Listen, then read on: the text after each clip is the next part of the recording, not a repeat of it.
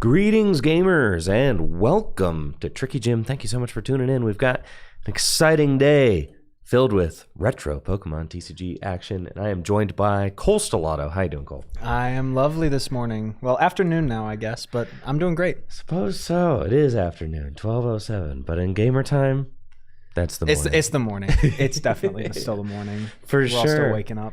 Yes, indeed. And hopefully our players are well awake, as they are going to be beginning here shortly. We've got our feature match set. There are 33 players for today's base fossil tournament, which is great turnout. Yeah, lovely turnout. Yeah, that is great turnout indeed. Sometimes you don't even get League Cups with 30 players.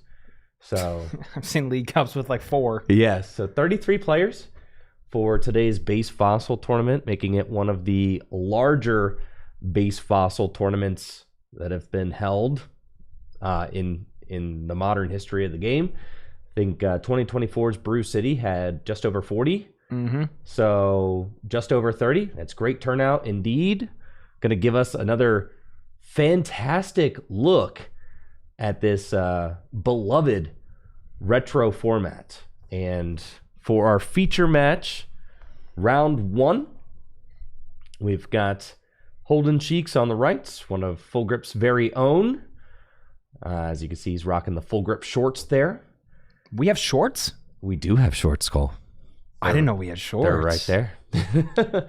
Versus Austin Bug on the left. Austin Bug got second place at the Base Neo tournament. Yes. I believe. So very cool to see Austin back to try and claim some more retro glory here at our Full Grip Games Throwback Series event. Now, Cole, give us a little bit of your predictions for today's event. I see some players have traveled out from the Midwest to make this event, so very excited to see that. Mm-hmm. Give us some predictions of what you think we're going to see today as I get the overlay set up for round 1. Well, I'm going to say, I'm going to make the very bold prediction. We're going to see a lot of Lickitung. I know, surprise, surprise, the most popular Pokemon within this format. I'm guessing we'll see a lot of it. Will it win the tournament? I don't know. Yesterday I predicted it would not, and I'm maybe not. I'm hoping we just have a good set of games here and a good tournament. Whether it wins or not, I don't know. It doesn't really matter. Within this format, it's either Lickitung or beat Lickitung. That's kind of how the modern perspective of the format has shaped out. But I really think we're going to see some good games. This is a very beloved format for a lot of people. It's the most retro of retro. You have the cards from all the way back 98, 99, the first 3 sets of the game, which is pretty crazy that within the first 3 sets there was a really well-developed format that we can look back on with a modern lens and still explore and discover new ideas, which I think is really, really cool. But yeah, a lot of the love comes from just this classic feel of the game. We played yesterday, and it's so incredibly different from what is modern Pokemon today.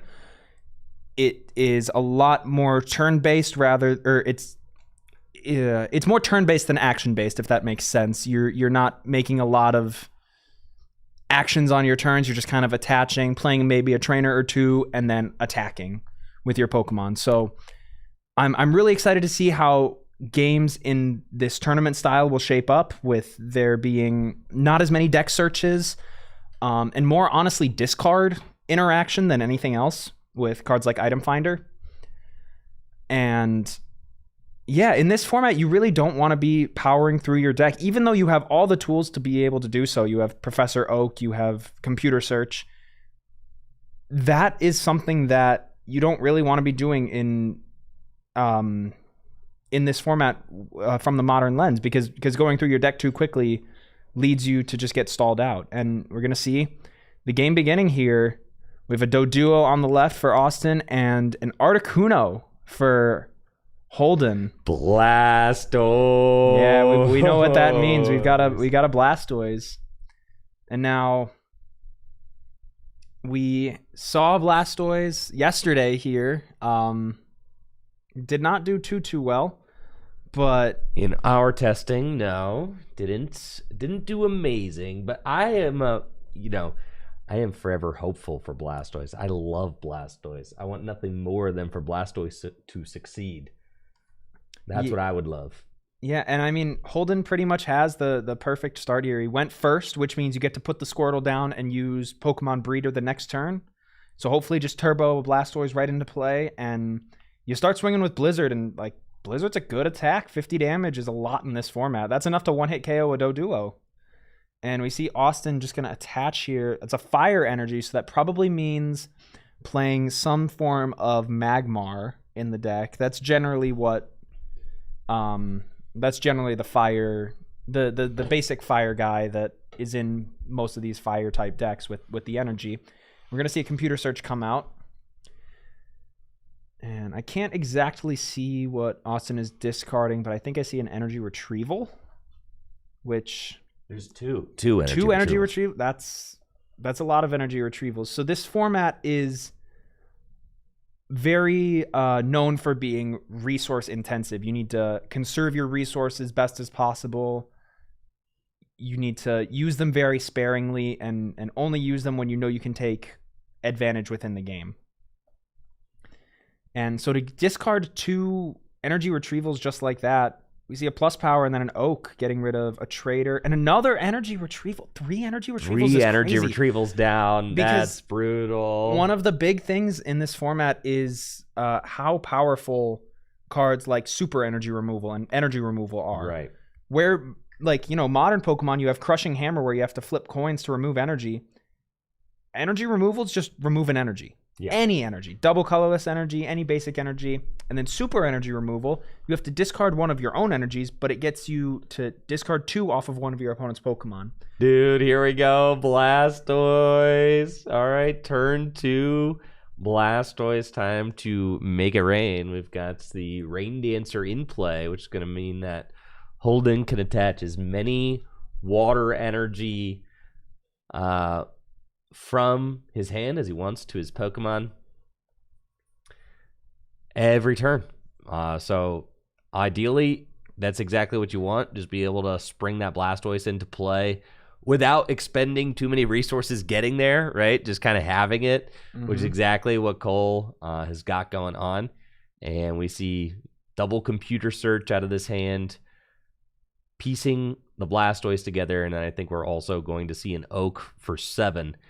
And where most decks are not trying to waste resources on Professor Oak, this deck doesn't care. The Blastoise has to Oak. It's the only way to get those water energy from the deck into hand. There's no sort of like Professor's... There's no sort of like Professor's Letter that can search energy out of your deck and put it into your hand. So you have to Oak. You have to draw into them. I mean, there's energy search, but at this point, you might as well just be playing basic energy instead of energy search because you're only playing water energy in this deck. Yeah, and we see one more energy there, so Holden's going to be able to at least freeze dry. But we do see a retrieval. He could go and get the other energy out of the discard and really put some pressure on. And with Articuno, that second attack, it does 50 damage for 4 energy, but you have to flip a coin. If it's heads, you do 10 damage to each of your opponent's bench Pokemon. If it's tails, it's 10 to each of your bench Pokemon. And we see the energy retrieval just for the 1, and that's generally not a resource you want to expend, but I mean, I think it's completely valid in this circumstance. You're taking such an advantage. Yeah, you're going for it. Take that knockout, right? Austin left with just a single Water-weak Magmar. Yeah, had to get rid of 3 energy retrievals in the opening hand, and the Blastoise deck can struggle if item finder for an Oak. For Trader. Okay, yeah, this is a Wigglytuff deck, right? So the Blastoise deck can struggle if it's pressured for resources as the game wears on. Energy removal, super energy removal, Gust of Wind, dragging up Pokemon that don't have energy on them. and things like that, those are the kinds of strategies that you want to use against the Blastoise deck. Just harass it, right? Like usually if you just harass it enough, you could usually stall it out. And eventually, since the Blastoise deck is usually shuttling through its resources faster than any other deck, you can stick them in a point where maybe they can't take all of their prizes before they deck out. Now, Austin has had to be the player that is going aggressively through their deck this game, though, as he's been unable to find his Pokemon. Thankfully, he finds 3 Jigglypuff now, so Magmar's got a little bit of some backup. And Magmar also could be a Pokemon that helps buy some time. It's got the Smokescreen attack, which makes it so that Articuno will have to flip in order to attack next turn. And we see Austin starting to employ some of that shenanigans I just talked about with a Gust of Wind. Yeah, Gust of Wind on the Blastoise here could be like pretty bad. That's 3 energy you have to either attach to it and start attacking with, which, I mean, the Blastoise can do. That Hydro Pump is a really strong attack, but the way some of the old Pokemon were worded is a little bit interesting because Hydro Pump is generally an attack of the modern era. It's known to do more damage for each energy on it. And that's what it does here, but the energy that are used to provide for the 3 energy that are already required of it don't add on, if that makes sense. So with 3 energy on the Blastoise, you're only doing 40. With 4, you're doing 50. With 5, you're doing 60, and it caps at 60. But it's fine against this Magmar, which is already weak to water. And yeah, these attackers, when you say harassing this deck, Blastoise is very susceptible to being harassed because cards like Magmar, cards like Lickitung, where you can flip and basically stop your opponent from attacking for a turn, that's really, really strong against this Blastoise deck that already doesn't have a lot of turns to begin with, or at least not a lot in the grand scheme of things. I've seen games of this format go 100, 200 turns. Yeah, Blastoise ain't going 100 turns, bro. Blastoise is going maybe 12. Blastoise could go in 1 turn, let's be honest. And it's funny that you say 12 like that, right? Like 12, like only 12 turns. But in the modern Pokemon TCG, games are much more like 4 to 8, right? Kind of the, 8 turns is a very long modern game. We see that Gust of Wind was successful. This Blastoise, very successful. Oh, this Blastoise is out here on an island now, just kind of chilling as Holden is buying some time. He's got energy retrieval in his hand. And we see Holden also has, I think it's actually maybe just 2 energy retrieval. Yeah, 2 energy retrieval. And no energy in the discard pile. But you can imagine with 2 energy retrieval in hand, it's like if Holden top decks Oak, you kind of want to think about that, right? Like, am I just going to Oak away 2 energy retrieval? That could be disastrous. You kind of have to be very thoughtful about how you want these these resources to get expended. Holden does have Lass as an option, but every card in his hand is a trainer. Yeah. So would be setting himself to just a 0 card hand, while also we see a super energy removal come out. So now that is 2 energy in the discard for Holden to get back with an energy retrieval. So now you could be potentially swinging with this Blastoise if you flip through the Smokescreen. But we do see Austin be able to establish a Wigglytuff now, which can pressure a lot of damage very, very quickly. Did we see a Smog? We're seeing a Smog come out from Austin. Ooh, just doing 20 damage, trying to poison. Yep. But I guess shutting off Blastoise's Rain Dance would be really, really strong here. Oh my gosh, because back in the day, powers don't work if you're affected by special conditions. That's so crazy. I do wish they would bring that back to modern Pokemon. That was one of my favorite parts of well, it makes special conditions much more impactful. Yeah, and I think it would change a lot of the ways that, decks would be built nowadays. But anyway, we see Blastoise still able to Rain Dance, and then, immediately going for that energy retrieval to get 2 onto it. So now, unimpeded by a potential Smokescreen, you can just Hydro Pump here and knock out this Magmar. And Then you kind of force Austin to find a DCE and a couple more bench Pokemon. Do the Wave from Wigglytuff is a very strong attack. It does 10 damage, plus 10 for each of your Pokemon in play, or maybe your bench. I think it's your bench Pokemon. We see Holden thinking about using some resources here. I mean, a plus power, a gust of wind could be good options if you're trying to last and thin your hand down. But, I mean, do you really need to gust something here? I think taking a knockout is pretty strong. Oh, yeah, you don't need to gust. Just take a knockout on this Magmar. Oh, we do see... Getting ahead of the Wigglytuff is like, okay, but I think you just keep trucking. I think the Magmar... Ooh, okay. Okay, getting rid of an Oak and a Gust is pretty good. And then... Oh, but... There's the Austin's got a DCE in hand, which and will two knock basics. out the Blastoise, right? Yeah, that's a and little Holden spooky. is going to a 0-card hand. Yeah, I don't love this. I think Lassing is fine, but you would have to take a prize to get 2 additional or an extra card plus the one you draw for turn. So, and yeah, and only swinging 40. Like, I think the biggest threat here is Magmar. Just Smokescreen is so annoying. Damage is fine. Blastoise is a chunky dude, but Smokescreen is where things get really difficult for this deck. And we see Austin just completely, almost playing down the whole hand. Keeping the Wigglytuff face up, though, for his opponent. I don't know if I agree. I would never keep it face up. No, you got to remember. In tournament setting, you make your opponents remember. Yeah, you got to remember that. We see now Holden's faced with a really difficult spot. You have no Blastoise in play, and you need... 0-card hand. Yeah, just a pass. Just pass, right? Not even enough energy to attack with Articuno. This is so bad. And isn't it crazy how, like, I mean, Blastoise, this is just kind of the story of Blastoise, is that you sprint out into the lead, right? With like a couple prizes. And then just inevitably disaster strikes. Yeah, you just kind of fizzle out.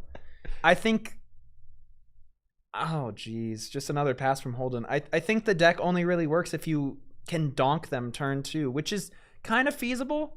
Decks, it's hard to find basics sometimes, but do we see a Super Potion? That's a whole Super Potion.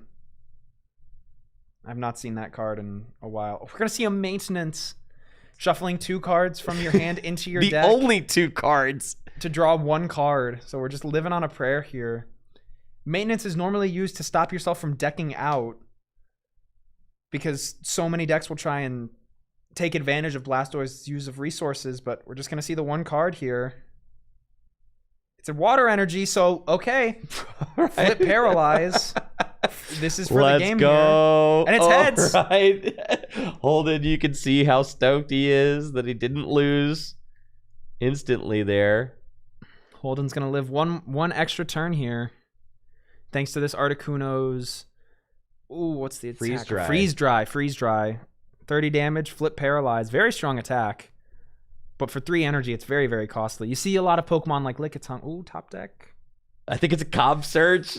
Oh, no. Oh, no. I mean, you can take the knockout and hope... You just hope that there's no Wigglytuff DCE in Austin's hand. You know he has a Wigglytuff. It's true. You have to take the knockout or else you lose. Yes, yeah. Which is just unfortunate. But you get a prize here, and it means you can comp search. So if Holden is able to live this turn, he can comp search. Dodrio gets the push. Uh-oh. Wigglytuff.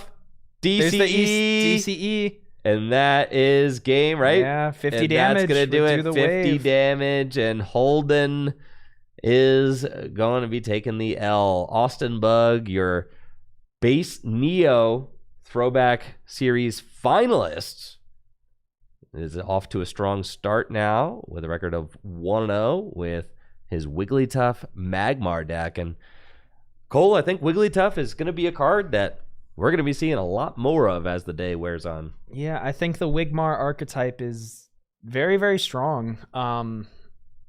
It doesn't have a lot of glaring weaknesses. Like Wigglytuff is weak to fighting, but I don't like 60 damage for 3 energy is just so ridiculously good. You resist Psychic. It only has 2 retreat, and you can play Dodrio to kind of mitigate that. Lullaby is a pretty good attack. Lullaby is very good. Guaranteed sleep, force your opponent to flip through something, so it's good in a pinch. Magmar is obviously great with Smokescreen and Smog. Both attacks very strong. it's just a really strong archetype. You take a weaker matchup to kind of these fighting decks that run Hitmonchan or Machop or something similar. But I think Wigglytuff just has a good matchup spread into most of the room. 80 HP, colorless, very, very strong. Yeah, Wigglytuff has been that kind of dominant, aggressive deck in these base fossil tournaments that we've seen online, either with TCG1 or other in-person retro events like the ones that they hold at the Mana Vault, the Brew City tournaments over there. Which there will be another one this year over the summer. Oh, nice. Yeah. Yeah. So getting more data on these retro formats has been a lot of fun, and getting to watch like which archetypes really rise to the top in this in these environments, you know, with a modern lens, with more time to really think about each of these formats. Because if you think about it, right, like each one of these formats is only ever played historically for like months. Yeah. Right? Like this format would have been played until Rocket came out. Mm-hmm. In which case, like, then it's base Rocket, right? And then until the gym sets came out. Like things evolved very quickly. Information was not as readily available for these formats online either. You did have fan websites. You had like Pojo and stuff like that. You had forums, but I mean, nowhere near the kind of information that that we have today. Yeah, I hear there's a lot of players who talk about the impact of information nowadays, with, you know, Limitless being the main one, and how many deck lists are readily available. I've seen people complaining about, oh, this deck list has been too well optimized. It's like, I mean, that's what's going to happen in this kind of age of information. But it's inevitable. Back in the day, yeah. I mean, it took people a hot minute during the Neo era to figure out that Cleffa was amazing. That's crazy. I mean, it's a 30 hit point Pokemon, right? It seems like a who wants that in liability, their right? deck? It's like very flippy. I mean, I remember even playing during like 2014 or so, like when Pokemon Catcher first got errata to be a flip. I remember going to city championships and stuff, and people originally thinking that Pokemon Catcher like was horrible now. Like nobody will play it because it's got a flip. And like everybody was used to the auto gust. And it's like as soon as you add the flip in, you know, it's kind of one of those things where like something gets nerfed and then no one plays it. And then people explore the nerfed archetype eventually, and they're like, it's still broken. It's not that bad. It's still good, right? You know, that kind of thing. So, yeah, I mean, exploration is always fun. And I think for a lot of folks, you know, myself included, there's just a lot of nostalgia with these old Wizards of the Coast era cards. Even in modern day, when they do reprints of older cards, they just don't have the same feel. I mean, literally, really do. No, some of it comes down to card stock, literally. It really does. I think that a lot of the older cards were definitely much thicker, and you can feel it when you like thumb through a deck, and if you have modern cards with older cards in there, you can tell instantly. Yeah. And those chunky yellow borders, they just don't do it like the chunky. I like the chunky yellow really border. chunky yellow borders, you know? There's something to it. There's definitely something to the chunky yellow borders. But then, you know, they moved on from when the whole Wizards of the Coast thing happened, where it moved over to I'm blanking right now. But when Wizards lost the Pokemon license for the trading card game, everything changed. Everything really, really changed. And the sky. I'm thinking of the Skyridge stuff now. How unique those borders were. I'm excited to see that Crystal Lugia was in the 30th reprint stuff. Reprinted. Maybe That's those pretty cool 4 sets of I guess the Skyridge whole thing. Maybe that'll get some love finally, because it didn't get a single Celebrations reprint in 25. So no, I didn't even know if they would do the e-reader style again. I mean, just because they haven't printed an e-reader style border since then. 2003. Literally since then, right? Now, something I think is really interesting. I mean, just how strong this Lickitung deck is. And we haven't seen it yet. Obviously, we just streamed one round. But Lickitung is surely an archetype that we are going to be seeing today. I know personally, I lent out both my Lickitung decks into the field of 33. I'm sure a lot of people who traveled here are going to be playing Lickitung. Let's pop over to the, speaking of limitless results. I mean, that's now is also a haven for these retro tournaments and archiving the results from these retro events. So let's take a look over at some of what we can expect. There's 3 pages of base fossil tournaments hosted on Limitless right now, so that's quite a bit. Most of them hosted by Pokemon 99. There's a Discord server that is very, very dedicated to these the WotC formats, basically. And they host tournaments very, very regularly, as you can see. I mean, like sometimes multiple a month. Yeah. So, obviously keeping that format alive. We've also got some of the biggest results, of which today's tournament will be one of the bigger results for sure for base fossil. I mean, we see this vintage booster battle here with 28 players, pretty sizable tournament there. The Brew City event in 2024, which Riley and I commentated over, is also one of the largest results. Let's see, we got a 22. It's only 'cause you have to edit and click off online because it was in person. Yes. But yes, the Brew City tournament. 4 pages now. Nice. Yeah, the Brew City tournament was one of the biggest, I think, on here. Yeah, 41 players. We've got 33 today, so that'll be the second biggest base fossil tournament that we have results for. The Brew City tournaments, which you can find the VOD for on the Tricky Jim VOD's YouTube channel, is won by Edgar Hernandez with Wigglytuff Hitmonchan. And the peak. Oh wait, no, this was not Peak Mankey. My bad. No. That's the 20-player tournament. Yeah. The most recent one. But as you see, for the Brew City Old School Showdown, 1, 2, 3, 4, 5. 1, 2, 3. Yeah, 5 out of top 8 decks were Lickitung decks. 2 Wigglytuff and an Electabuzz Magmar.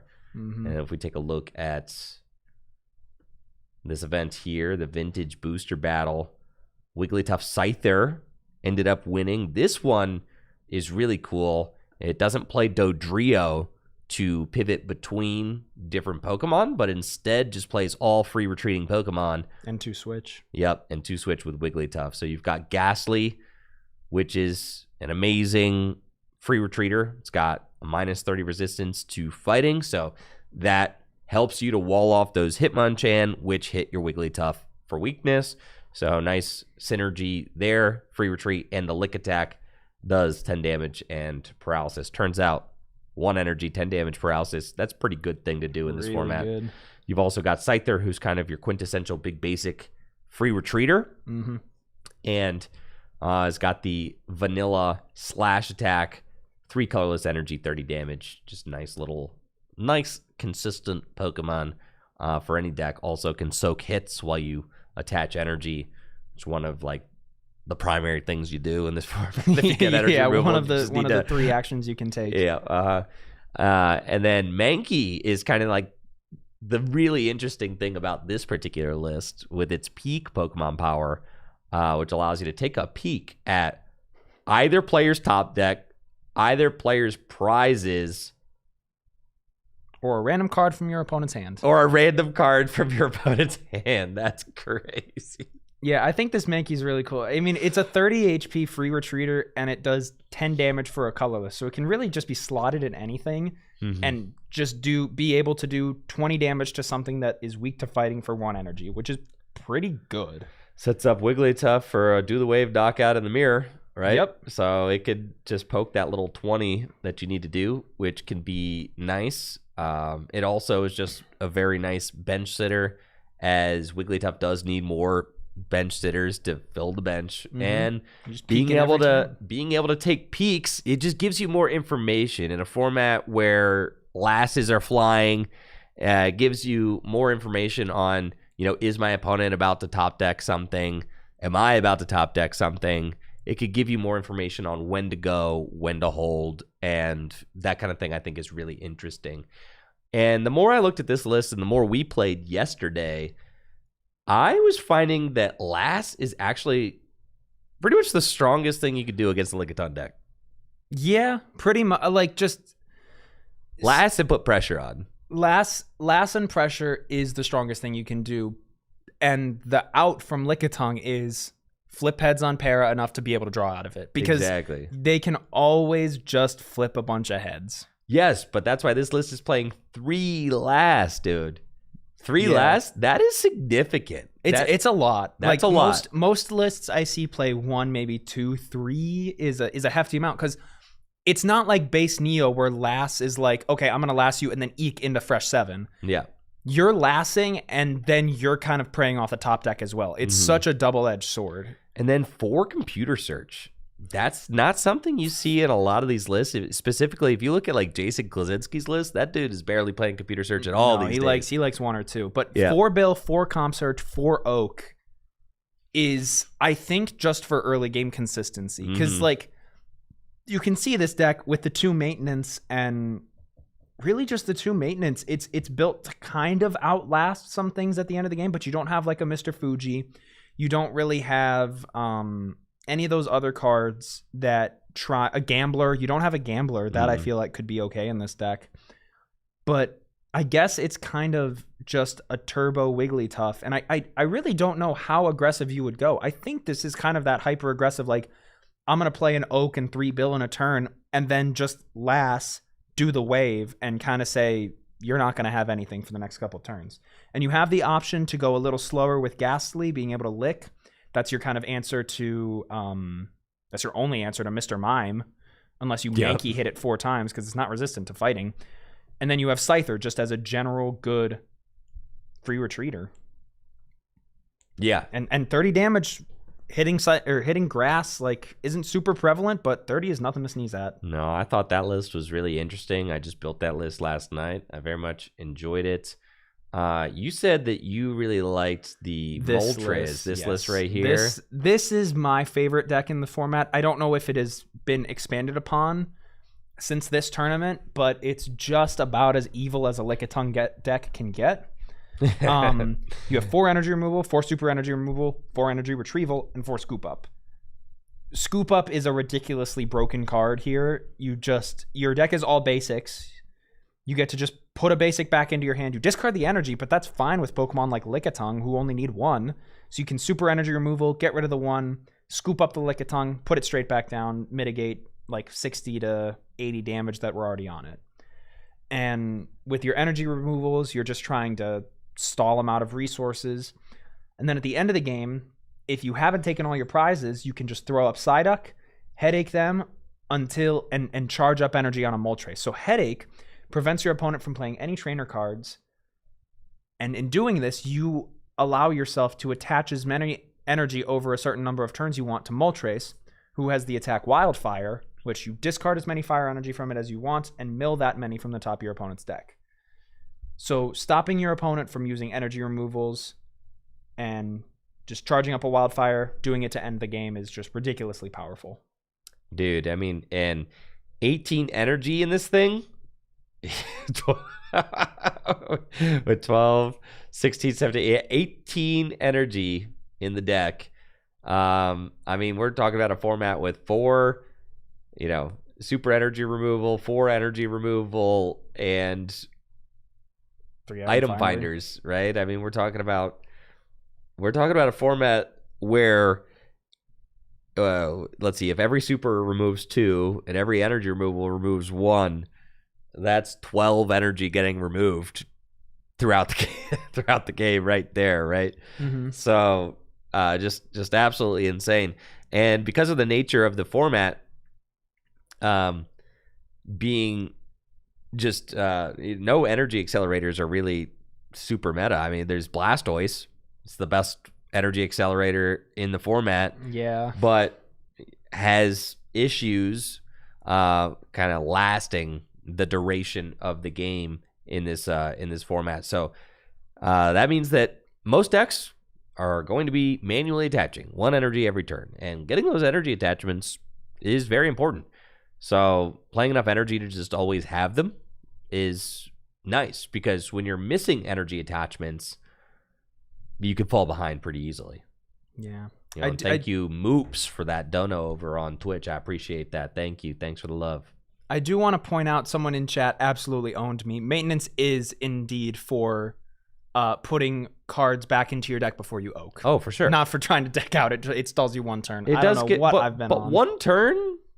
One turn can be a lot, but like saving, imagine yes, in that first game you save those that. 2 energy retrievals. It's better for that. Yeah, it's better for that. For sure. You're just putting them, it basically, you're putting those cards back into the deck before you oak. Mm-hmm. Yeah, and it kind of is a nice little thing that you can do to preserve those resources, right? Since the best draw card in the format is oak. Yeah, or Bill. Now, you were telling me you think Mewtwo's a little bit washed. We got Mewtwo in a second place list. This is more of like your this is like the list that Jason Klaczynski played to the Brew City Showdown. Let's see, he was in this tournament as well. Yeah, I think he played it similar. Yeah, similar kind of idea. I do think Mewtwo is a little washed. I think just it being weak to Psychic is too much a hindrance, but I mean, Psyburn is really, really strong. Yeah. But you have it's counterable by other Psychic dudes, and Mew is the big check to it. Mew, well, that's why you play Mew. Yeah, Psywave is so incredibly strong. Meditate can absolutely dunk on it, and I think there's just a little too many counters to Mewtwo and the big beefy Psychic dudes. I think Ghastly's pretty good just because it's flip para and a free retreater, but Mewtwo is, I think, a little too exploitable. But it's great in the matchups where they can't exploit it. Well, okay, so then here's the thing, and here's what Mewtwo allows you to do, right? And we're talking about a format where resources are everything. You're trying to outlast your opponent, right? Yeah. And Mewtwo is one of the only cards in the format that brings energy back from the discard pile, even double colorless energy. I mean, it could just bring 2 energy back, attach them to itself.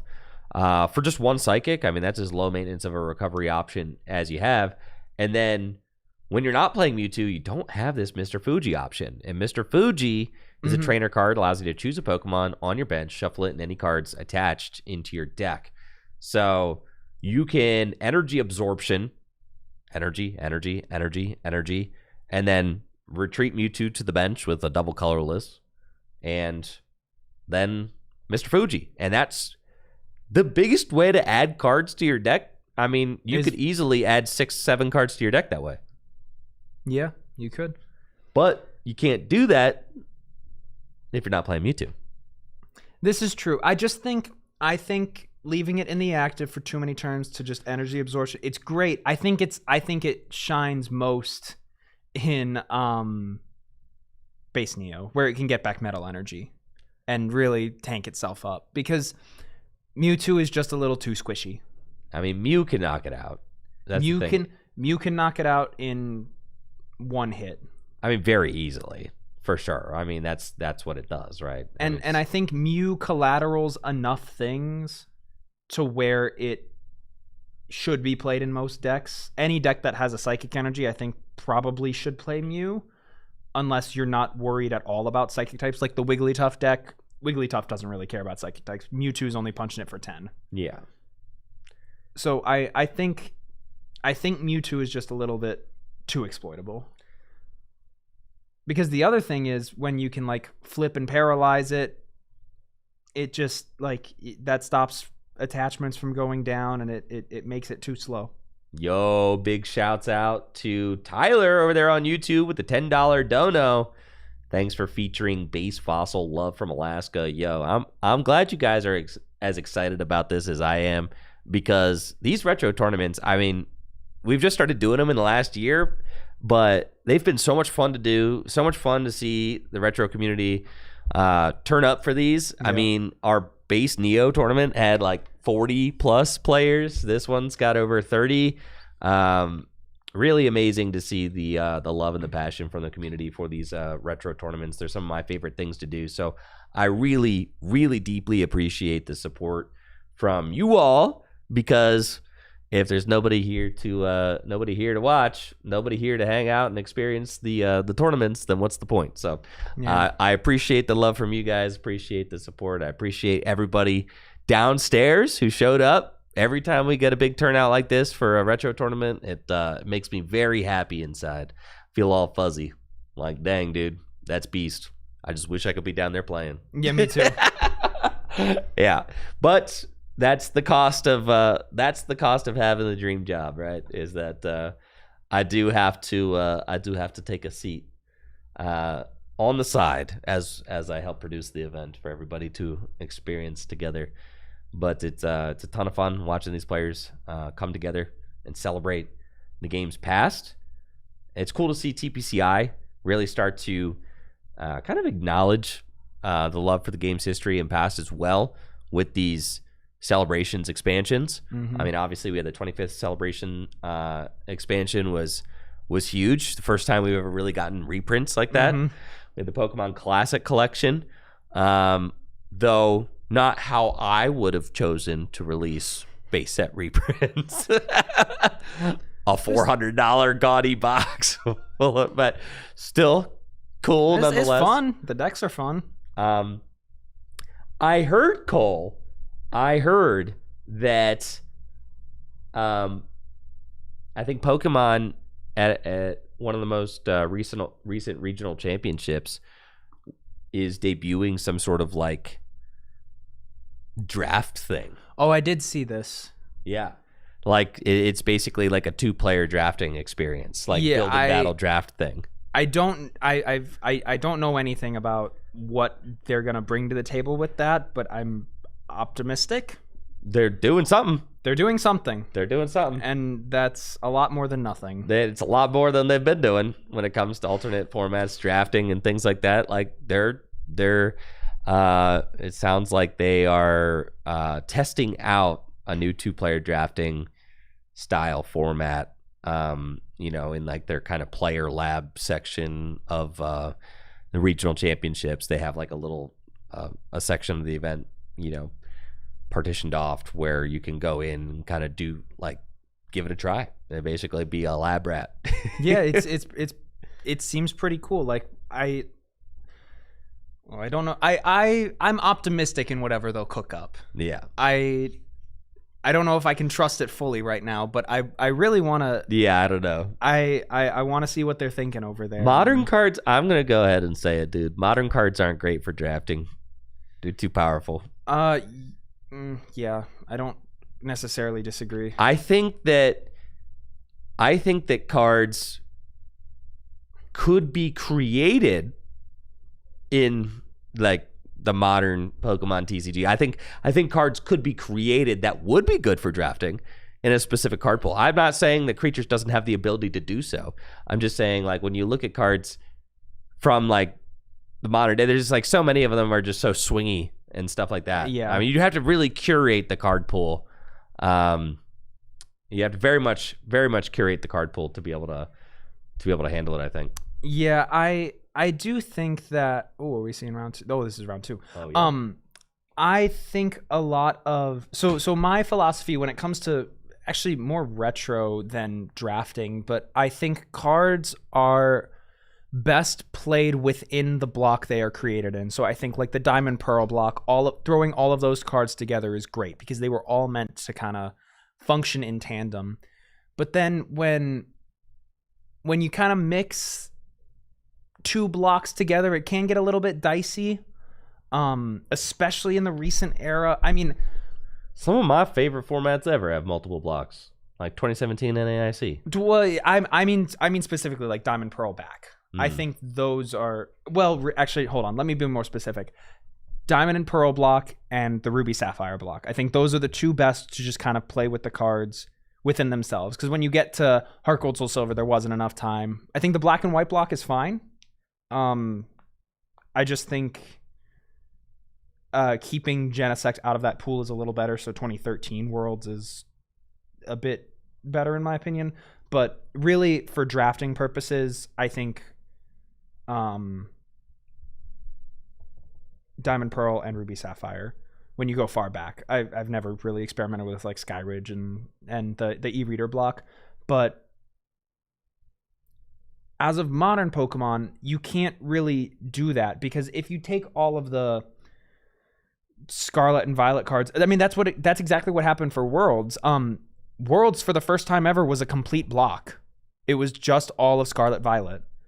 It was SV through Black Bolt White Flare, and I don't think that Worlds format's going to get replayed too much because it was Dango being incredibly powerful, and you either played Dango or played a check to it.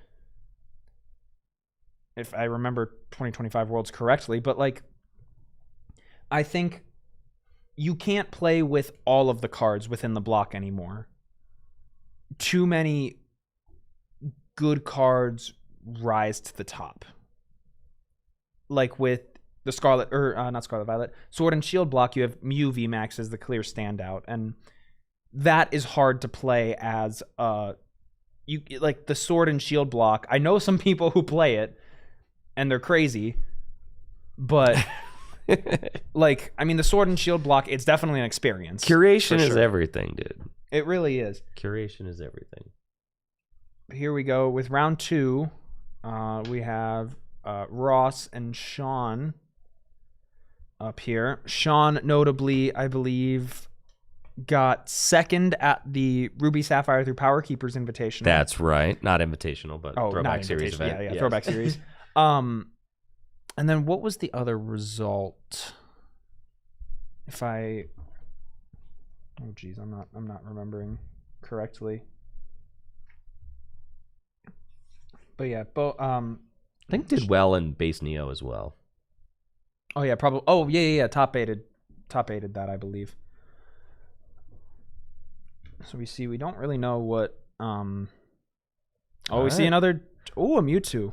Okay, we see a Jigglypuff here on the left. So probably some version of either Wigmar or fighting type.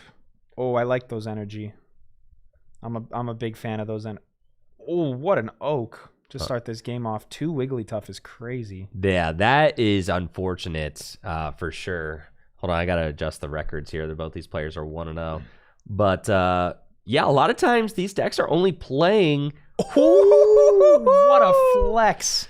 A lot of times these decks are only playing 3 Wigglytuff. So having to discard 2 there might mean that Sean only has access to 1 Wigglytuff for the entire game. I do want to know our reaction to that legendary treasure or legendary collection Ghastly there. I think the most expensive format to bling a deck out in is base Fossil. If you get all first edition stuff, all the WotC energies, and all of the legendary collection cards you have, it is just ridiculously expensive. And I love seeing some bling in this format. Even though it might not be totally era correct, I don't really care. I think it's cool. If you can play the fireworks hollows, I think that's a win. Yeah, it's beast. You don't get to see those fireworks hollows every day, that's for sure. That Ghastly is really popping off the table. And the Haunter! No, okay, if we see the Gengar... Oh, wait, yeah, Gengar's legal for this. Absolutely, dude. That Gengar's like $1,000 or something. Of course, it's got way more than that. That card doesn't even exist. There's no way.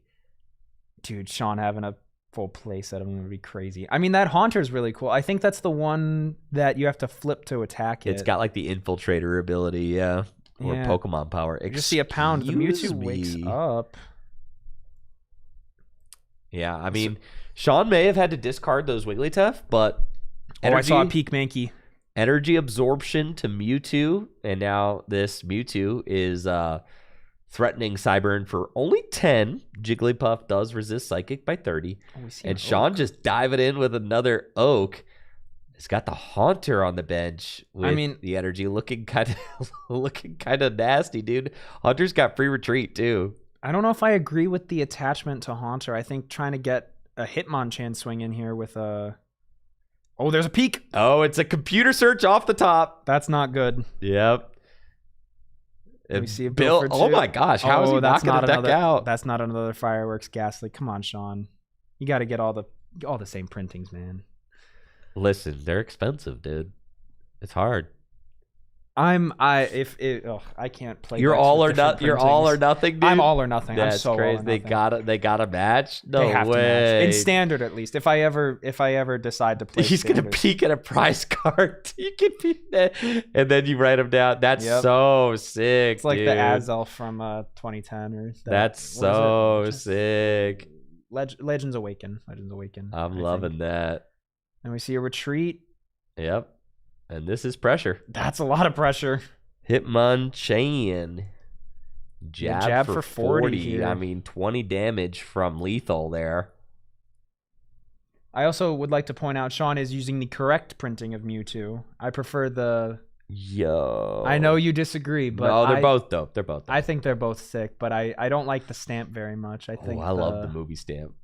I think the art is a little crazier, and I like it more. This art is definitely crazy, that's for sure. I mean, we know Ross has a Wigglytuff in the hand. Well, we do see a Dodrio. Okay, so this is probably the fighting type Wigglytuff deck. And we did see Sean pitch 2 Wigglytuff off rip, so...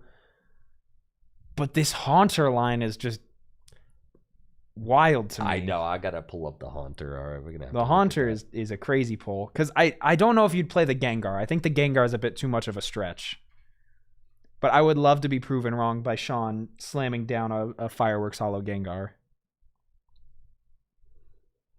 Yes, here we are. Haunter has the Transparency Pokemon power, which says whenever an attack does damage to Haunter, flip a coin. If heads, prevent all effects of the attacks, including damage done to Haunter. Free retreat, minus 30 fighting resistance, Nightmare. For 2 energy, the defending Pokemon is now asleep. The Haunter is an incredible card, but the attack is like annoyingly expensive. I think it might be in Sean's deck for dealing with Mr. Mime even better than Ghastly can. Yeah, that's for sure. Well, I don't know about even better. Well, I mean, Nightmare's fine. I don't know. I think Ghastly's still fine because it has the same amount of HP. Yeah, and that is the other annoying thing about it, is that you evolve from Ghastly to Haunter and you don't gain any HP. And you evolve to Gengar, you gain 10, I think. No way. Gengar's got to have 70, right? I think it's 60. No shot, dude. They did not give any love to Gengar. We see an Oak come out here. We see a second Oak from Ross. Just got a Dodrio and had to send it. Gengar's got 80, dude. Oh, 80? Oh, my bad. I'm washed. I don't know anything. All right. And Gengar has the Dark Mind attack. If your opponent has any bench Pokemon, choose one of them, do 10 to it. And then Curse. Once during your turn, you may move a damage counter from one of your opponent's Pokemon to another one. It's not that good. He's only got a retreat of 1. I mean, that's cool. Haunter's got free retreat, though. I want to keep Haunter. You got that Dragon Pulse. The thing is that Dark Mind is just going to be very difficult to power up. It costs 3 psychic energy. Mm-hmm. So, I'm going to guess that Sean does not have Gengar in the deck. Mm-hmm. But now we see 3 Dodrio and a Jigglypuff hitting the board. So holy cow! Ross is at least able to stabilize here and is going to be swinging for 1 basic off of the 1 shot of the Hitmonchan. But, I mean, 60 damage is nothing to sneeze at. It's only 1 away from a Fury attack from Doduo.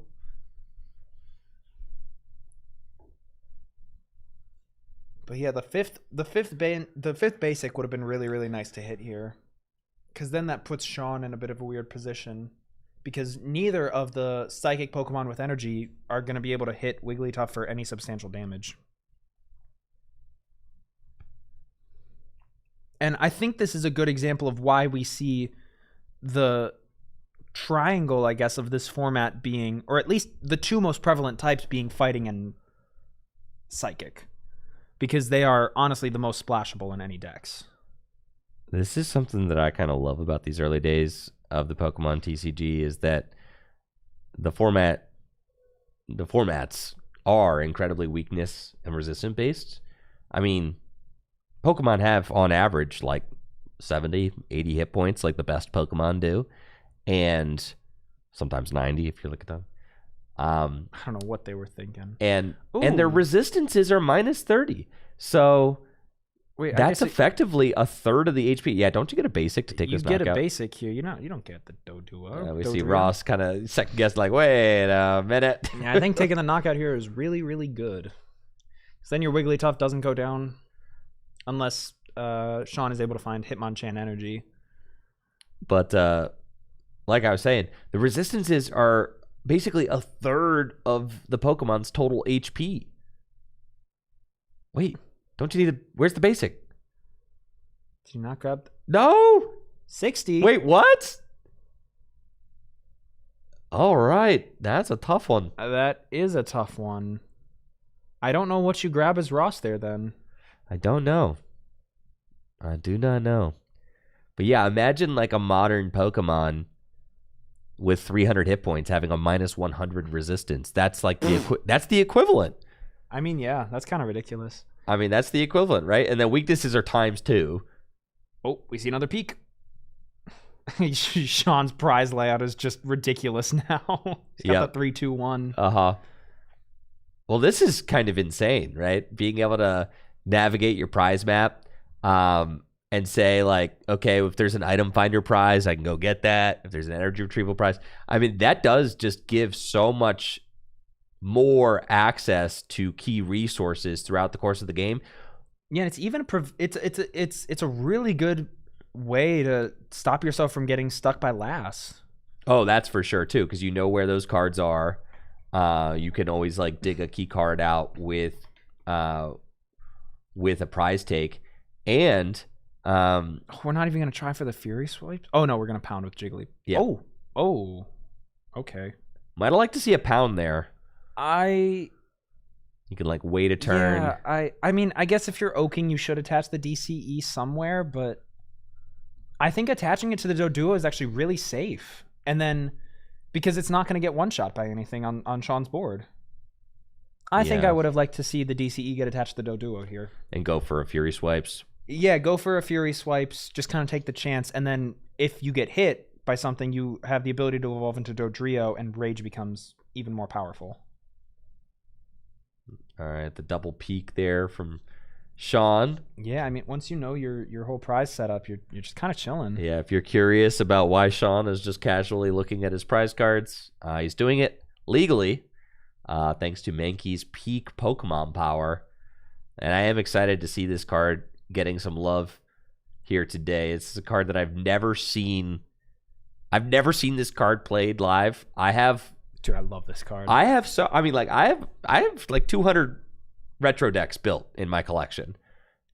I didn't own a single jungle Mankey.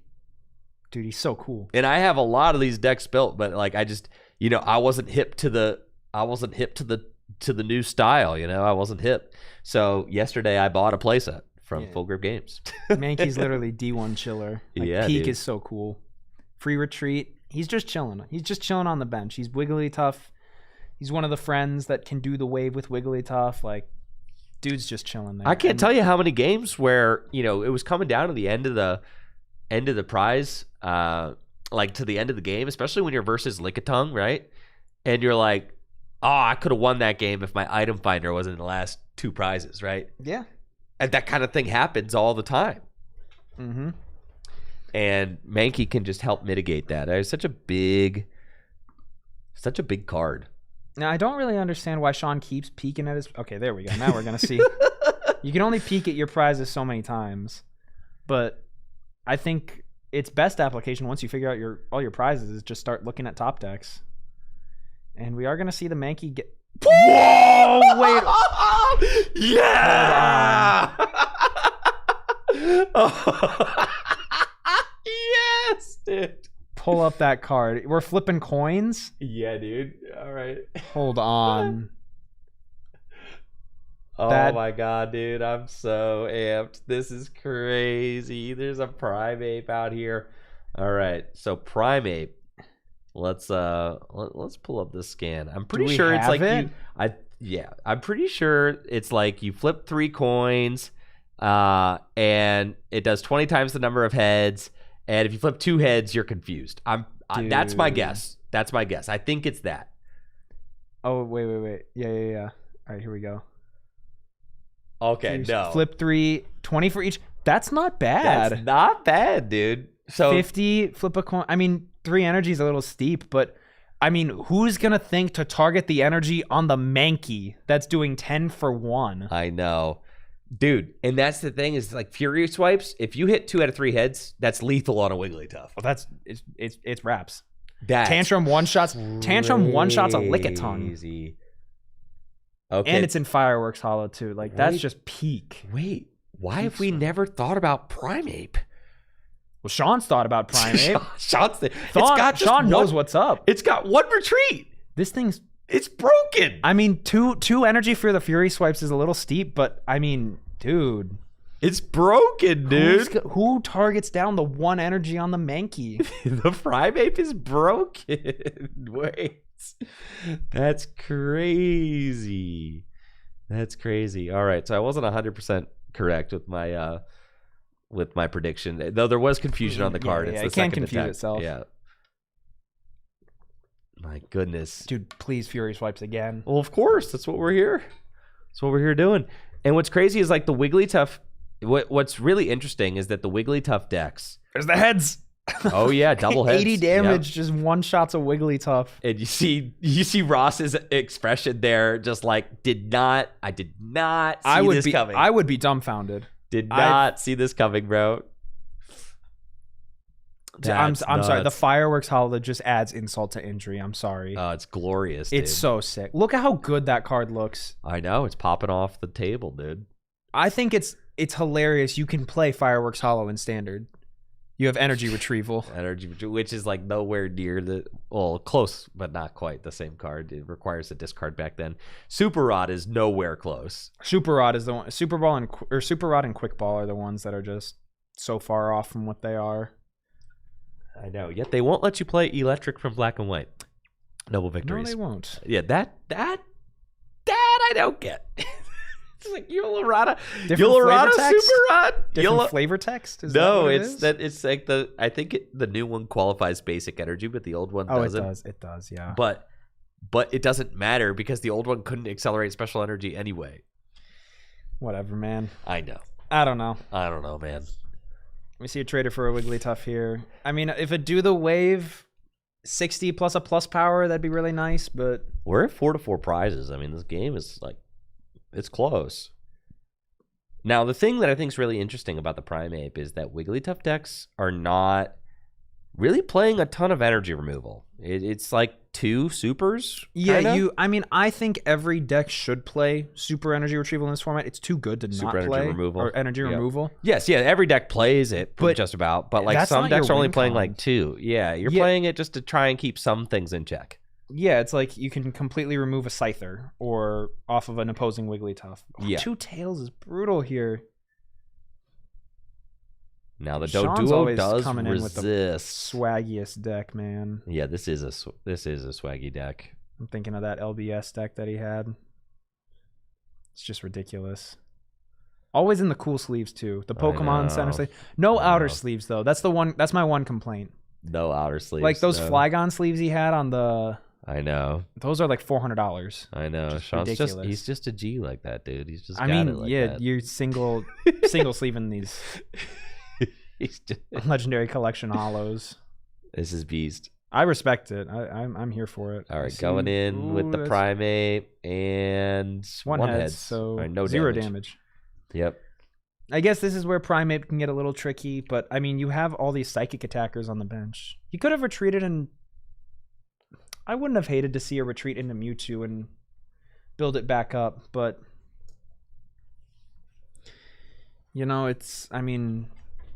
Sean clearly knows something we don't.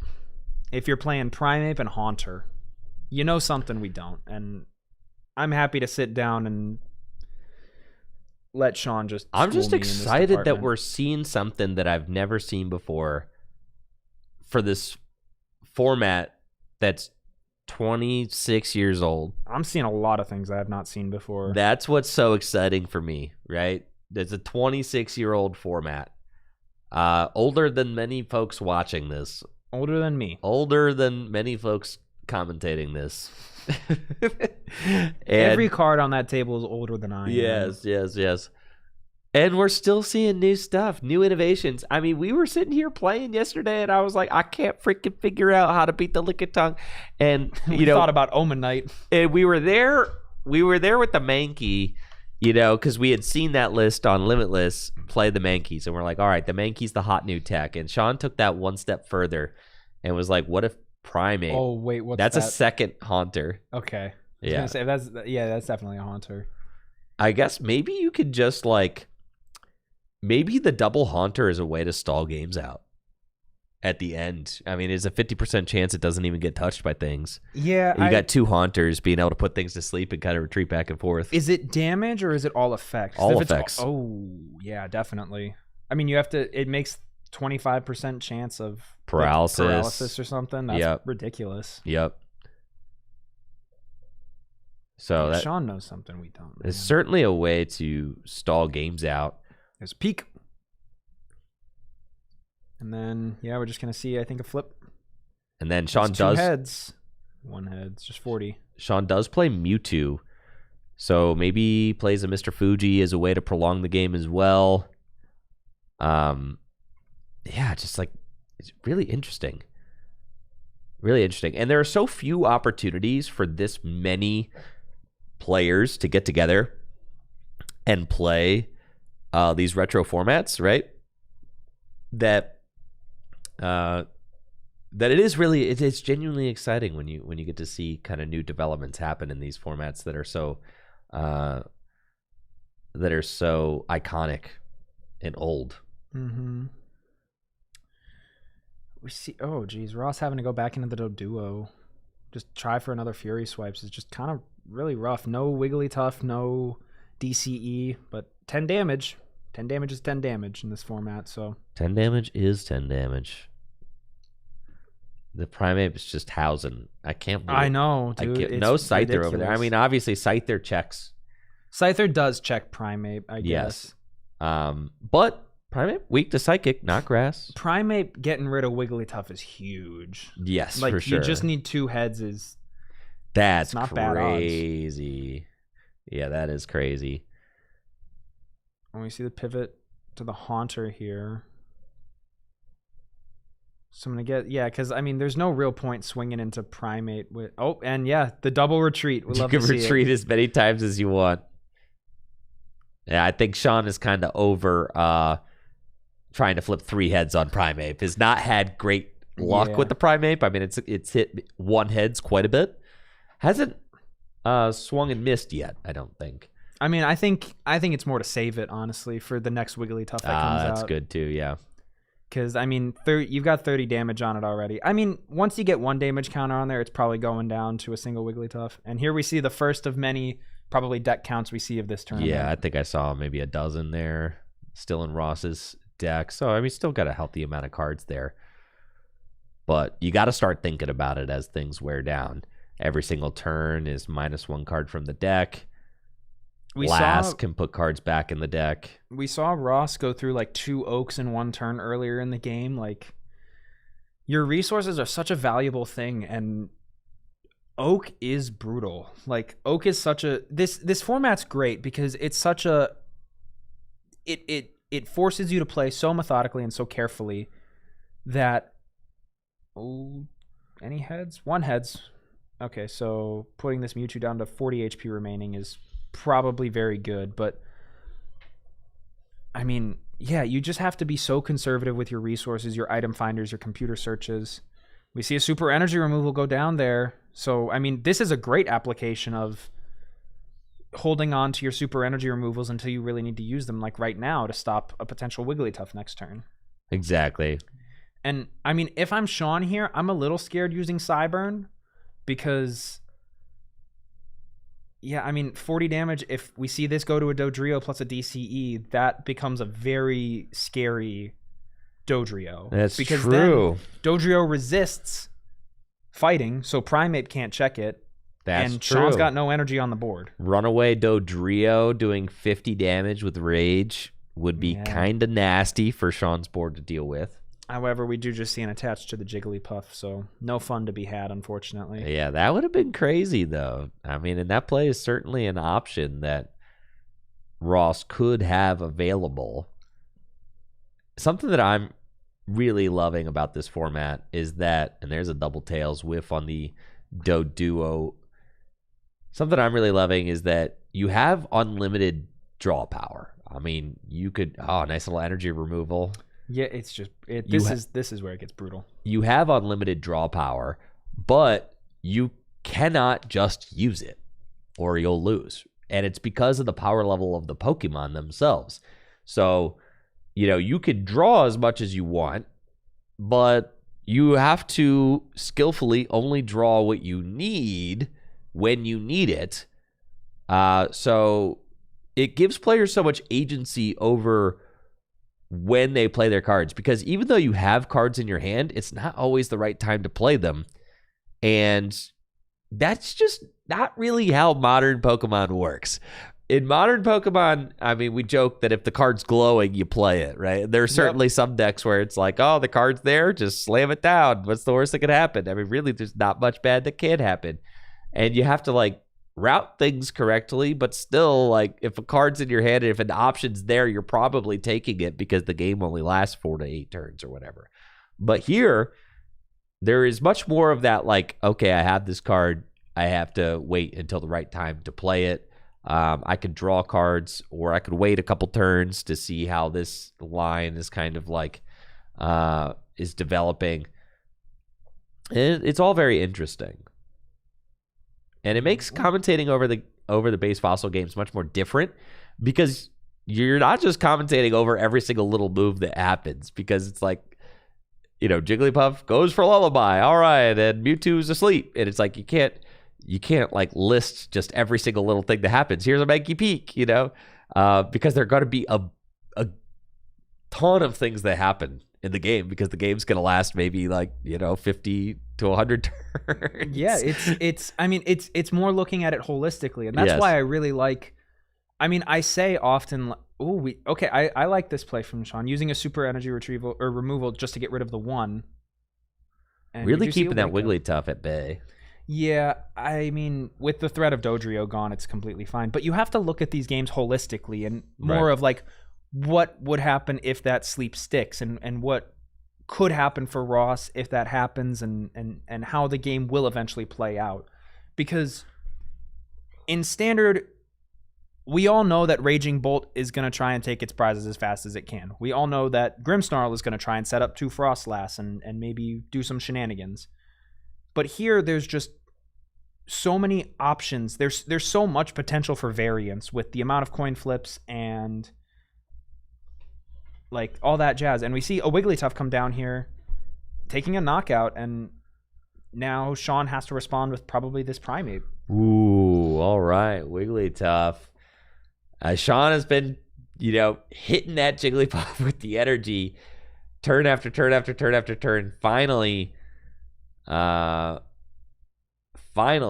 Ross is able to get a Wigglytuff going, but Sean has got item finders out the wazoo. Yeah, and letting those. Actually, I think discarded an item Shadowless finder. Hitmonchan. Just want to point that out for the friends at home. Peak. And yeah, the Hitmonchan here is going to be able to take a knockout. And Sean going down to 2 prizes.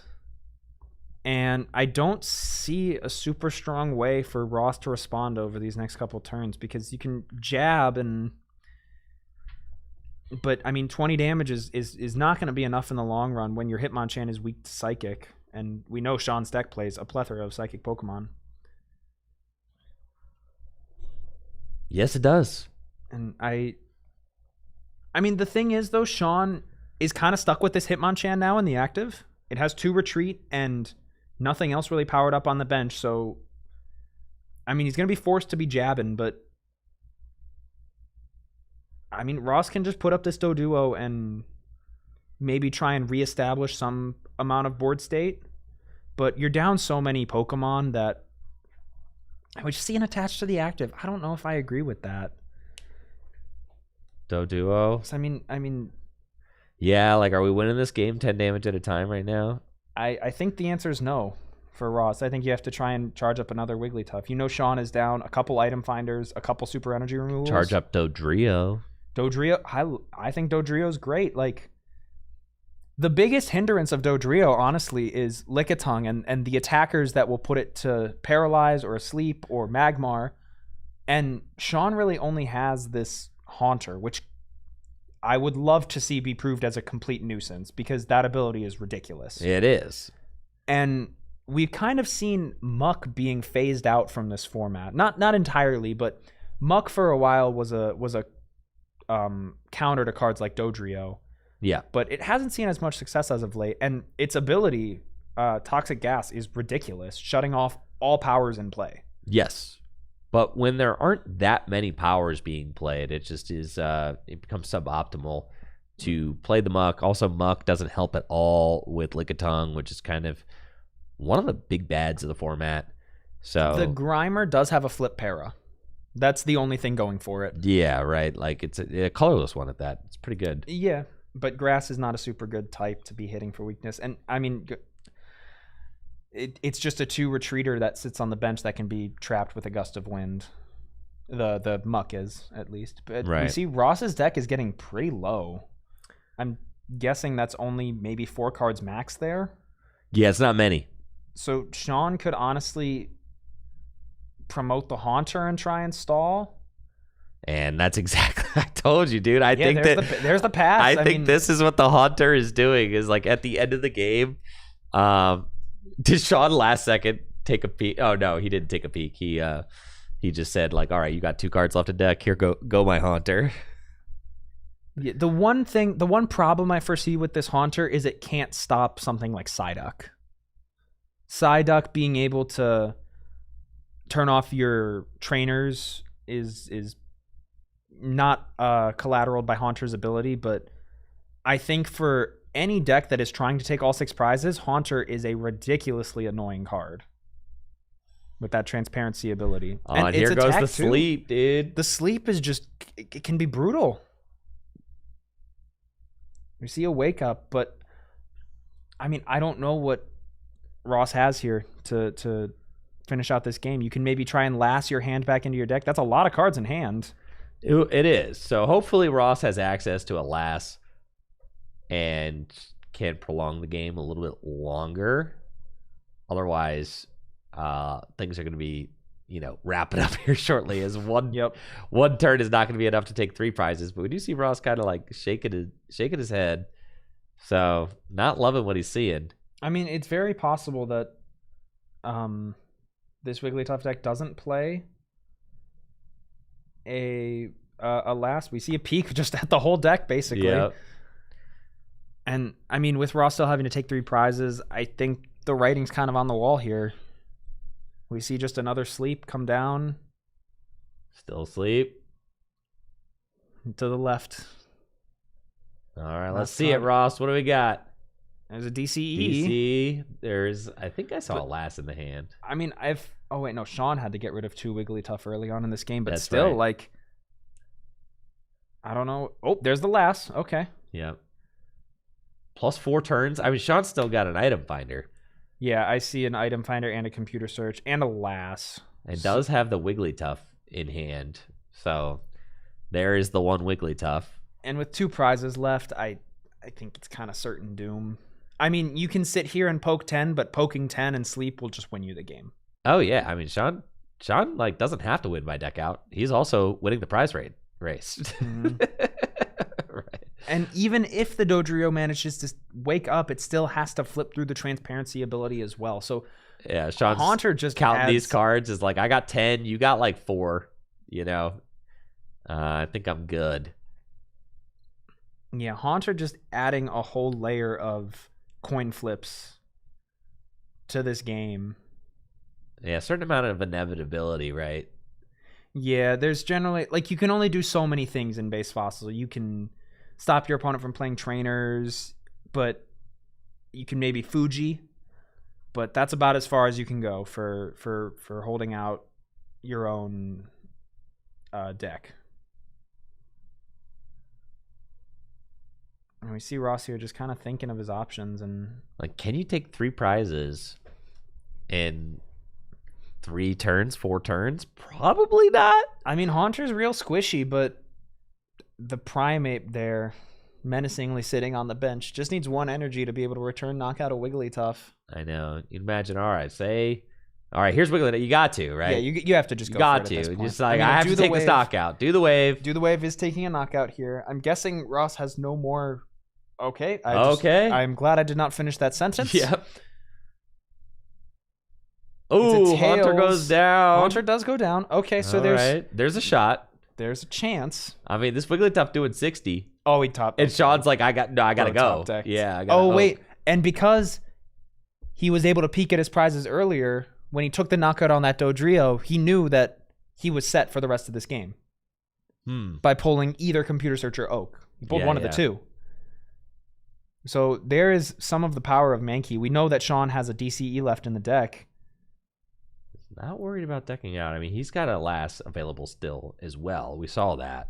So he knows he can Oak there. Especially since he knows every card. I think he knows every card in Ross's deck. Oh, yeah, for sure. Yes. And I mean, here's the Primeape. I mean, this is the moment. This is the Primeape for game, honestly. Because if you flip 2 heads, that's kind of just the ball game. Even we see an item finder for a super energy removal on the active 2, just in case. And I'm going to guess that that's Ross's 4th DCE. I'm not 100% sure. We see a tails, heads. Heads was the other one? No. Dude, that Primeape is king of 1 heads. Yeah, but we know that Sean does not have, or Ross does not have a DCE. So I think the best you can do is either Lullaby, or I think you have to go into this Hitmonchan and try and do some damage, but I don't think it's enough. With the amount of cards you have left in deck, you have to sacrifice the 1 energy on the Wigglytuff. Oh, wait, no, you don't. You have Dodrio. Wait, there's a shot. If Ross has to attach to Wigglytuff this turn, retreat, and then poke this Primeape twice. You still would have to retreat an energy off the Wigglytuff. You got Dodrio. Yeah, -1. Wigglytuff is a retreat of 2. Wigglytuff is 2. Oh, shoot. Might be Cooked City then. And we see Ross is deciding to retreat the Wigglytuff. Oh, and we're back to Doduo. We're back to Doduo. It feels like not a winning move. Well, you do wall off the Primeape. You gotta like flip double heads. You have to flip 2 double heads. You have to flip double heads. All right, what about double tails? Well, that'll happen. This Doduo is the king of double tails. If that Primeape is sure. 2 tails, 1 heads. So yeah, I mean, 2 cards left in deck. As Sean here, you just kind of sit back and... I mean, Primeape could still take a knockout on this Doduo with Fury Swipes. 3 heads. Or you can attach an extra energy and Tantrum. Woo! 1 heads. No, 2 heads. There we go with the 3 heads. Primeape finally getting in there with the big Fury Swipes for knockouts after a very middling performance till now. And Sean now with just 1 prize remaining. I don't really see a way out of this. You can see why we're playing 40-minute timers. I mean, this game has lasted 36 minutes. Just imagine when you throw Lickitungs out there. And you're flipping heads on Paralyze. Oh, yeah. There's not even any paralysis shenanigans. These games can take a while. For sure. See a hard switch. 1 last peek. And just a pass. So yes, and I think you're decking out. Sacking this Mankey is there's an item fine. finder. Yeah, but you item finder for last? Can you get enough? You would need a Fuji here. You would really need a Fuji. I mean, we see item finder for last can get you 1 turn. I don't think it's enough. How many trainers does Ross have? 2? 2 turns. Okay. Oh, but Sean has the DCE in hand. Oh wait, that doesn't secure it. Wait, no, it doesn't. Hold on. 2 turns. This is another thing that I'd like to just point out about this format. Endgames are so weirdly silly sometimes because of small interactions that happen earlier in the game. If you discard 1 extra trainer off of something, or any small niche decision you make can be detrimental. I mean, 40 damage. And Ross now needs a gust. Sean knows Ross's entire deck of 2 cards. And hand. I mean, that's it. Ross only has 2 cards left to try and win this game. And that's not enough. No. So we see 50 and then just a knockout there. And Sean takes and then just a knockout there. And Sean takes his 6th prize. Wigglytuff, do the wave. What a deck. What a slugfest there. I mean, my goodness. Nearly 40 minutes back and forth. Wigglytuff, Primate, Haunter, Hitmonchan. I mean, we were all over the place there. Yeah. No, it's so cool to see. The ghastly fake out, honestly. I was expecting just to see some licks and try and paralyze for a couple turns, but I was very pleasantly surprised to see that Haunter hit the board. I think that's a really, really cool tech. And it's tricky to play with, though, because there's no Pokemon recovery in this format, which can get a little dicey sometimes. But, I mean, if you're playing 2 Haunter, I don't know. I like those odds of keeping the option to have it in the deck. And it's not a terrible thing if you evolve it super early. Yeah, Michael Zealy in the house. Former Full Grip Games employee, Michael Zealy. Which regional did he top 16? Was it Vancouver? It was Vancouver. Who? Zealy. Zealy top 8 in Richmond. Top 8 at Richmond, top 16 Vancouver, I think. Or it was at least 32. I think it was 16, though, with Roaring Moon. Oh, yeah? Yeah. It was during the That's right. Battle Styles to Paradox Rift area. Or somewhere around there. Goated format, if I do say so myself. That would be, I know it just, like, it's pretty recent. It was 2023, but that, I think, has been my favorite format of the past. Now, Sarah, oh my gosh, years. is Sarah's up against 2-0? Sean? Is she up against Sean Foisey? Oh, baby, let's go. That's my goat right there. Yeah, Sarah, I think, is borrowing my Clefable deck. Oh, the Metronome? Yeah, oh yeah. Oh, yeah. So this is actually kind of interesting. Sarah's 2-0 is playing Clefable. It's styled after the Wigglytuff Dodrio Hitmonchan deck. Yeah. Except it's Clefable Dodrio Hitmonchan. I mean, Sure. Why not Metronome? Why not do the wave from 1 energy? Yeah, Metronome's pretty sick. Yep. Yeah, I think those old Metronome attacks are so cool because there were just no restrictions on what it could do. All right, we've got Luke Townsend on the left, our RSPK winner. Bombtar. Yes, with Bombtar. And Luke is going to be playing against Dakota Kid on the rights. Yeah, Luke Townsend's had some great success at our Throwback Series events so far. It also made top 8, I think, of the base Neo one. I'm pretty sure. Gonna ask my significant other. I think for that factoid. I'm pretty sure. I think we're about to see Blastoise. Oh, yes. I see some water energy. I see a Squirtle. We're gonna see some Blastoise here. Which 2-0? I know, dude. Hold on. I know. I told you the Blastoise believers are out there, dude. They are out there. They are not joking. Out there in force. They are not joking. I told you there's people that think that Blastoise is a top tier deck. I mean, it can cheese a couple wins. That's for sure. It's 2-0, dude. And Luke is no slouch. Luke, winner of our RSPK event. So that's pretty hype. Luke also top 8'd the base Neo event. I know I remembered that. Yes. I'm really interested to see if this Blastoise deck is built any differently. I've got a big old grin on my face. I really want to see Blastoise succeed. I'd love to be proven wrong that it does indeed have the legs to get through a whole game. Dude, 2-0 Blastoise. God, I just wish I could have seen one of those wins.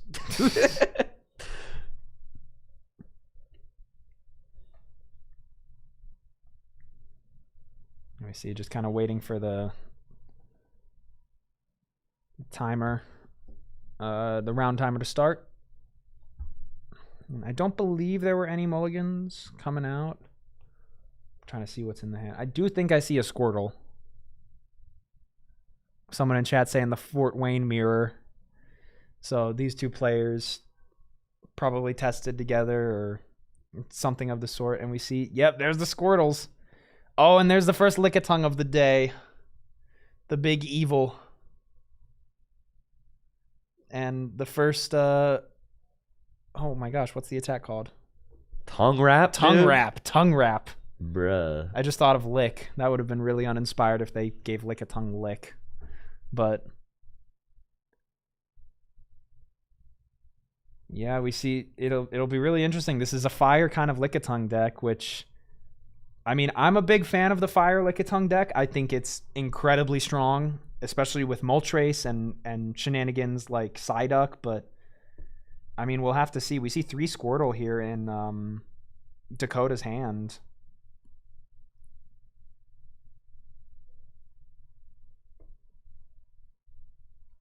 Yeah, top deck's the War Turtle. And one thing that's nice about these... Oh, we see a breeder. And the question is, I think you evolve the bench one here for sure. But, I mean, with these Stage 2 decks, they have a pretty solid way of getting around paralysis through evolution. So on crucial turns where you need to be like attacking and taking knockouts, you have the option to just evolve. And we see Dakota's going to do that right here. Oh, and just a pass. I don't necessarily agree, but I think it's fine. But low-key kind of a dead hand for Dakota, unfortunately. And the great thing about Lickitung, those decks, if you have a Lickitung in the active, your hand's probably fine, because nothing is going to be able to take a one-shot on Lickitung. No, even Hitmonchan, the biggest counter to it. Nothing? You say nothing? I don't know about nothing. Wait a minute. Primeape. Yeah, Primeape, true. You got to flip 3 heads or swing for 3 energy, but it's so doable. Oh, we're going to see a switch? Oh, geez. I don't know what is exactly going on in Dakota's hand, but that is... Oak. Oh, there's an Oak. Yeah. Okay, well, we got to be sending... I think you benched the Squirtle here for sure. I mean, how many Blastoise do you really need against a... I think... 2 is fine. Okay, sure. I mean, surely. Sure. Now, the Squirtle could be nice to deal with Mr. Mime if they play it, but a Yeah, Magmar build I probably think- isn't. I think... Oh? No, it does. No, it does. Yeah, if, you're if right. he's playing the Psychic Energy, you should be playing the Mime. Yeah, for sure. Mr. Crime is evil. So you do need the Squirtles to deal with Mr. Mime. That's like the thing, right? Yeah, they are missing 10 damage on the War Turtle. Did it get tongue wrapped 3 times? Yes, it was tongue wrapped 3 times. Okay.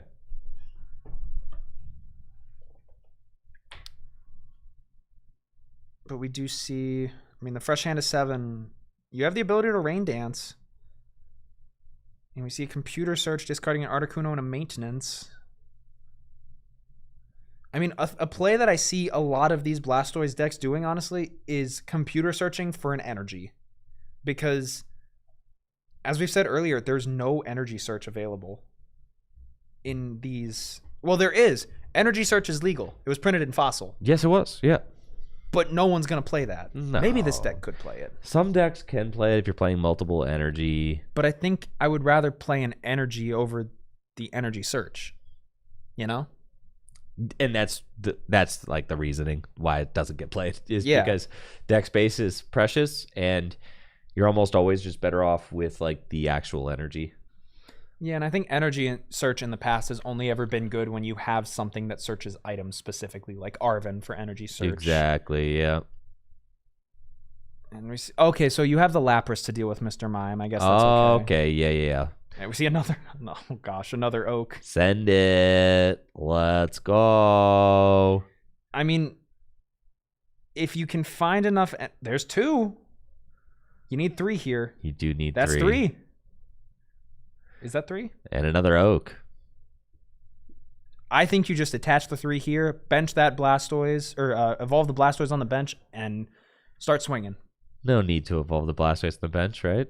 It's not like your hand can get disrupted and it could evolve out of paralysis.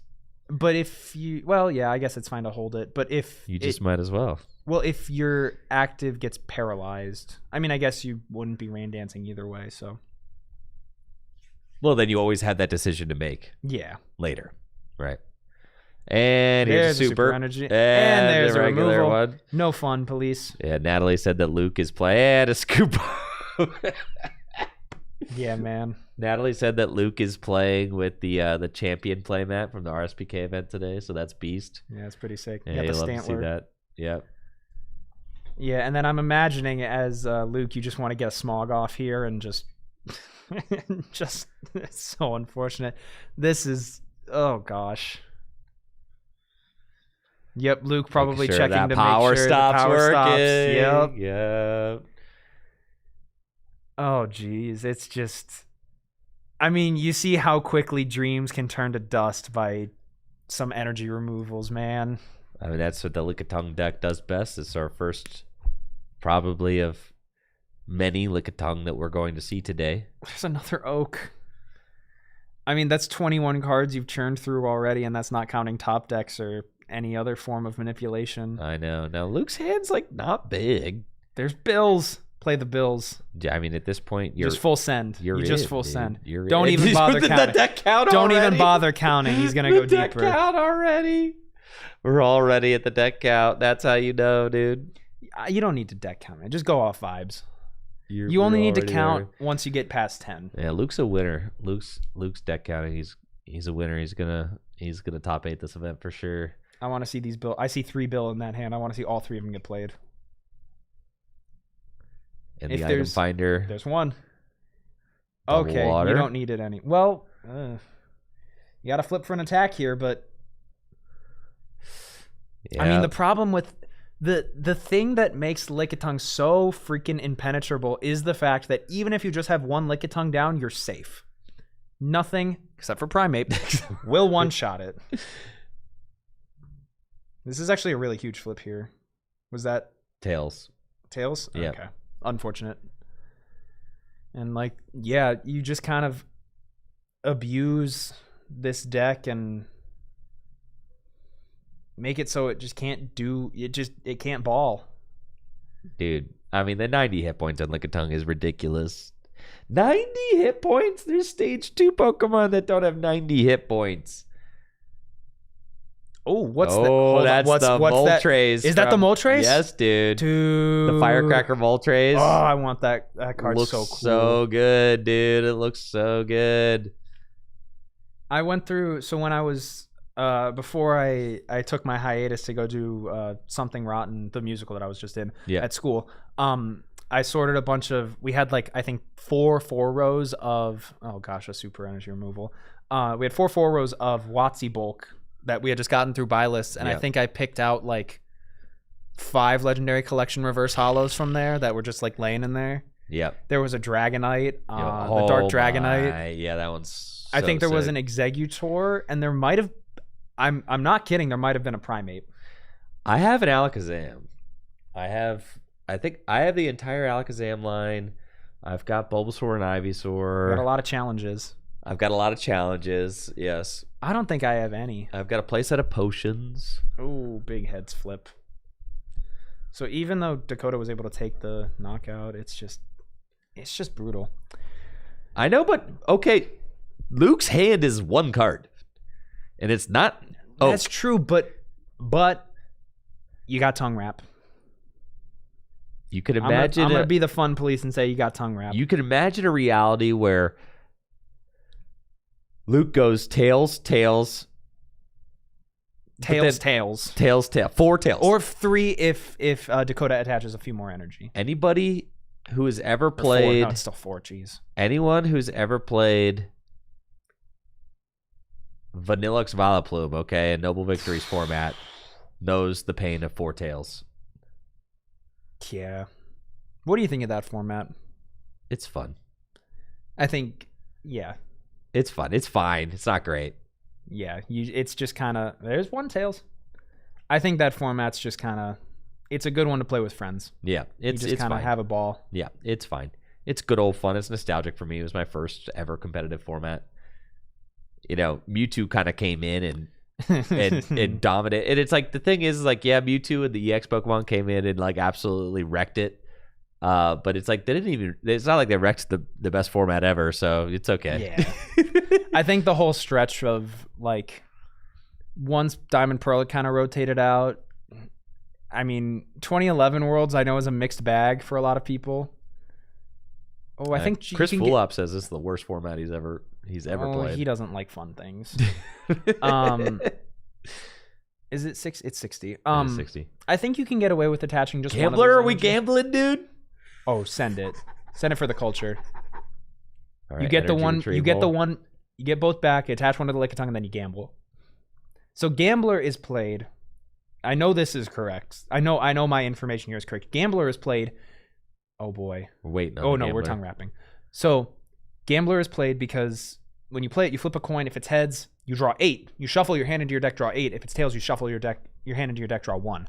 You want to draw 1 because drawing 8 is like a lot of deck space you're getting rid of. And if you just draw 1, you can essentially refill your deck to some capacity. If you have like 20 cards in hand and you haven't been last at all, you can just refill your deck basically. All right, Super Potion, Blastoise. It's knockout. What's going on? There was a Super Potion. Yeah, the Super Potion gets rid of 60 or 50? 40. 40? I know the XY one was 60. We're just gonna see. Okay, we're just gonna see a knockout. Yeah, that was correct. Yeah, Yeah. I mean, it was Dakota. Dakota made a correct play. I think there was maybe something a little lost in translation there. Gambler. All right, now we're going for the Gambler. You kind of want to see here. You want to see 8 here as Luke. Tails, one. Shuffle draw 1. What is it? I think you're still supposed to shuffle, but it's fine. And a heads on paralysis. Ay. Where are the switches, Dakota? There's a computer search that can get you a switch, but then no option of retreating.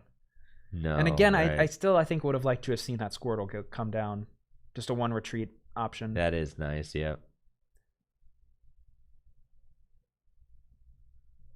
Because I think as the Blastoise deck, you kind of just have to, like, going wide is really difficult. You can't put down a bunch of bench Pokemon because they're so open to being stalled by a gust of wind. Right. So in a perfect world, I think you just have this one Blastoise and hope your opponent doesn't flip heads. That seems to be what we're doing here. Now, Super actually could be pretty good because, Luke is just, could prevent an attack for a turn with an energy removal. You see a Scyther come down. I mean, Scyther's not great in this matchup. It can almost get one shot. Yeah, plus power it can. If you do 60 and then like gust it to the bench, Articuno can take that last thing. And All there's right. another prize for Dakota. Yeah, Dakota. Is Blastoise cooking? Dakota. Are you seeing what I'm seeing? I'm seeing it, dude. 3 prizes taken. This is a lot better than I was doing yesterday. That's for sure. We go for the confusion. The Supersonic's evil. And it is heads. Okay, so Blastoise is confused. Now you need to computer search for that switch, I think. Ooh, Lass. In the Blast. Oh yeah, I guess. Blastoise got to play Lass. Yeah, you have to just kind of hope it sticks. And it could. I mean, we see Luke just kind of living off a prayer off these top decks. I think what you do here is, from not thinking too hard about it, I think you try and retreat.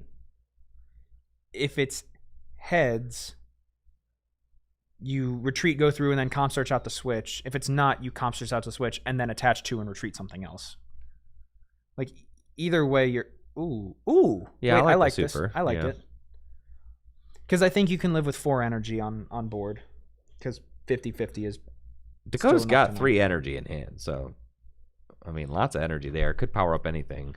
It's just... I mean... Oh, was that a pass? No. Oh, okay.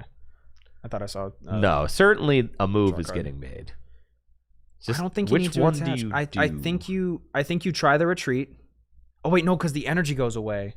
No, you comp search for the switch here. Yeah. You do the safe play. You comp search for the switch. Surely with comp search and item finder, there's like one of the 2 is available. You play a switch. I don't like the super potion here. I think you're fine. Going for it? Oh, why are we going for it? Oh, brother. You take 20. Yep. I think you're... because now you're stuck being confused, and that's just an extra 20 damage. That's exactly well, what... it's actually not even the damage. It's the fact you've lost a turn of tempo. Yeah, for sure, right? Because you're winning this game right now. You're in the better position. Oh, wait. Okay, well, yeah. It doesn't want to para. Yeah, you don't want to para. No. I really think you have to find the switch here. You can get rid of the Articuno. You can get rid of another trainer. I know. I'm wondering what the hesitation for the switch is, the lack of switches. But I guess there's no great pivot, which is true. You could go into a new Blastoise. Well, I think it's you go into Articuno, attach 2 energy, hard retreat. Yeah. Again. Like, I don't think it's worth trying to power up 2 different attackers. I think keeping the energy in the discard is fine for retrievals later. I don't understand why we're not getting a switch here. And maybe you don't play it. If you don't play it... I thought I saw one earlier. Another Tails Blastoise. And is that an item finder from Luke?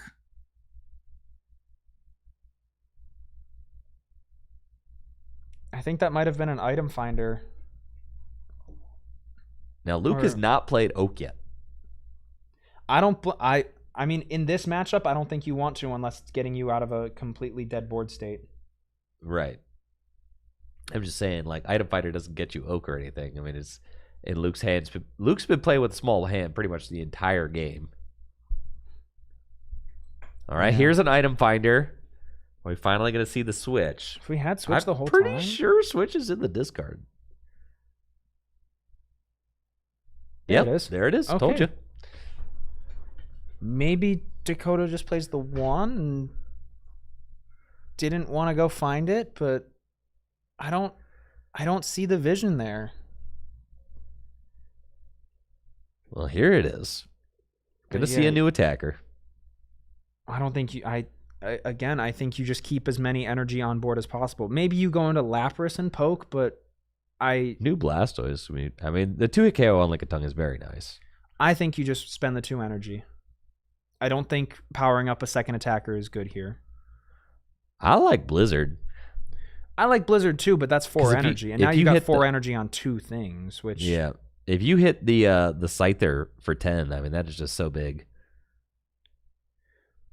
Okay. We're going to see if... Blizzard, dude. Yeah, you got a Blizzard. Blizzard. All right. This is a big flip. Oh, it's a heads. So that maths up pretty well then. It's going to be able to set up a 1-hit knockout from Blastoise onto the Scyther. Oh, but we see it. Yeah, and this is why... Yeah, now we see the gust of wind come down onto the other Blastoise, and we're just going to see a tongue wrap. So... And that other Blastoise got a retreat of 3. Yeah, and now as Luke, it's like, do you have another switch? Because if you do, if you have another switch here, you are taking so much tempo. Your opponent is down 3 Lickitung, I believe. Yeah. And all they have on board is a Scyther with 1 energy. I know, and you got the comp search in hand. So, like, whatever's in your deck, you could go get it. Your deck's not big, though. Yeah. So it's a pass. It's a pass. But honestly, I think it would be fine if you comp search for an item finder and get the switch back. I think this is a scenario where you need to take this tempo because Luke is still kind of living off the top deck. Has been the whole game. Right, you pretty much have to do it. Even if it is comp search for item finder. Yeah. Because that's potentially game winning. I mean, if you comp search for item finder, go into Articuno and Blizzard here, I think you are in such a dominant position. Oh, now Luke's got an item finder in hand, weighing it. And is going for the gambler again. Has not seen an Oak yet. So this is Luke's kind of ridiculous. best. I mean, I think this deck plays 3 Oak, which is not a whole lot and no build. Just 1. Tails. Oh my gosh. Is that an Oak? Scoop up. A scoop up? Oh, jeez. I don't think you... Oh. I don't agree with this very much. Okay, I agree with this.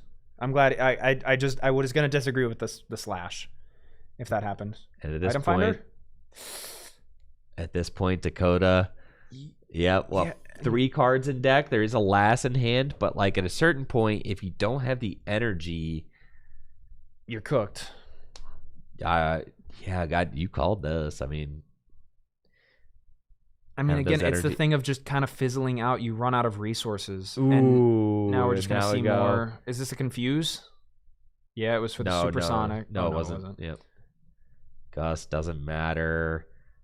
Oh, 3 cards left in deck. It's just it's so rough having to Gotta imagine. see how close Dakota was. I mean, if it's just one switch, if you know there's no other switch in the deck, then I guess holding out on the item finder for the switch was fine, because flipping through it is better than not attacking at all. Mm-hmm. There's an energy retrieval. Are there Okay, any energy that's in the discard good. pile? There's definitely enough energy in Yeah. the discard pile. Yeah. So there's that. Now that could have been comp searched for. But I don't disagree with not comp searching for it, because that's potentially another trainer you have to get rid of from your hand, and then one less Okay. you're lasting back into the deck. So, I mean, the question here now is, do you just swing with Blastoise? 40. I think you just attack with Blastoise here. Oh yeah. You attach the 3 and you say, Because you got 50 coming up. If you wanted to, you could retreat into yep, Articuno and then take the game in 2 attacks potentially. yeah. Mm-hmm. Like, you don't have resources to spend at this point. You have to conserve everything. Yeah. That isn't going to win you the game. I think so. So I think the move is just attaching 3, swinging for 40, next turn, ball out. Because, I mean, Luke would need just a straight up scoop up, an oak, and would just see a pass. It's giving Luke more time to just kind of. Every time we sit. give Luke another turn, it just feels so bad. There's a switch. There was a second switch.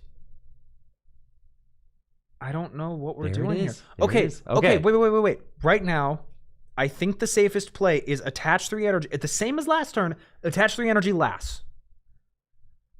It gets rid of your opponent's option to computer search if they top deck it. They have to top deck Oak to like keep playing the game. Yeah.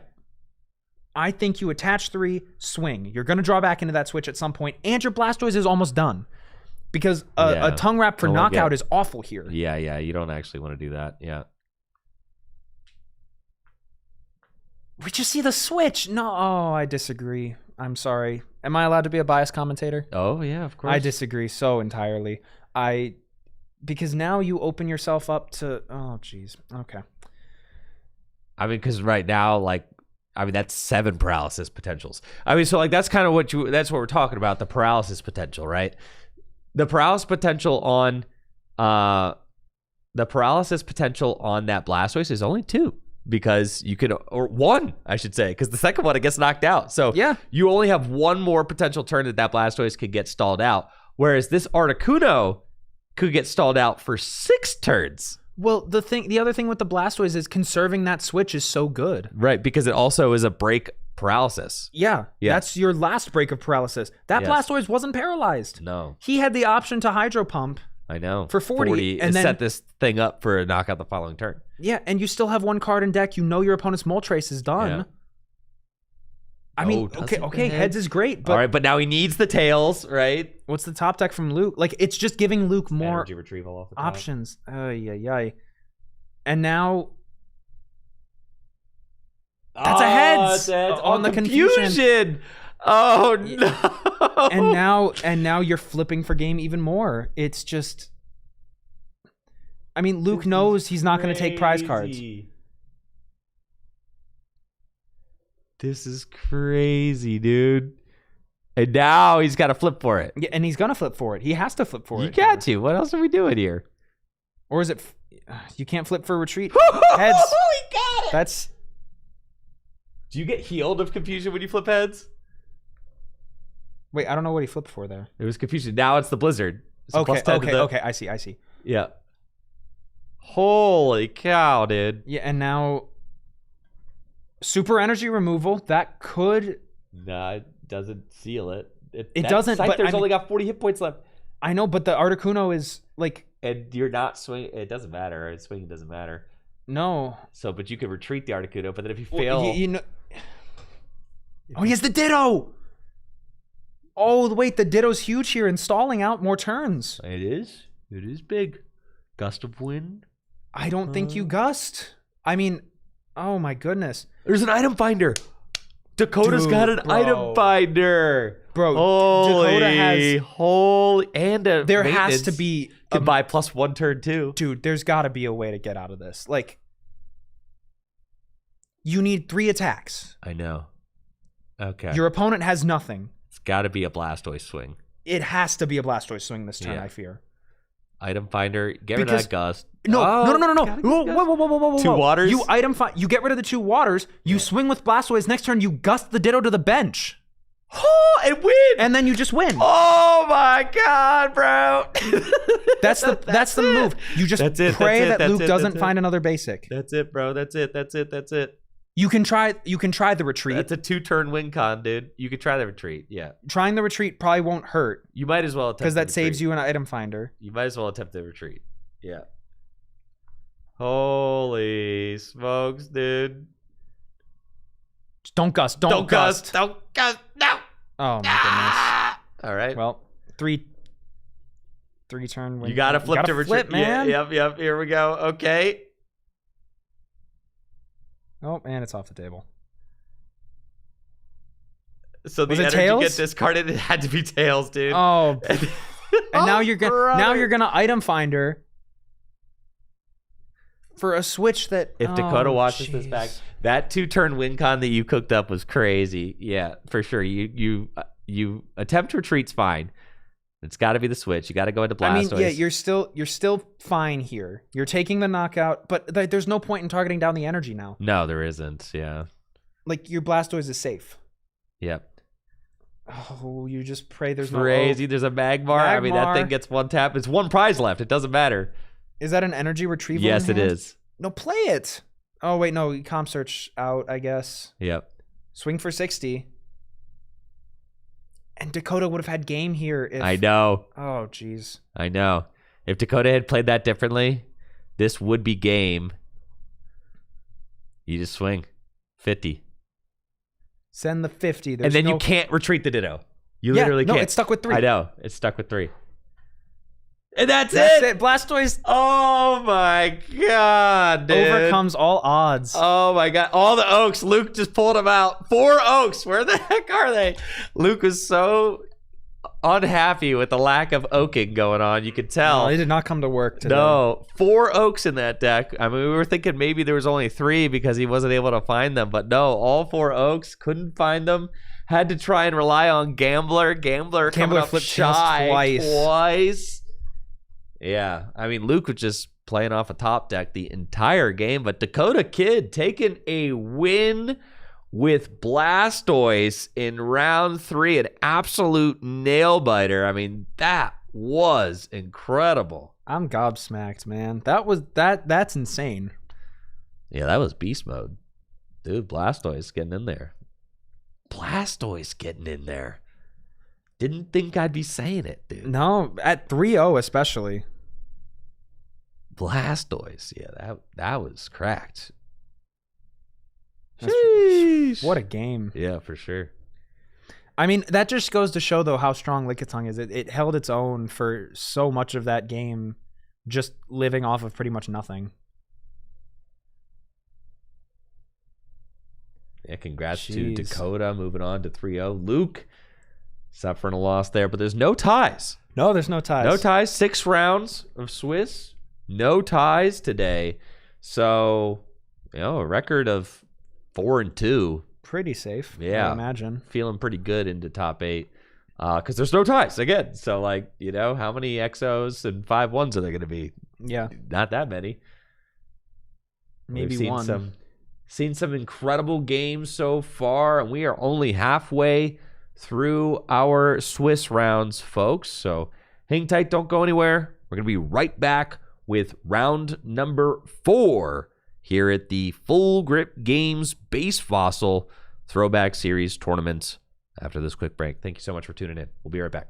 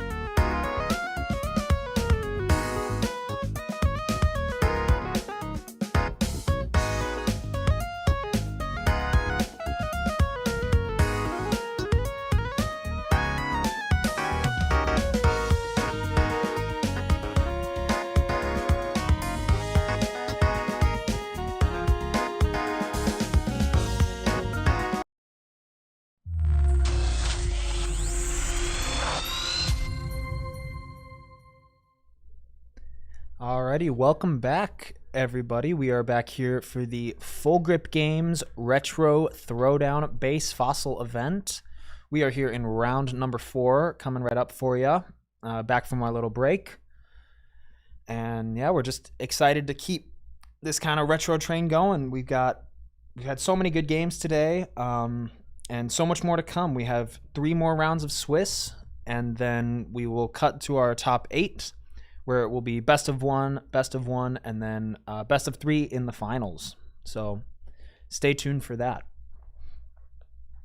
On your right, or the red side, we have Zach Canton at 3-0, and then Wesley Barker on the left, also at 3-0. And we see the coin flip coming down here, and excited to see what these players are playing. We have not gotten a meta breakdown yet, so we don't know what we don't know any of the percentages yet of all of the decks, but I'm guessing it's a lot of Lickitung. And I think we're just waiting here for the round timer to start. And notably about this format, the first and second rules, there are none really. You just kind of flip a coin. The winner goes first, and that's that. You can do anything you want. You can attach energy, play as many trainers as you would like. You can turbo through your entire deck with Professor Oak and Bill. Like, the world's your oyster. And another thing that I actually learned yesterday about this format is when you mulligan, your opponent gets to draw 2, up to 2, instead of 1. And I thought Andrew was just duping me, and I don't know, trying to get me with something, but yeah. And okay, let's see. We get off here right at the start. We got Mewtwo and Ghastly, I believe. Now, we've seen a bit of both of these Pokemon today.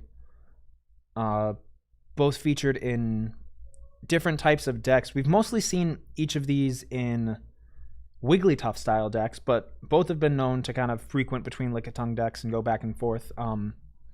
Oh, and notably,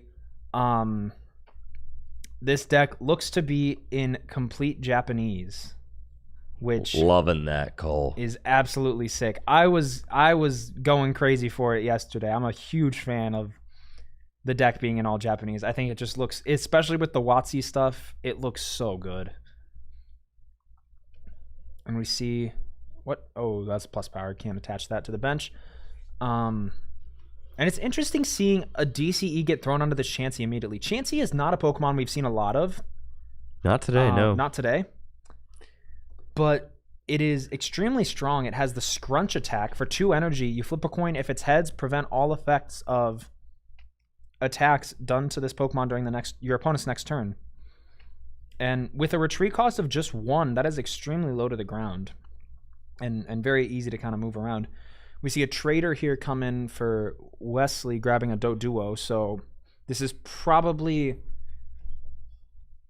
just a Psychic Hitmonchan deck. Yeah, you think it's like Hitmonchan Mewtwo, or you think we're gonna see maybe a Wigglytuff in here? I would not be surprised if we see Hitmonchan Mewtwo with maybe like 1 DCE for the Dodrios. Yeah, Mewtwo is. I mean, it's funny because Mewtwo is kind of it's one of the biggest differences between Base Jungle and Base Fossil, is that the Mewtwo movie promo had come out right around the same time as the Fossil expansion. So Mewtwo is certainly one of the biggest differences between the Base Jungle, Base Jungle gameplay, Base Fossil gameplay. Let's be honest, Cole. The differences don't lie in the trainer cards, okay? Like definitely not. No, there's like energy search you get is like the big one, right? But all the most fossils. all the most broken trainer cards all come from base set.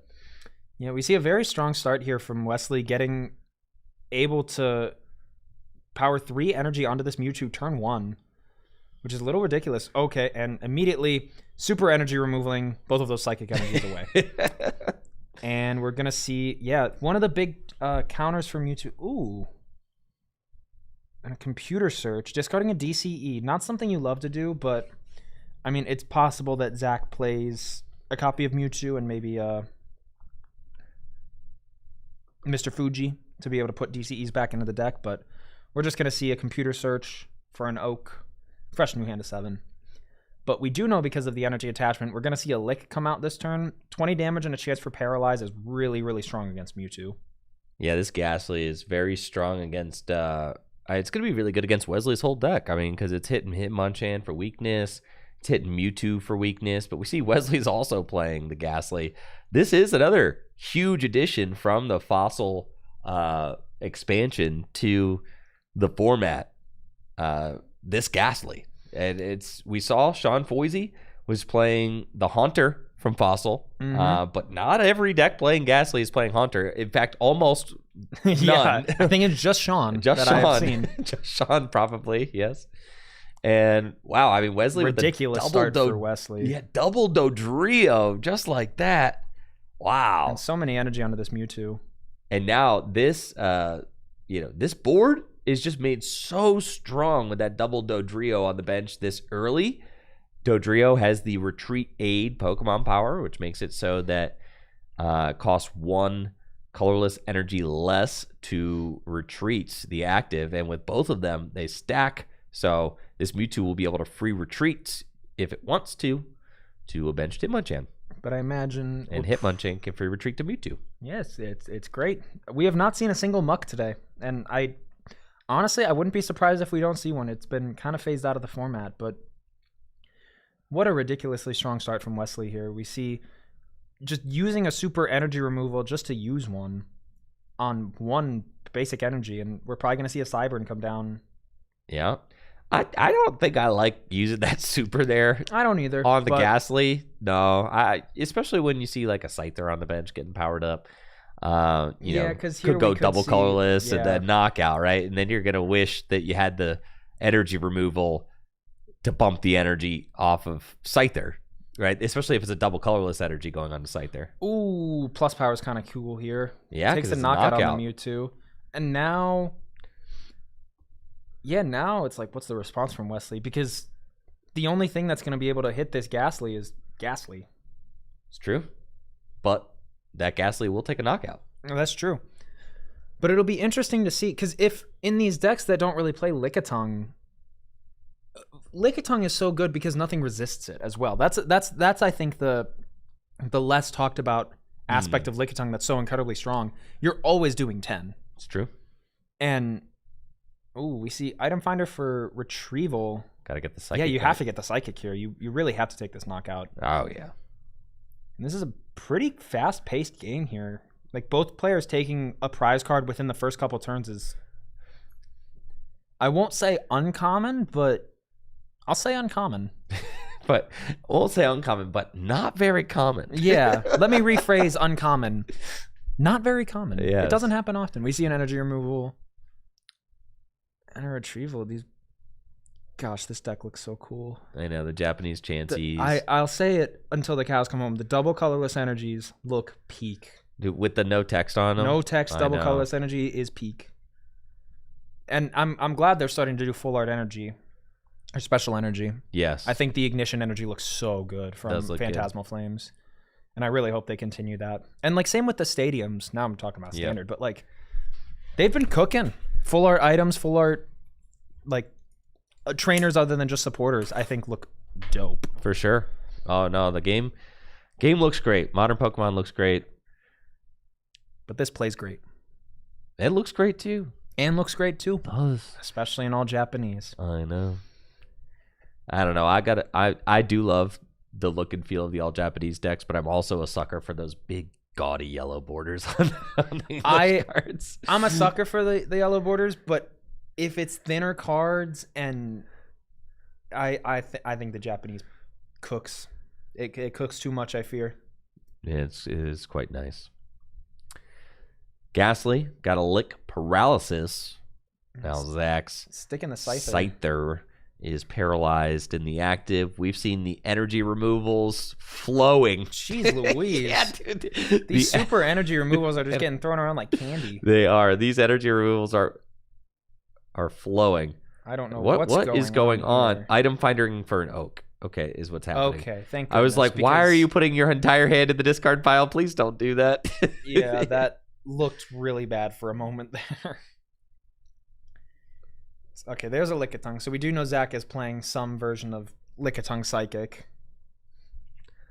Yep, and there's Mr. Mime. Probably not going to be great in this matchup unless... Oh, yeah, no. Probably not going to be great in this matchup. End of sentence. If your opponent's got Ghastly and Hitmonchan, there's really no point. Yeah, those are two great answers to Mr. Mime. Water Energy. For the It's going to decide. Fury swipes on the decide side. not to attach that to Scyther. Now the Scyther is no longer paralyzed. That's like, I see that mistake quite a bit. You're like, there we go. There we go. Yep. They're listening. You see an Oak for 7. A lot of oaking going on. I mean, I don't know.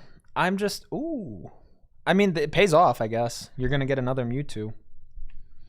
I see RDL in the absorption. chat saying the EX era. The EX era in Japanese does look pretty peak. And yeah, the quality on the Japanese cards is just, it's so good.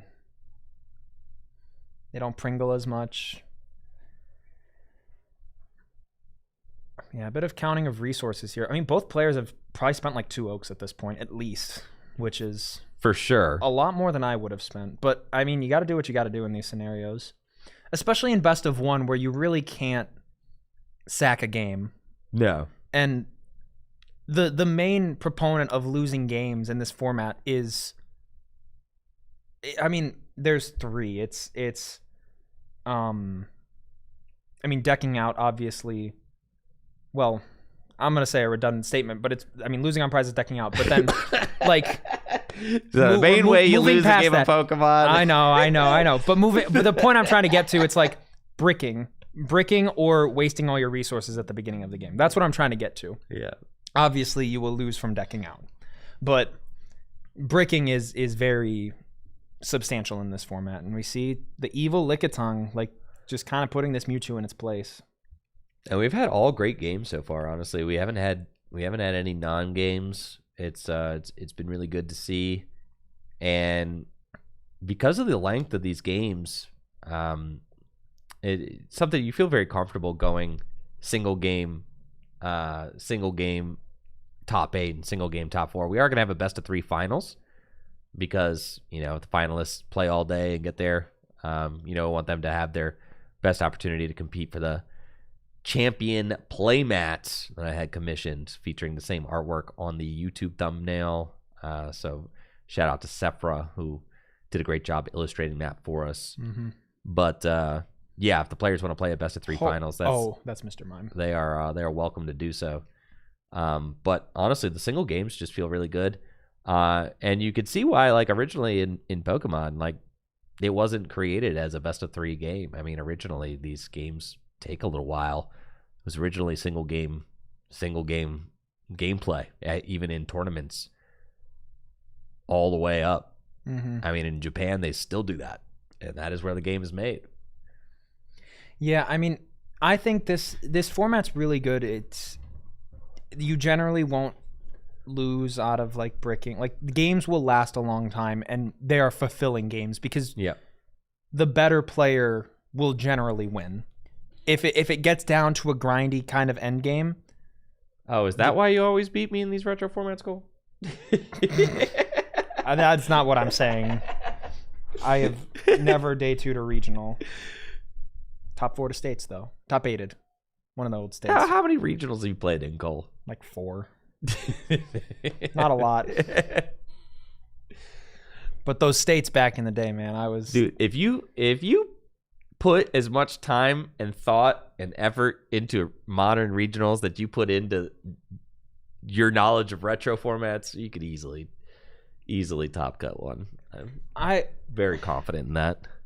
Thank you. I don't know.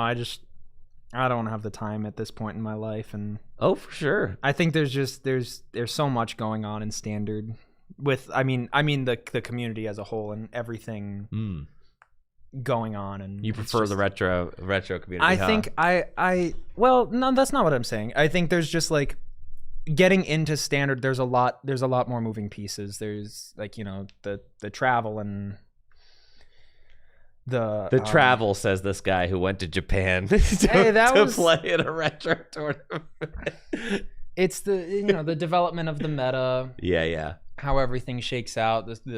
The idea of like hiding certain ideas and I don't know. I think that's a lot of Jesse. That's the online meta, all that stuff. Like I right now in my life I can't be bothered. Yeah. Oh, I feel that for sure. But with retro, it's just like I can sit down and like it will never change.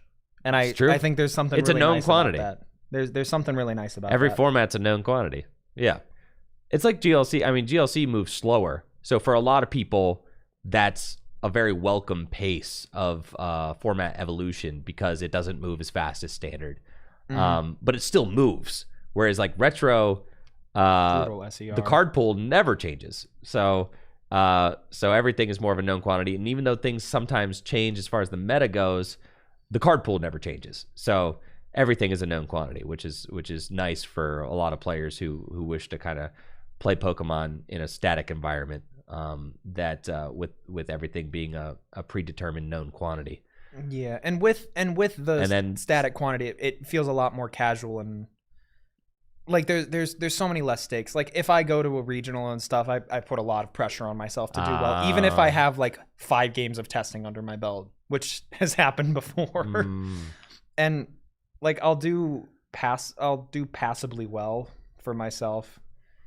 That is true, Jesse. Like just picking one deck and playing it an entire year. Yeah. Like I find time during school. I'll play like a couple games of live, like a week maybe. Yeah. But that's a really good point. Primeape just showed up. This is not a known quantity format.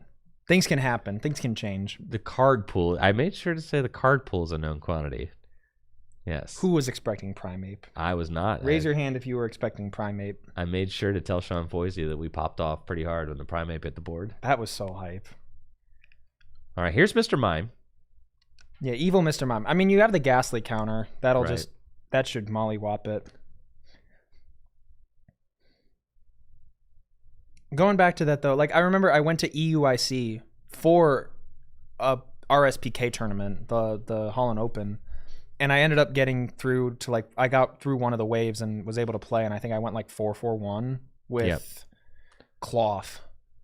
And I think I did so bad the first couple of rounds. I lost my first set to just a misplay at the end of the game. And I ended up going down 3-1, and I was like, all right, I'm just going to go positive and try and be happy with that. And I mean, I did, but I put too much pressure on.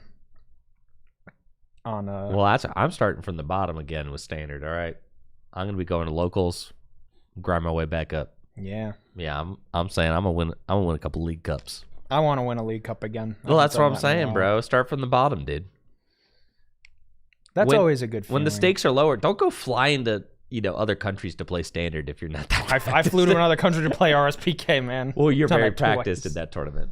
You're very practiced in that format. Cup tomorrow in Streetsboro, dog. I'm leaving for Cancun. I know, and tomorrow's my mom's birthday, and she's in town visiting, so can't do cup tomorrow, unfortunately. If you know of any cups, actually, I'm really chomping at the bit to play post rotation though. I love post rotation. I think that's the time where you just throw spaghetti at the wall. I'm loving it. And I'm either gonna be playing in the 6K or helping work or commentate, whatever. Dude, you're signed up to commentate, dude. Okay, great. Didn't we talk about that? We did talk about it. I needed to make sure you knew. I'm pretty sure I freaking booked you. Yeah. Okay, great. Yeah. Okay, I'm commentating it then. I thought we'd square that up. All right. Okay, good. Great. Yeah. You're booked, bro. You ain't playing. Great. I don't have to worry. No, you don't have to worry about playing, bro. But you should study enough to know what you're talking about. Yeah, I've heard some talk. Well, if you're interested in standard, Jesse Parker and I have been doing a post-rotation deep dive every Wednesday on Twitch and YouTube to figure out what the best decks are in post-rotation. It's been a lot of fun, so definitely make sure to check those out if you have not already. We've got ourselves real gamer game going on here. Okay, Scyther, Mewtwo, slugging it out. Yeah, both players still at 5 prizes, but there's been a lot of shifting in board state with the Mr. Mime and And I mean, yeah, this is. I was literally about to say you use Mr. Mime more so as a cleanup in this matchup, I think, because Meditate is such a strong attack. Right. But then, you know, the return knockout comes with Ghastly, being able to hit it for weakness and It's get just- through the really annoying invisible wall poke power. Zach, can you scoot your prizes in a little bit, Zach? Thank you. Appreciate that. Is that 3? Yeah. Oh, wow. This game's been moving at a bit of a pace then. That's why I was But like, I gotta see. It's 3. All right, yeah, we gotta lock in, Cole. Yeah, I mean, we've got a fully powered up Scyther that's got 30 HP left, but I mean, I think if you're Zach, it's pretty safe to just go into that and start swinging because Hitmonchan's not doing anything. Ghastly, I guess, can be annoying, but Double heads. I mean, you're a prize up. You can start powering up this Scyther now. I mean, 30 damage, 30 damage. Yeah. Yeah, I mean that's a 2-hit KO, right? And if the Ghastly flips tails, and you could tell the kind of desperation attached to Hitmonchan because you're like, special punch hits Scyther for 10, Yeah. and that is a heads. That's a really big heads. Yes, it because is. I don't believe Zach's hand is these- big though. These Lickitung decks don't play cards like Switch. Or if they do, it's just No. one. But they play Scoop Up. They play 4 Yeah. Scoop Up, but And that's why it's just a pass. yeah, you never want to discard 3 energy off a Scoop Up. No. Are we going to see a special punch Dude. for 10? Bruh. Just flip. Surely Wesley knows. Oh! Oh, the plus power. We don't know. All right, the plus power on Hitmonchan. Gonna make it a special punch doing 50 damage. Always a nice time when you get the 3 energy on Hitmonchan. Special punch is actually a very powerful attack. 40 is nothing to sneeze at. No, that thing is crap. I mean, you're one-tapping Wigglytuffs with that. Plus power, you're one-tapping Lickitungs with that. Something really 2-tapping a Chansey. Yeah, something really Which funny never happens. about base fossil in the way the plus power is worded is that plus power actually doesn't, like modern plus powers boost the wow. damage before weakness and resistance, but back then plus power boosted damage after weakness and resistance. The Mew is going to kind of obliterate this Hitmonchan, though, if there's a Oh my, a switch plus there. power Yeah, dude. in the Things, discard. it's going down. There it is. You have to Cannot- sequence this correctly. We'll allow it, I guess. I guess we allow it. We'll allow it.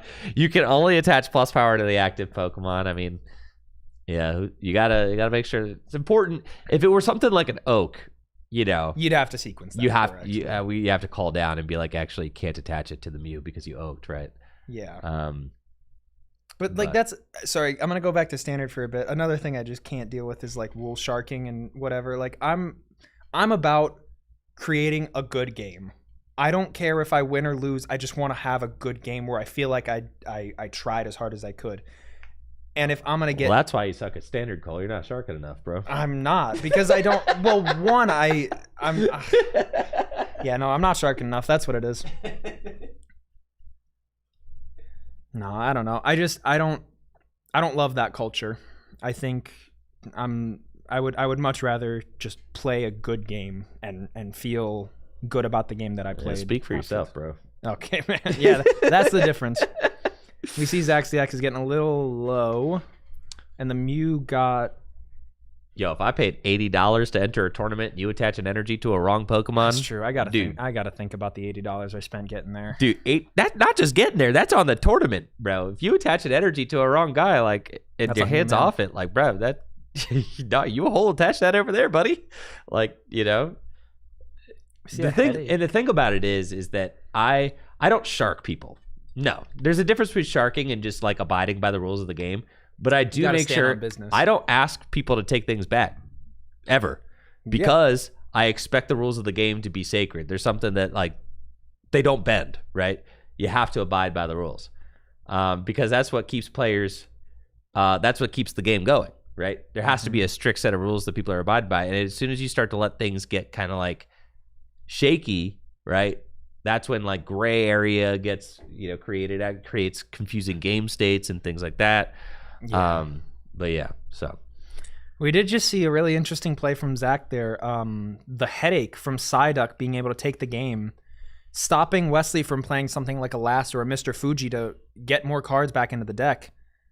Psyduck just completely prevents that. I think it's the only card in this card pool that stops trainers from being played, but I mean, it's an old Budu. Crazy. But even more broken. Because no supporters, no trainers, no nothing. And yeah, it was a very heads up play from Zach, just being able to see like, oh, yep, you don't have many cards in deck. You're probably saving a Last for the last turn you can play it. I'm just gonna stop you from doing that. Your Hitmonchan can't deal enough damage. Exactly right. This card just closes out games, prevents the little recovery options that there are. Mr. Fuji, Lass, prevents those from being played and can make those end turns a predictable quantity, right? Mm-hmm. You're just saying like, all right, well, if I'm using Headache, you can't play any trainers, you can't recover cards back into the deck, so then that just means that I'm going to be winning the game in a couple turns as you deck out. We saw that's how Zach was able to win that one. Mm-hmm. Deck out, Wesley conceding, and that is round number 4. We still got 2 Swiss rounds to go, though. Mm-hmm. And I think that it adds another level of, I guess, bluffing or more expression, I'll say, because you could play that Last a turn or two early predicting the Psyduck. There's just another level of mind games to it all, which... Oh, now we've always got be cool. Heather versus Sarah over there. Oh my no. gosh. Yeah, those two are like best friends. Top 10 things you hate to see. I know. Best friends over there. Which generation Professor Matt is that? Is that Gen 1? I feel like I see a Vileplume and... Playing the best friend mirror. Now, Heather has the Lickitung Scyther Magmar deck that you built for me yesterday. Yep. She's playing that one today. She's 2-1. Go to deck. And Sarah's playing some Hitmonchan. must also be 2-1. I think Hitmonchan. Sarah is Dodrio. playing the Clefable deck I told you about. Oh, wait. Oh, yeah. Clefable. My bad. Yeah, Clefable Hitmonchan Dodrio. Yes. It's pretty sick. I had Clefable Muck. That was like the deck that I had built, but I was like, Muck just feels kind of pointless. So Muck is pretty... So I was like, but I like Clefable. I want to like keep a Clefable deck together in my base fossil, deck pool. So then I'm like, how do you even build Clefable? Like Clefable, it should be a really strong card, right? Metronome is ridiculous, man. Like, it's so good, but then how is it not good? How is it not meta? Doesn't make any sense. One energy. It's one energy, right? This minimizes 2. Yeah. I don't know. I do have actually. I have a little thought experiment right now since we have a little bit of time. Yeah. And I thought about this, I think, over the summer, and I asked a couple friends what they thought. And if you could take... All right. This is a complete hypothetical. Okay. You've got a tournament coming up. It's base fossil. Okay. You get 1 card to add to your deck. Any card. Any card from Pokemon Legality. Oh. Then on back. This is a fun thought experiment. What is that 1 card you would bring? To the base fossil tournament. Yes, and keep in mind other people are bringing cards. If that everybody gets one card to add to their base fossil deck. Any card that's ever been printed. Yep. So I could put a Reshizard in there. You could put Reshizard. Good luck attaching to it. You could throw ADP. I could play an ADP. You could play Iron Hands EX. Take more prizes. I think it's a fun little thought experiment. Well, the thing is that the thought experiment almost turns into you get 1 card. So it almost turns into a. Do you have an idea? Don't tell me, but do you have an idea of what you're? I have a couple ideas. Okay. It almost turns into a what. I mean, obviously, what's the highest impact single card that you can play? It's probably not a trainer card. It could be. Unless it's like Lysander's trump card, I guess. But like that's probably not it. That's one of the ones I think. That is one of the ones that you've thought experimented. Yes, up. because it lets you play just a ridiculously... I mean, you got Item Finder for it. You can item finder for it back, but then you just play a ridiculously aggressive deck because you don't have to worry about decking out. You just oak like but the thing is, you can't get like I think the answer to that is no though, because you're drawing through your deck, you can't really get broken cards. It's not like Shaman where you can find Battle Compressor and the Stadium, Dimension Valley. You can only get your Pokemon that do 20 damage for 1 energy. Exactly. So what's the point? Yeah, but the games would go forever. Does that beat everything? It could. I mean, because like, well, okay, so I almost think it's kind of okay. So if you could drop any trainer, any card, maybe you have to pick Lysander's trump card because otherwise you'll be the deck that inevitably runs out of resources because you'll just get energy removal. Well, but what if they play mill? They could mill you. How can you mill a deck that plays Lysander trump card? You get them to 0. Don't they Lysander trump card all the cards back in?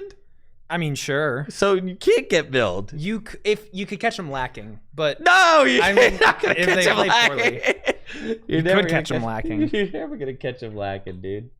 No. And I actually haven't thought too hard about. I haven't thought hard enough about it to where what would constitute like item or trainer. Like, because if you put Budu in there, would that stop all trainers? No, I don't think so. No. To me, when you're playing cards like that, you gotta play it as it reads. Yeah. So to me, okay. I almost think now that I've kind of thought about it a little bit longer, I think you kind of have to play. You'd have to play Lysander's trump card, or else you're going to be the decks out. But what if your or opponents not are decks playing out? like Oh no, because every time you play Lysander's trump card, you're putting energy back into your opponent's deck too. Yeah. It's a double-edged sword. I think the answer is no because it is such a double-edged sword. All right, so let's just say no Lysander's trump card. Let's pretend that Sure. card's never been printed because honestly, it ought not to have. It only lasted 6 months. So one of just the worst designed Pokemon card ever printed. Let's say no, for the thought experiment, no Lysander's trump card. All right. I think the answer is a Pokemon. So let's I would say let's limit it even further and only talk Pokemon. You can only add 1 Pokemon to your deck. Okay. Why not? So well, yeah, I can't think of a trainer that would be ridiculously good. Because you would want to add something. You would want to add a Pokemon that is more powerful. Because the lowest power level within the format is the Pokemon. And I think you have to add a ridiculously strong Pokemon to your deck. I saw Jesse say Gardevoir Sylveon. I can't remember what that thing does. Guardy Sylveon? Yeah, it could very easily be Guardy Sylveon. Because it's self-sufficient. I can't. If it attacks for 1 energy, then there's it powers definitely itself a up for case. 1 energy. Okay, well the answer Search is your deck no. for 2 fairy and Dog, attach them. fairy energy didn't exist. Okay, all right, yeah, can't do it. Well, but wait, this means then you can't use dark Pokemon or any. Oh, that's a little unfun. But I mean, yeah, you can't use dark Pokemon or metal Pokemon really. Lucario Melmetal. You could Steel Fist them a lot. Oh, you can't use metal energy, You dude. could Full Metal Wall. Garta. Linear attack 40. I mean, the thing is, how are you ever gonna GG end? Tina Chomp, dude. I feel like Super Grow could be good on the Row Egg. What are we evolving? Venusaur, man. I don't know. It's a Rowlet and a little Executor, dude. Hey, if you pull off a Tropical Hour, that's pretty good. Yep. 150 for 3, not bad. I mean, yeah, you're clearing, but you gotta imagine your opponent can put crazy card in their deck too. I don't think Mega Absol would be broken. But, like, even if it wasn't Dark type, I don't think it would be broken because that's 3 energy or 2 energy. I mean, so at a certain point, don't you just end up playing like? Doesn't your deck just become 1 tag team? The answer is not a tag team, though. You don't think it's a tag team? No, all those attacks are too expensive. You need something for 1 energy. You don't think it's a tag That team? I don't think it is. Like, how are you ever going to power up a Poltergeist? They just ER you. I mean, Horror House would be really good. I mean, I guess you just build your deck to be Gengar, Mimikyu, 59 Psychic Energy. You go Horror House turn 1, Poltergeist, until they just double energy removal you. They have And to then- start. So Well, they have to start but then you just get double energy. Pokemon, If you go Horror House turn 1, you go first. Sure. They'd have to open a double Pokemon or you just win. Yeah, I mean, there's a case for that. But then if they do, if they find super energy removal, then you just lose. Because then you'll probably never been able. If they then just you'll have it in their hand. They just go energy room. Yeah. Yeah. Okay. Yeah, I don't know, man. This is we're in deep. It's I think it's a fun little thought experiment. What Pokemon will be totally broken? Magikarp and Wailord. I mean, if you could pull off Towering Splash. Wait. Dude. No. You could pull off a Towering Splash because you have Rain Dance. You just sit with a Magikarp Wailord active until you can breeder a Blastoise and then Towering Splash everything and. Oh, but you're only doing 10 to the active. Wait, that's not as good. That's pretty correct. Dude. I mean, you're clearing their bench. Yeah. I don't know. That's something to think about. Do you want to hear my answer? Sure. Chi-Yu EX. Just because to mill? Yeah, it's 1 energy mill, 2 energy, 100 damage. And accelerates energy. I think that's probably my answer. You just drop Chi-Yu into... You just Jealousy Singe every turn. Uh-huh. I think that's the best mill for 1 energy we have. That or you find... Oh, wait, no, Retreat Lock doesn't work. Like, the control archetypes just are garbage.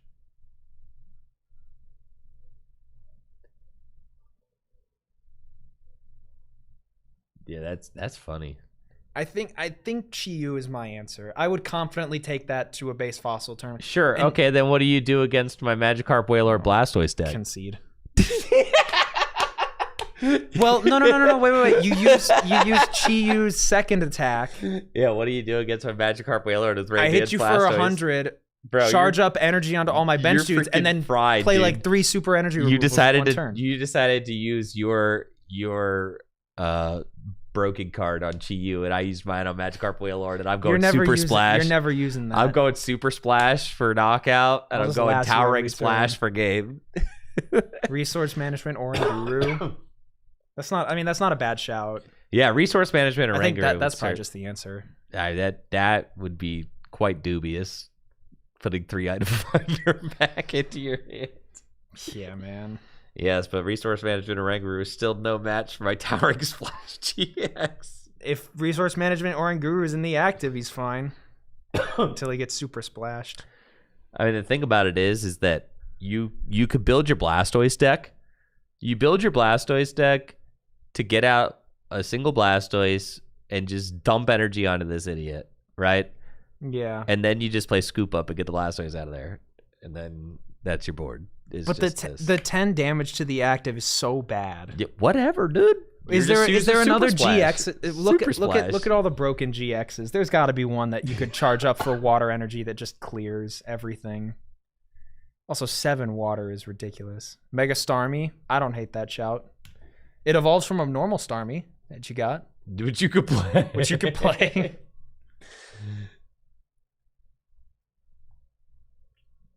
I don't know. Who's broken? What does Blastoise Piplup do? No, he's horrible, dude. Nah. He's horrible.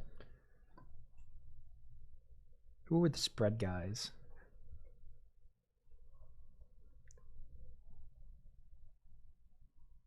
No shot.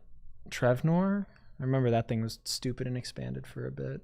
Trevnor, you could play Amazing Kyogre, dude. That takes metal energy. It does. Oh, you're right. Amazing. Nope, Raikou doesn't cut it.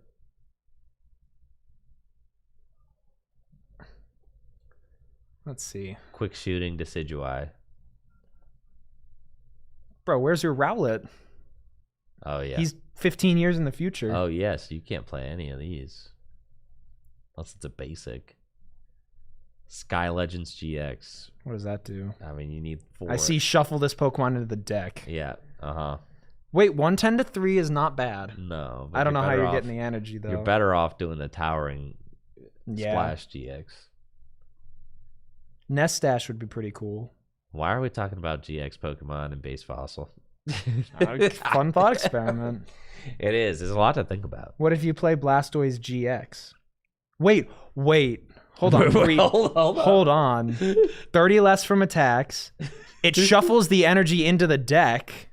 Whoa! And then the GX attack isn't bad. Okay, that's a feasible option. That counters my Chi-Yu. It does counter Chi-Yu. I told you the Chi-Yu ain't it, dude. But then you need to find then you got to build your deck to be 4 Squirtle, 4 Breeder, and Blastoise galore. And hope. Yeah. I mean, what if you just get paralyzed by a tongue wrap, and you're cooked? Who cares? You're one tapping them idiots. That's true. You're one tapping everybody, man, for 2 energy. Yeah. The fact that it shuffles is actually a really good. Oh yeah, you're factor. never decking out. And wait. You're taking 30 less. Yeah. The way they beat you is by using Muck to turn off the ability and then having to flip through it. We got round up. Blissey. Potentially. Blissey Jesse says V. Blissey V. I mean, self-sufficient. It is self-sufficient. Can't be paralyzed. Oh, yeah. Yeah, Wait. dude. Blissful Blast, one taps everything. And Blissey V would definitely go crazy. Blissey V is the move then. You play 4 Defender and... Card's crazy. 4 Defender, he's got 250 hit points. What are you worried about? What are you worried I don't know. about? Bro, Super Potion if you need to. Yeah, you got Super Potion, you got 4 Defender. You just got Scoop Up, literally, and he'll start Blissful Blasting, attaching energy. 3 energy cards from your discard pile? That's nuts. I like this thought experiment. Do we want 4 O's? Yes. Or do we... Okay.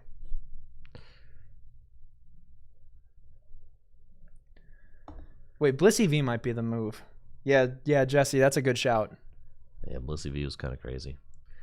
All right, next round is getting ready to go up. That was fun. All right, if you could add any Pokemon into base fossil, any one Pokemon, what would it be? what would it be? But everybody has the same options. So you have to think about that.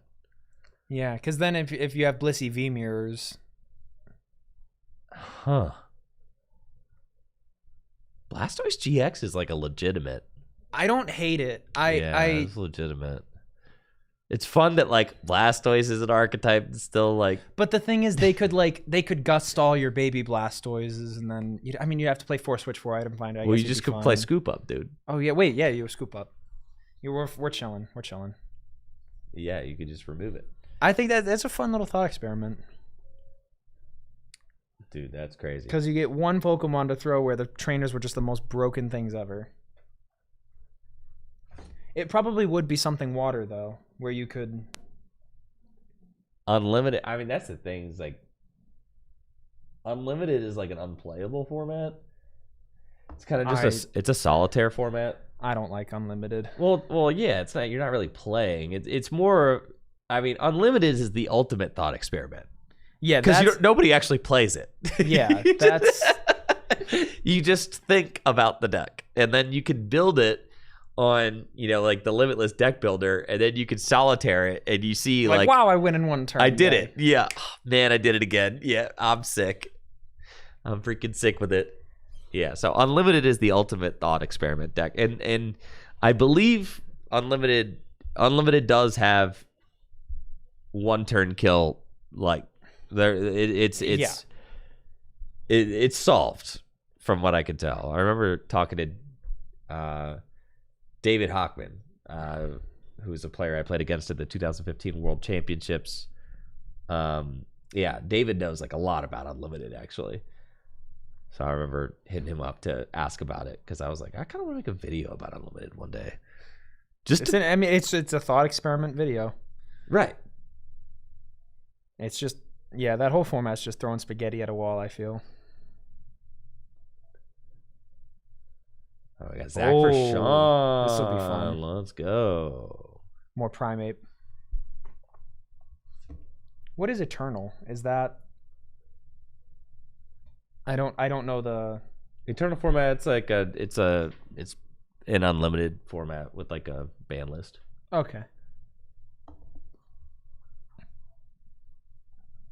That seems interesting enough. I think was that Justin Basil's format. Pretty sure. Yeah. Chat Yes. saying yes.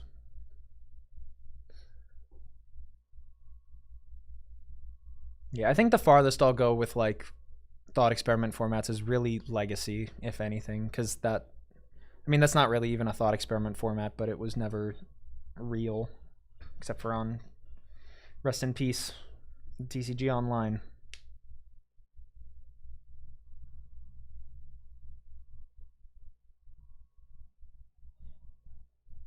Oh, wait, that's a good point, Jesse. Having a format be called Unlimited and having a ban list is a little redundant. Or not redundant, but Well, that's why it's not. counterintuitive. That's why it's not called unlimited. It's called. Oh, yeah. It's called eternal. I need, oh, man, yeah.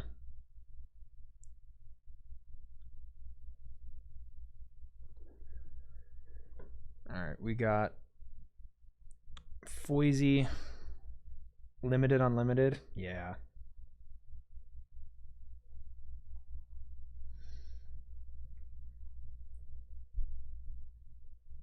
Got Foisey and Zach Canton. Zach was on the Lickitung Psychic deck, and then Foisey was playing the Primate. I hope we see that again. That card's so cool. And the Fireworks Hollow, just to... Man.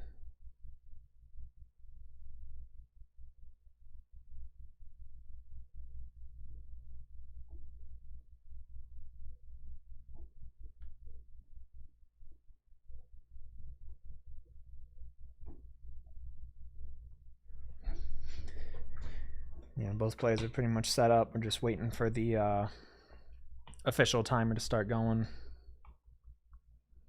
And here we go. We see the Mankey start up against the Mewtwo. It could be a little scared. Oh, wow, an immediate lass. And both players' hands now just kind of full of energy and Pokemon.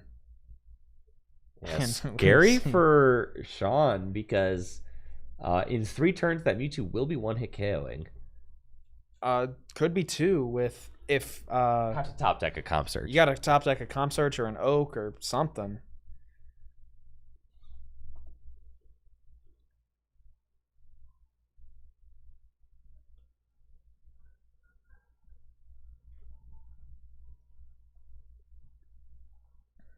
And we are on round 5 now. So one more round of Swiss after this, and then we will be getting into our top cut.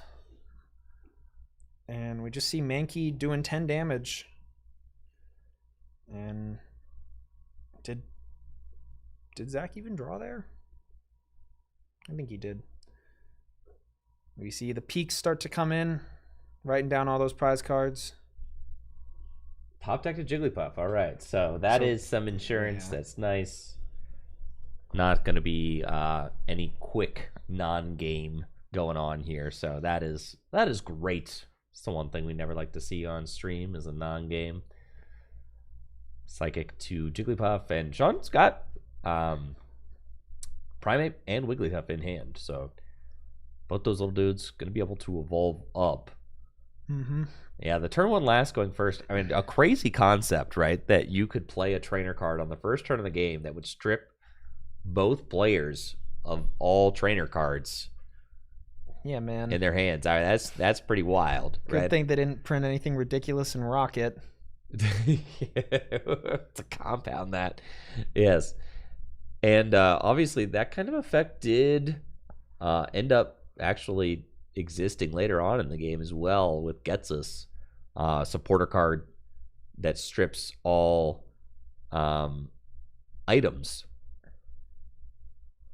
Oh, yeah, I forgot about Getsus. You see the double peak. Now Sean just kind of reorganizing all the prize cards, looking at which ones he's seen, which ones he has not.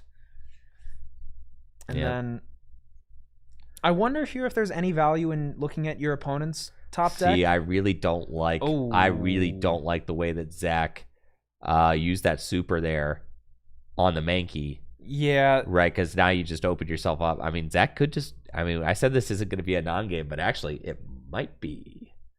Yeah, no, 10 DCE damage. and Sean wins. Oh boy. Peaks. So probably nothing here right away, but we see the primate. Oak. Oh, this is gonna be jeez. Raps. That's gonna be game for sure. Because at this point, you just draw out the entire deck. Comp search. Comp search, there it and is, yeah. that is going to do it. Oh no, we did have a non-game as not Sean in the way we Boise thought. sprints to a 5-0 start, guaranteeing himself a position in today's top 8 cut. 33 players. Sean has done very well at many of the retro events that we've hosted. Second place at our RSPK event. I think also top 8 at the 2010. Did he top 8 the 2010 one? Yes, with Gyarados. Yes. And then I think also base Neo. So like, yeah, Sean's just like top cutting all of these. Yeah, no, which is awesome. Yeah. Bring the coolest deck. Most blinged out. Wait, is that the 2013 Worlds bag? That is, I think. That's pretty sick. Yeah, round 5. Wrapping up pretty quickly here. The Full Grip Games Retro Throwdown. And we see most of the other games probably still going on. Absolutely. All right, well, let's zoom in. Yeah, let's see what we can see here. Sarah playing that Clefable up against... Dude, Sarah is doing pretty good with the Clefable Dodrio deck. I mean, Clefable right now, you're copying... You're resisting Psychic, so Mew can't touch you, and... Jeez Louise. There's a Hitmonchan. All right, I was going to say Sarah's going to need saved. something to eventually deal with that opposing Hitmonchan over there. I mean, it's already got 40 damage on it. It does. Because if the Hitmonchan's in the active, you're getting clocked for 40 with Clefable. Clefable's kind of crazy. Yeah, the fact that they printed the metronome on the Clefairy and was like, yeah, I'm going to make it 3 energy and then make the evolution be 1 is kind of ridiculous. We do see... Okay, Special Punch is going to take the knockout here, though, which is unfortunate. But Sarah was able to draw an item finder off the prizes, I think. And... It's got Hitmonchan. Ooh, and another Hitmonchan. All right. And Trader, too, so could go get Doduo. Yeah, I wouldn't hate to see Doduo or even another Clefairy. There's the energy retrieval, so you could start powering it up. I mean, this is kind of a fine position for Sarah. You just... I mean, I'd just be a little worried about getting run off the board, but... I mean, 40 damage Hitmonchan is a lot right now. But... I don't know. Decides to bench the other Hitmonchan.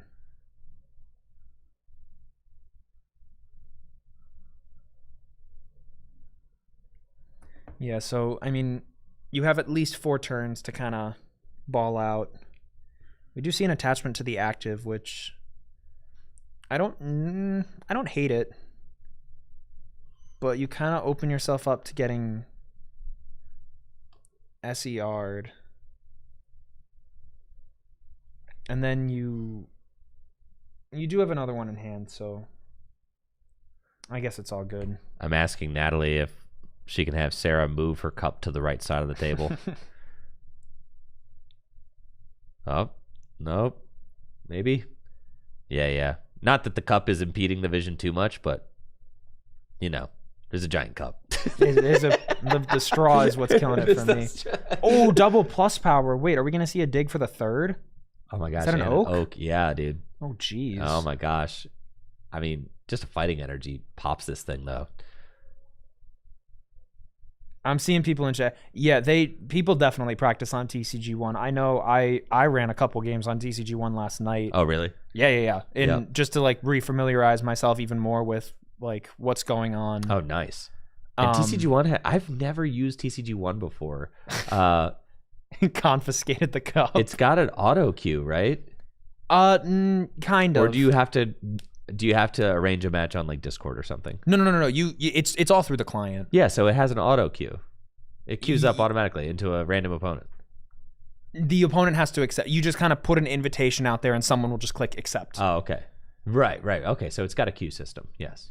Yeah, I'm a big fan of TCG1. I got to get into it. It Are the attacks and things automated? Yeah, you just click the attack and it does it. And it puts the damage on the opponent. Oh yeah. It's all done for you. Oh, that's pretty cool. It's not like it's not a sim. It's a full on client. Wow. Jeez, this is not great. Okay. The Mewtwo is. Oh, the Mewtwo is getting quite in there. Oh, it's Clefairy. All right. But the Hitmonchan with the 2 energy over there, I mean, that's like yeah. Oh, I don't know if I agree with that. Is there an oak we can item finder for? No. I mean, I guess I don't see why you're doing 20 damage there. I mean, that board state is just too well established. You have 2 Hitmonchans with 2 energy on each of them. It's very bad. I mean, Mew Clefairy and only 2 has got 40 Mewtwo's. hit points. Yeah. It does resist psychic. Energy removal. Oh, that's like where you really want that energy. Okay, we do have energy retrieval. Yeah, it's gonna at least So get that's going to be game, though, if it's just literally retreat. Hitmonchan attack. Yeah, with the Dodrio up. Yeah, Yeah, and look at the size of... Yeah, you got to go for Sing. Yeah. Have to. And it's tails, yeah, so that's going to be game. No. Not the Clefable deck. Oh, my gosh. The Clefable deck is far out, outperforming my expectations for it. All right, I'm going to see if we can get...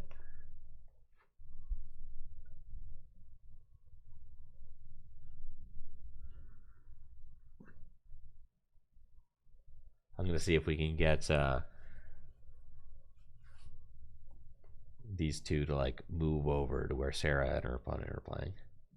Get a little feature match. So I can have vision. Yeah, we need to see. Yeah, I had good vision of Sarah's game. I felt like I was able to see quite a bit.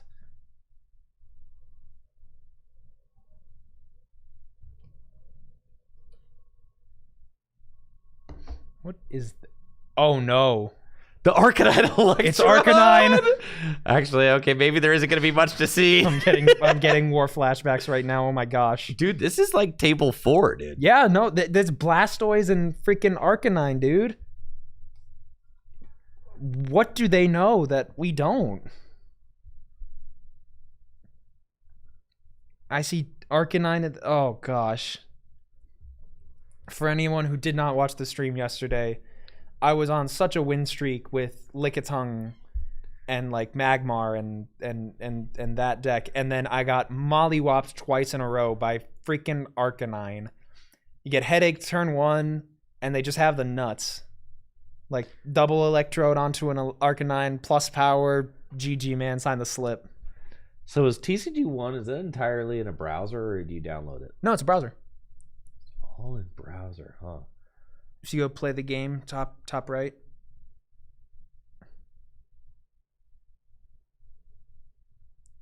Oh, play game. You have to build a deck first, don't you? There's community decks and stuff. I don't trust any of them, but you do need to have a whole login and stuff ready. But like it's really, really low to the ground, and they have sets up to, I think, like Evolving Skies, or at least I know Chilling Rain, but wow, it goes really far. Yeah, that's crazy, because I mean, because for a while actually they missed a bunch of there were a couple sets within the Diamond Pearl era that they didn't have where you couldn't play 2010. Yeah, because it like one of the problems was coding in Power Spray, because that's difficult. Yeah, there was another Diamond Pearl card that I think took them a while, but yeah, it was Platinum. I can't remember. Dude, how do you even code in Power Spray? Like, it's there. They did it. Wait. So it's like every power you use, does it have like a buffer window? So there's a buffer window, and there's 3 options. There's you can play it, you can not play it and bluff, or you can just not play it, not bluff for the rest of the turn and just let the actions go. Like let your opponent just use however many powers. That's crazy. So every turn, every time someone uses a power, it has to say, does it resolve? basically. Like, Yeah. yeah, that's great. It's like a Do you want me Magic. to sign in with my account? No, I want to create an account. All right. So it's great for everything that is not standard in TCG1. That's cool. Like we'll be personal here for a little bit. I got into retro around August of 2023. So I honestly have not been playing for that long, but I found it when I was in my freshman year of the first college that I went to, and it was like I remember looking at Limitless and stuff, and Jason's blog, and figuring out basically where all of these tournaments were online and how to do them, and I really enjoyed just being able to play all of the old formats without having to buy the cards for them and proxy anything and all that jazz. And then I got a little bit addicted and started buying all the decks and spending a pretty decent amount of money on stuff.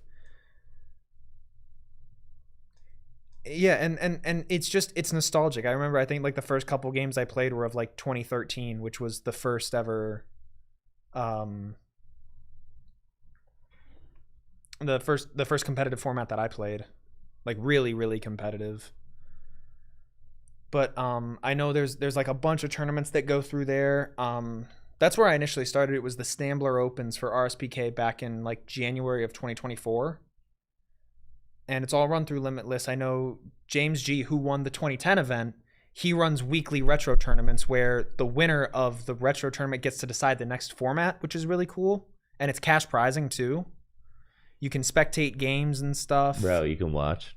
Yeah, you can watch. I think I'm watching a game right now. You are watching a game. It looks like Gardevoir versus probably Fossil Box, judging by that Gligar. All right, yeah, dude, I'm watching a game. Can people see if you're watching them? Yeah, it says in the chat, like Tricky Jim is spectating. And you can turn off game animations. There's a whole thing in the settings. It took me a minute to figure out because having it show is really annoying, but... What, every time a card is played? Yeah, you can get rid of that. Well, how else are you going to know what was played? You just look at the chat or see what happens. Like, if it moves to the bench, it's pretty... All right, so this Pokemon here is in the active. This one that's all the way to the left. Yep. That's the active Pokemon. Yep, you got your bench of 5. You click a card. Yeah, this is Fossil Box in RSPK. It's a silly deck. Silly. It works, like it does things, but it's a bit of a meme deck. Actually, one of the guys here, I know it's TCG. It's Cult Classic. His name is Zach, but I can't remember his last name. But not the Zach we saw on stream. The guy with purple hair there, actually. He loves Fossil Box. His favorite Pokemon's Kabutops, and he was the one who kind of innovated with Gligar in the deck, because we initially looked for free retreat basics, and there was a misprinted Meryl in Sandstorm. But because it was misprinted, like you can't play it. And then we figured out Gligar from, I think, Unseen Forces is kind of the move. All right, bro. Are we pulling up some awesome TCG1 gameplay? Dude. My propaganda is finally won. I've got TCG1 on the stream. I'm here. Okay, cool. Tell me. Yeah. All right, let's. This is true, chat. All right, let's Unlimited Professor. let's play base fossil. Someone's requesting to play base Neo. Base Neo. Yeah, do you want to run base Neo? Join. I need a deck. You can click the drop down. You can search a Kingdra. Join game. I think that's a pretty standard Kingdra deck. Is it gonna join? It takes click refresh. The client's they're still working out things, but it'll join you in.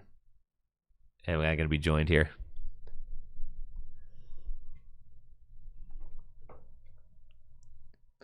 I don't know. My client takes forever. There we go. All right. How do we start? It'll go automatically. You just click continue. Continue. All right. This is my hand. Yep. Active Pokemon. All Not right. choosing Cleffa? Oh, I forgot about that. He's got free retreat. We're chilling. Oh, yeah. All right. And then you can choose more if you want, but... Okay. We're chilling. Some people get up in arms if you play base Neo on here because some will play... Some people don't like playing with Sneasel. This person looks fine. Oh, they're playing Sneasel Porygon. Well, yeah, Sneasel's fine. Sneasel's fine, man. I don't know what... All right, so now what? Select bench Pokemon. Continue. Oh, yeah, continue, and then you can skip it or add more bench. Okay. Opening flip. All right.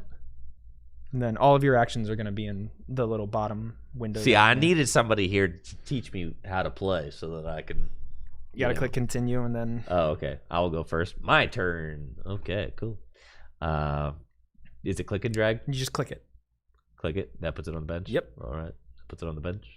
And then Pretty good. click for energy. No need to drag. Oh, no drag. All right, click. All right, cool. How do I retreat? Click the Pokemon. Retreat. Bang.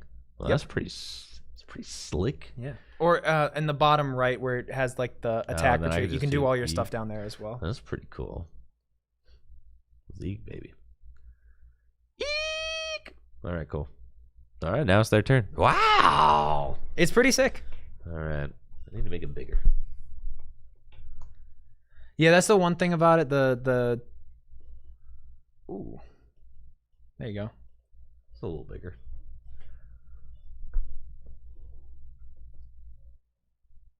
It's an info box on the top left. Evolve that. Sure. Put that down.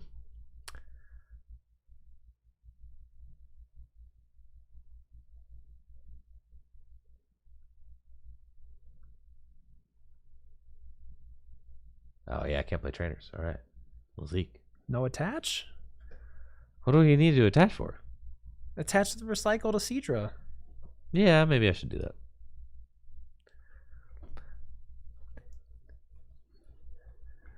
It's a bit... It's like... It's not as flashy as live. I'm but not expecting it to be flashy. I do not like flashy. If I'm playing... not expecting it to if be I'm playing the flashy, game, you know? I'm playing for...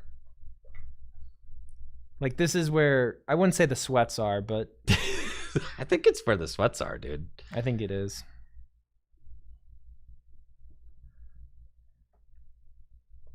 Yeah, the thing about it is, if I could play a game that is automated, that I do not need to speak to anybody, that's big. Tell me about it, man. I do not need to speak. That's big. That's big. Right, because can you play it on? Does it work on an iPad? Yes, you have to tap everything though. I've lost a win in a tournament to a misclick on my iPad once. Well, yeah, you have to tap everything because there's no mouse. I know, but I tapped the wrong thing and I was like, wow. I fat thumbed it. I have no idea what deck they're playing. Porygon something. There's supposed to be Sneasels over there. It was Dark Energy, so I would assume so. Yeah, it's supposed to This be. plays Sneasels. Pichu. I don't know if I like that. Okay. Eek!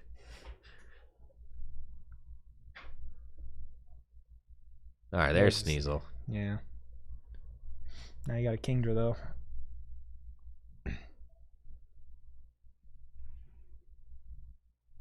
The thing is that,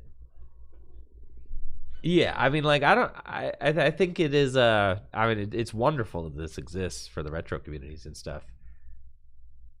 And you can see how games play out, you get more reps in, watch formats develop, all that.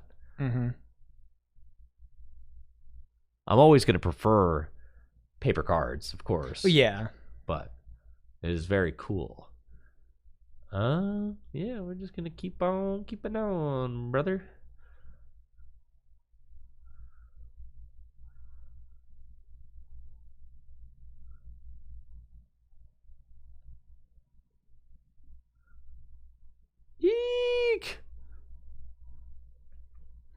Yeah.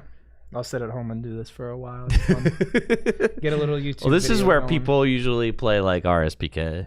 I mean, yeah. Right. That doesn't mean you gotta sweat.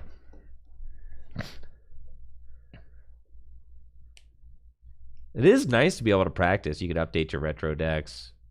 Now, I imagine that like retro communities use this to I have this in the active. Is zero energy on him? Is that the thing? Is no energy?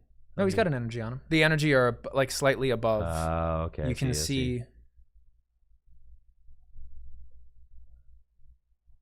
Okay. Yeah, the client's just a little slow. That's the only thing That's I don't okay. like about it. That's okay. There was one point where it was like fast, but then when they updated with all the things, Brick. that was base Neo for sure. You know, my opponent's getting free eeks out here, dude. Free eeks. Freaks. I mean, is that so? Is Yes, this an energy? that has a psychic. And the energy zeros are damage. Yes. Okay. All right. And then the little tool, the little wrench is a tool card. So that Cleffa has a focus band on focus it. band, yeah. Oh, that's interesting.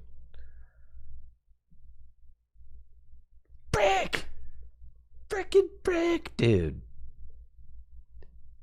It's just chill TCG1. I know. Okay, this is kind of fun. I get it. You know, obviously, does it have a deck builder? Yeah. Okay. The deck building client is a little weird, but I like it's very feasible. It's comprehensive. That's what I mean.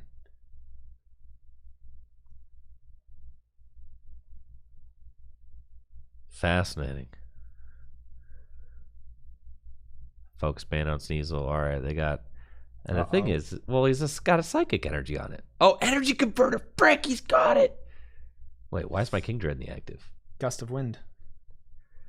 You can see the log, like the log of everything. Holy! Oh my goodness.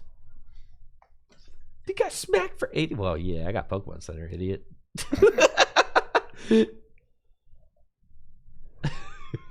Removal Energy to removal. Oh, we got no removal gym in play. Whatever. Get rid of those Pichus. Yeah. Now, which one do I choose? You click the Sneasel and then Okay. click the rainbow. Yep. Got it. I don't think my opponent was expecting to get sauced like this. Genetic memory. That's cool. Mud Splash. I finally get to do some damage. Yeah. Why'd they bench Pichu? Oh yeah, dude. Get cooked. Get cooked. Dang, they almost freaking annihilated my Kingdra though. Yeah.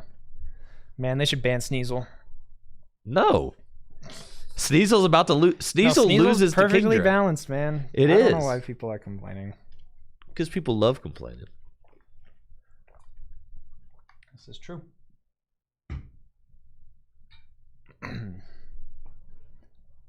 Oh, geez. I mean, dude. Oh. Sneasel ain't nothing, bro.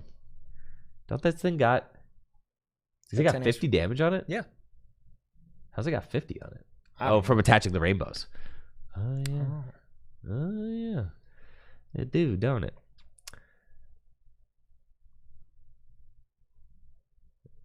All right, there This it goes. is what people came to the stream for. It's TCG1.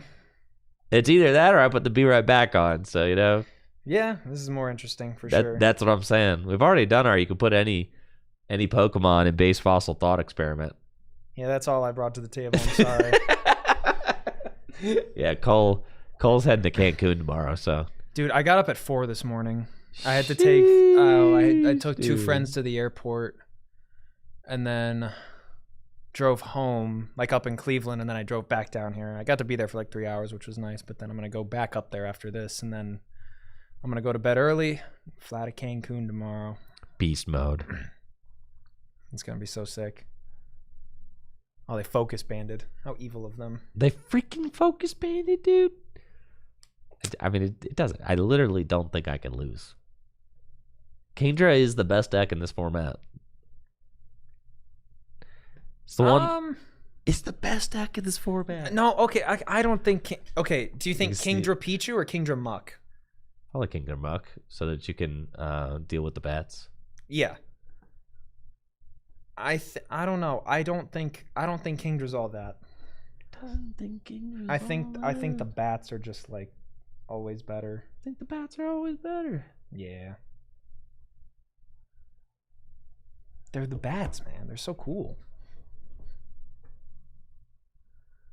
Let's say things are actually pretty snappy. Like once you get into it and you kind of like, I could see like once you really understand like how to keep track of what your opponent's doing, right? It is nice that you just go click, click, click, and it's all done, right? Yeah, I think it's great. I will say things being automated. I mean, I wouldn't be doing this. I wouldn't even consider using it if it wasn't automated, to be honest. No, yeah, I can't No. with the Sims and stuff. No, it's too much. It takes way too long. Yeah. Oh yeah, dude. Yeah. Wait, don't even remove it. You don't need to remove that. You just mud splash it heads. Oh wait, does he have a baby in the act? He has a Cleffa. Never mind. Yeah, yeah. Remove Wait, hold that. on. Don't I need to? So did I What did use you it? play? Oh. You super energy removal. Yeah, so I have to discard my guy Yeah, first. yeah. Okay, got it. Yeah, okay. Yep, get rid of those. And then we're going to bando this thing. And then, Then we're cooking. oh yeah, dude. Yeah, you're fried for sure. And then, com search. Yo, give me an elm, bro. I got no elms. What the? Why are there oaks in here, dude? Freaking make me oak. I think I have the list that Holtz played that he got first in. I have that build. I think it has like an oak or two in it. It has like 2 oak, 2 elm. Wasn't that your list? Yeah. yeah, I built it. All right. Oh cracked. yeah, dude. Oh prize turn. yeah. Oh yeah. Finish him. That's wraps. Let's freaking go. First prize of the game, baby. First 2 prizes of the game. Oh, just first prize. Focus band shenanigans. On the Peachy? On the Cleffa? I guess so. Whatever. You got double gust. You can. Why does? I've never understood why Kingdra has 2 retreat. Dude's fast. I do love this artwork on this Kingdra. I wish it was hollow. I It know is the hollow. Japanese ones are hollow. It is hollow in but Japanese. I have it built in English. What do I still need for? Hold on, I have a list of what I still need because I've built Kingdra, bats, and then I have Metal Chansey and Sneechu, and I need like a couple more cards. I have a bunch of them. I'm trying to trade with Natalie downstairs, just on my desk. Oh, I've been forgetting to use Energy Stadium. That's for sure. Yeah, I You're don't know winning how many this waters. game. I only got 1 water down. they're That's fine. cooked, man. I need freaking Good Manners. That card's like so hard to get. Good manners is hard to get. You're right. Like low key for sure. Who has Good Manners? Low man. Good manners are hard to come by. Good Manners are oh geez. This is how long have I been awake for?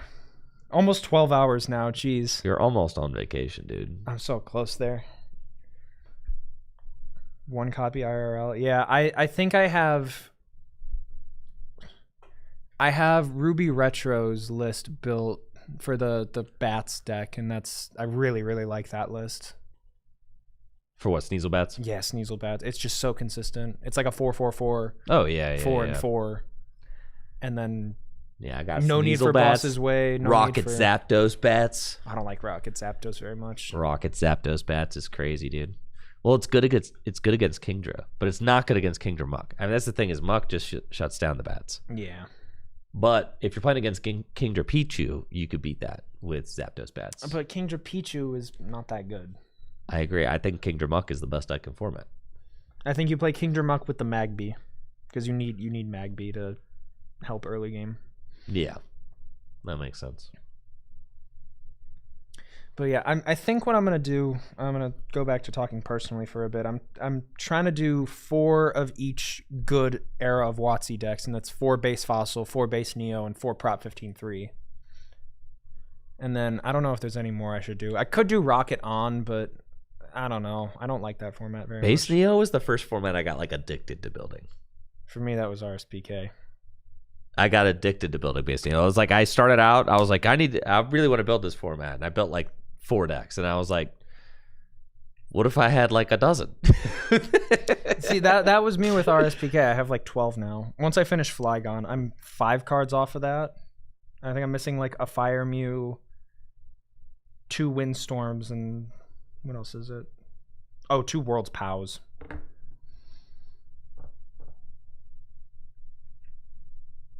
Yeah, there's so many things that I just need to like finish building.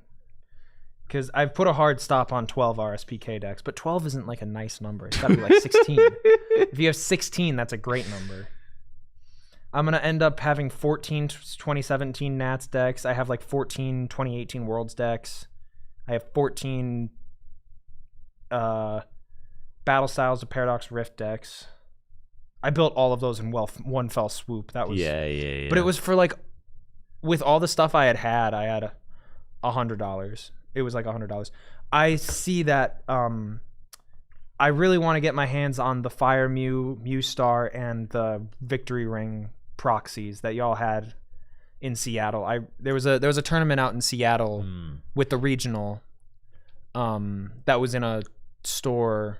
I was gonna say, didn't TPCI shut down all They the... did. They did. So the Holland Cup, that was actually some controversy. Yeah, why don't you go ahead and spin us a little tale then? What happened? Well, so I am not.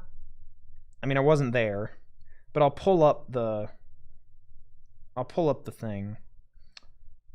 All of this information, a lot of RSPK information. I know we're here for Base Fossil, but Holland Research Tower, I have to shout them out. It's a wonderful, wonderful site, wonderful people, and they run great events. But let's see. Yeah, the Emerald City 1K just happened in Seattle, and Mewtrick won that, surprisingly enough. Cool.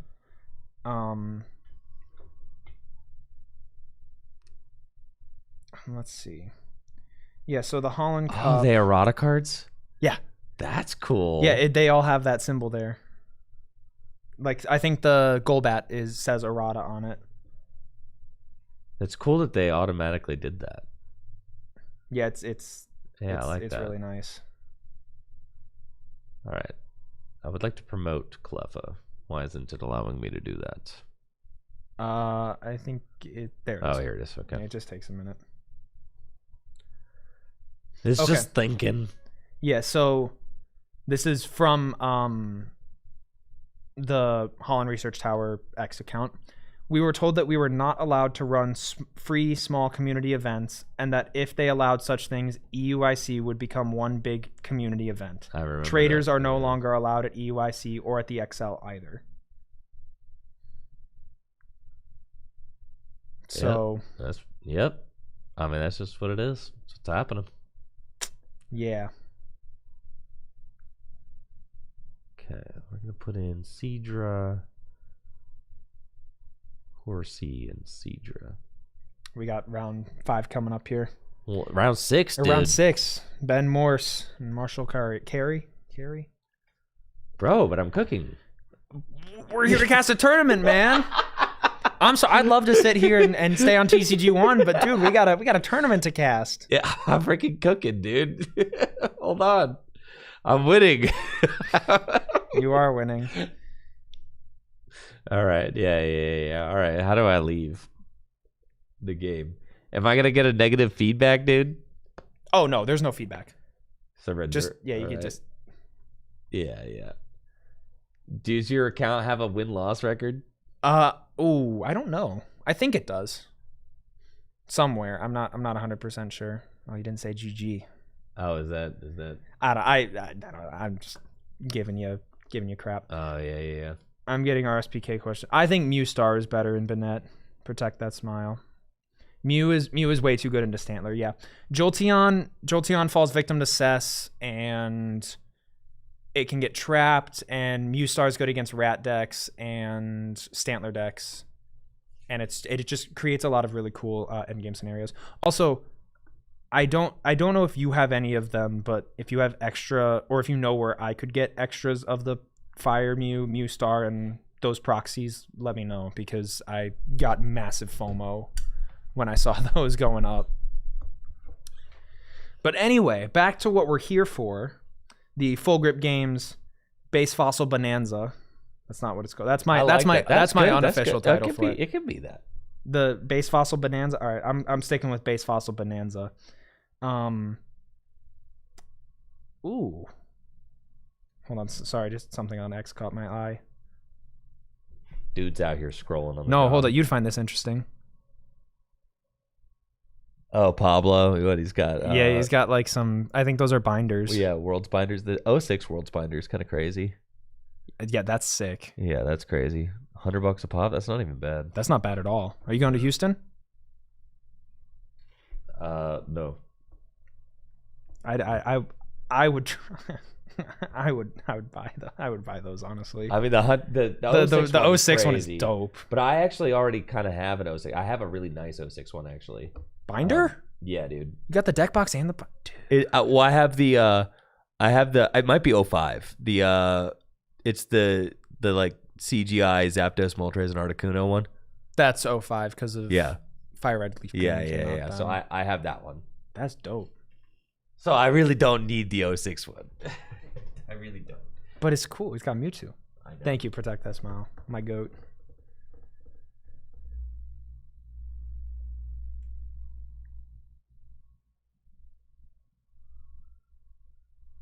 You see both players shuffling up. I think maybe Mulligan had to be taken, but yeah. I met Protect That Smile at the RSPK tournament over the summer at Mana Vault. Nice. Absolute G. It was so much fun. We got Taco Bell. It was great.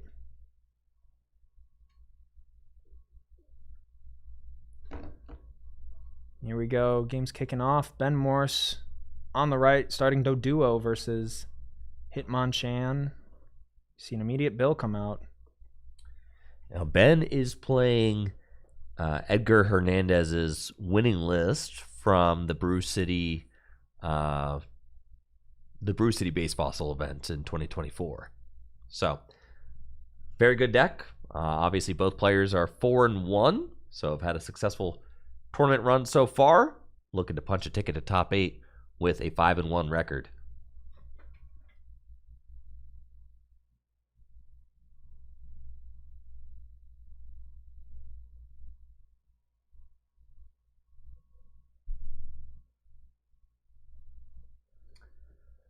All right. That is true, RDL. Okay, here we go.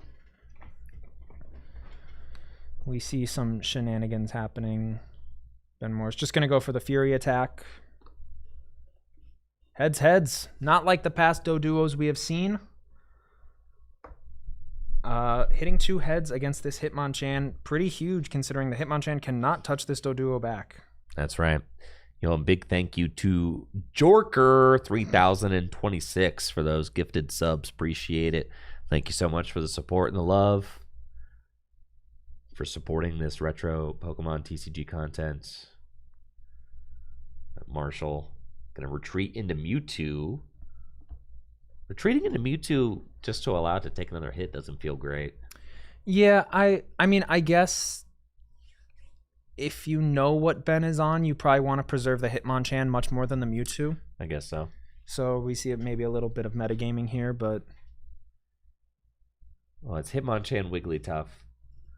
Marshall's probably playing a... What are we thinking? Maybe a Hitmonchan Wigglytuff deck as well? Or I'm guessing Hitmonchan Wigglytuff. Or Hitmonchan Ghastly. I've seen a couple of those kinds of lists running around. Yeah, it could just be a Fighting Psychic deck. Yeah, we just see another Oak here. Oh, wait, no. Item Finder. Item Finder for Gust. Yep. With the plus power. And I think Ben is just eyeing up an Oak, right? Yeah, Doesn't feel good. It doesn't Didn't feel, attach any of those Wait, I don't energies. like not attaching the DCE. Yeah, put the here. I think you DCE. DCE the active, and then Because what if you find Dodrio? then you're doing 20 damage. Exactly. And that's better than potential 30 damage, I think. Way better. We see drew a Hitmonchan, so I mean, and a Dodrio. There's a Dodrio, bro. There is, I know. Got to start raging. I know.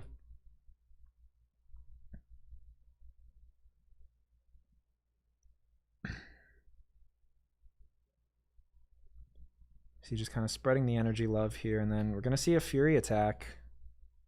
One hit, so 20 damage. 20 That's damage still. nothing to scoff at. Oh, that's pretty good. And puts it in range of a Scyther. Wasting the DCE just feels bad, though. I would like to see it slap down. Yeah, DCE is one of those resources that just you never feel like you can pitch. No, I feel like Ben was thinking like, oh, I could get an energy on a Jigglypuff would feel good. It's probably the thought. Yeah, but I think in this format, You with just no always take the guaranteed guarantees energy. of Exactly, right? Basics, it's a little difficult. And we just see another pass. Yeah, Marshall's spinning those wheels right now. Not a lot going on. And Ben getting rid of Hitmonchan. I mean, the basic Pokemon, you got to be careful of those. Basic Pokemon, you do need to eventually fill your bench to power up Wigglytuff all the way. I mean, that's the But it bigger did thing have with 3 Hitmonchan. Hitmonchan in hand, so like, Yeah. I get it, right? But I mean, honestly, Hitmonchan is pretty bad in this matchup, I'm assuming, because There's a Mewtwo over there. there's a Mewtwo over there, and then also Dodrio. You're not poking Dodrio for anything. So Yeah. Hitmonchan is really only good at knocking out other Hitmonchans. That's true. That's true, and Ben does have 2. He still has another one in hand right now. Jab, bringing that Hitmonchan in Marshall's active to just 10 hit points shy of a knockout. Looks like Marshall's got energy retrieval, bring a couple energy back to hand. So could potentially...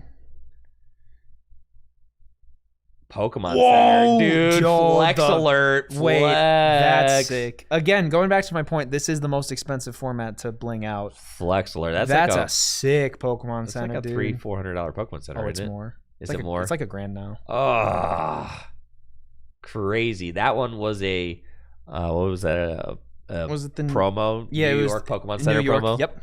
Oh my God. Because the Ho-Oh and Lugia came out like maybe a couple years afterwards. Dude. It's ridiculous. Crazy promo card. Dude, I mean, you just don't see that thing.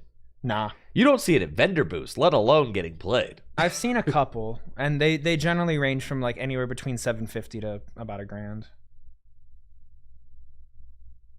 Dodrio retreat aid now. Gonna allow Ben to pivot to a Doduo. And I don't know if I swing and a miss. I mean, I guess it's fine to be going into.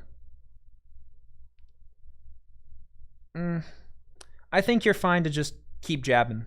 I think the guaranteed 20 and I like it, right? I do think I prefer that slightly, but I guess that does well. I mean, is there psychic energy in the discard here? Oh yeah, for this? No, just getting one fighting, but still you're threatening 40 next turn with the Mewtwo. Yeah, but now if you were able to, like, instead of attaching to the Doduo, you could have attached to the Jigglypuff, and now could be a turn where you could pop off and go Wigglytuff and then put your opponent in a really weird position because they can't retrieval for any fighting energy. They'd have to dig for one themselves. But we do... Super. Yeah, that's fine. I think if you take it off the Dodrio here, you're forcing yourself to attack with the active, kind of. I think that's what Ben plans on doing. Ay, ay, ay. I like to see energy drop onto the Jiggly. There we go. I do like to see that. You got to start powering that thing up. So even if you're taking the Mewtwo to Pound Town, Pound is good. Pound is good. 20 guaranteed. Not bad. Not bad. Double Hey, head. Doduo making up for the other turn. Yeah. Pound Town, dude. Love going to Jigglypuff Pound getting in Town. there. And Yeah. Marshall did have the Psychic. So we'll go Energy Absorption again. And No, Ben kind of has to respond to this. I mean, if you're Ben and you can go Wigglytuff knockout, I mean, we see the DCE there. you go DC to the fresh Jiggly. And I don't hate that. start going to Pound Town. I don't think you need to go to Pound Town. I think you can. I think you have the leeway to be a little greedy as Ben here because there's nothing on Marshall's board. It depends on what Ben plays. If you play a plus power and stuff, and you have a way to knock out the Hitmonchan immediately after the Mewtwo, I think you can. I don't like getting rid of another Hitmonchan. You got to be a little bit careful, or else if you top deck Wigglytuff, you're just not doing maximum damage. Mm-hmm. But I mean, you probably still have at least another Doduo, at least another Jigglypuff in the deck, but that can only get you so far. I don't. Okay, this play would only make sense if you immediately retreat into the Dodrio and let it take a hit. And that's what he's doing. All right. Okay, I don't hate it. And then saying I'll DC pop for knock it. If you swing. Yeah, and it does. Actually, I really like this play. It puts Marshall in a really weird spot. Because unless, the perfect response would be energy removal. And that's what he had, yeah. But super. I mean, he had to expend a super energy removal, and then we got ourselves a real nice mid game. I mean, this is fun. I mean, not a single prize has been taken yet, right? But a lot has been done. A lot of resources have gone down. A lot of game altering decisions have been made. And that's the thing about Base Fossil is like you're going to question everything. Every single promotion, every single energy discard, everything that you item finder for. I mean, there's everything. You could debate everything. Yeah. No, it's a lot of very small decisions that will eventually add up in the long run, and I think it's really cool to mess around with, and that's why I say like I do think this is a very skill intensive format. Oh, it is, absolutely. Absolutely. You see, the Sing failed. Another energy. Is that an Oak? Energy retrieval. Being and getting Oak. rid of. Interesting. Yeah. There's a certain point. Oak is the worst card in your hand. Absolutely. And it gets to that point. Are we gonna? I think a retreat here is perfectly acceptable. Are those going for another Oak? Yep. Is that a first? That's not a first edition. It's a Shadowless No. Hitmonchan. Shadowless Hitmonchan. Yep. We've not seen a single first edition base set card though. Not yet. There's one out there. I need someone to One rock of my in. Electabuzz is first edition in one of the decks that I want to see people playing with the first edition hollows. Someone should. Ooh, that's close. Trader. That's nice. Swagged out Trader. We love that.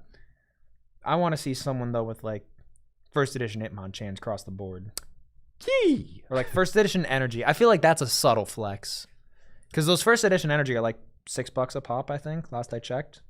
I remember like 2018, my buddy Sean Lyden being over my apartment and had a first edition, Shadowless Hitmonchan and was like, yo, you should buy this off me. And I was like, why? And he's like, $60. And I'm like, that is the biggest waste of $60 I've ever heard in my life. Keep in mind, I am like a teacher making no money at the time.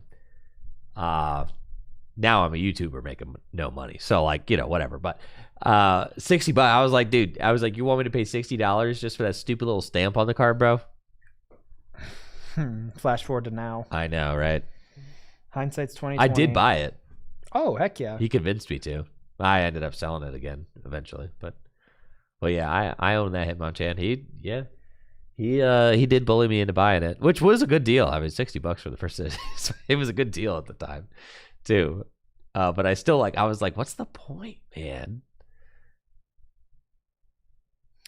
Yeah, it's just I hindsight is always 2020. I think back of so many like opportunity or not. I'm not even opportunities, just like things I saw. I remember I was walking through a convention like pre-COVID times, and there was a Rayquaza Pikachu poncho box for $2,000, and I was like, dude, that's so steep. If I were to and that's when like I was still like a dude. I got a freaking Pikachu poncho I know box you right have over there. That freaking Gyarados one over there. I know. I remember telling Jameson, who owns Full Grip, I was like, hey, bro, just so you know, like, you put this Pikachu poncho box in my studio like back in 2007, 2018. Back when it was worth only a couple $100, and it's probably like $5,000 to $10,000 now. He's like, "That's cool, just keep it there." I'm like, "Okay."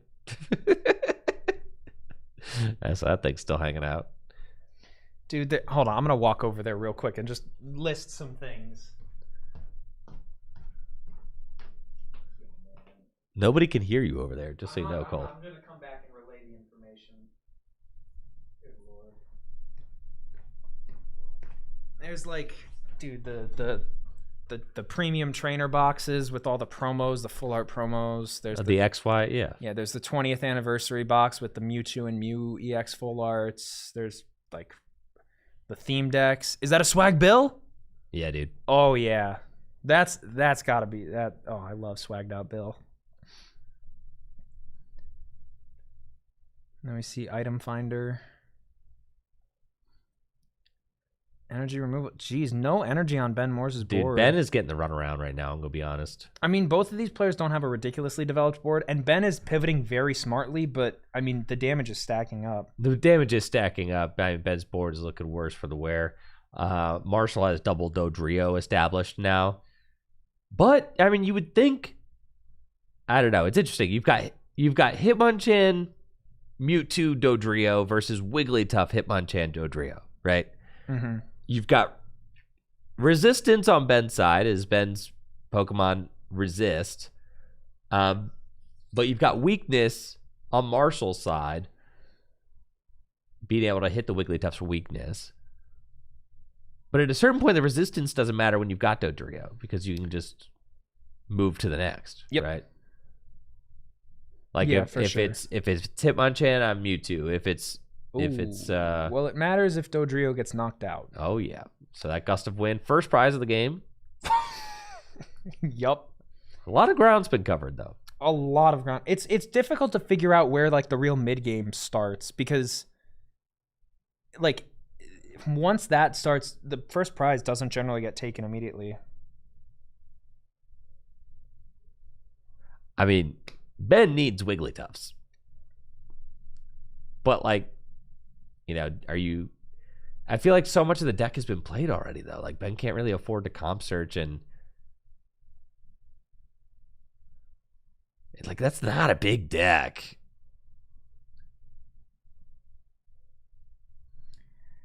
Yeah, it's really not. But like Marshall, I would go out on a limb and say does not have any active ways of disrupting the deck. But I mean, just sometimes letting your opponent sit there and draw themselves manually out of cards is ridiculously strong. And we see Ben immediately responding and taking a prize, which I've noticed is you kind of have to do in base fossil. You really can't let your opponent get an overwhelming lead because there's no comeback potential. Yeah. Or there's not a huge room for it because tempo matters. Tempo matters. Yeah. But if your opponent plays their resources well enough, they will never you won't have a chance to come back really. You have to realize when your opponent oversteps. That's the biggest opportunity to take advantage of. But generally, if you're going at least 2 or 3 prizes behind, I think that's when I sit back and I say, okay, I'm going to try and win this game off of deck out. See, now Ben does have a plus power now, but can't take the knockout. Because you pitched too many. I told you. You pitched way too many Hitmonchans in the beginning. And I told you. I mean, 10 damage is great, but that's a whole extra turn you're taking to take 1 extra prize. And then, you know, Marshall has the immediate Hitmonchan response. Or you could go into Mr. Crime. Mr. Crime is evil, man. Yeah. Guy's We've nasty. not seen a whole lot of this card today, but Invisible Wall is one of the most ridiculous powers printed on a card.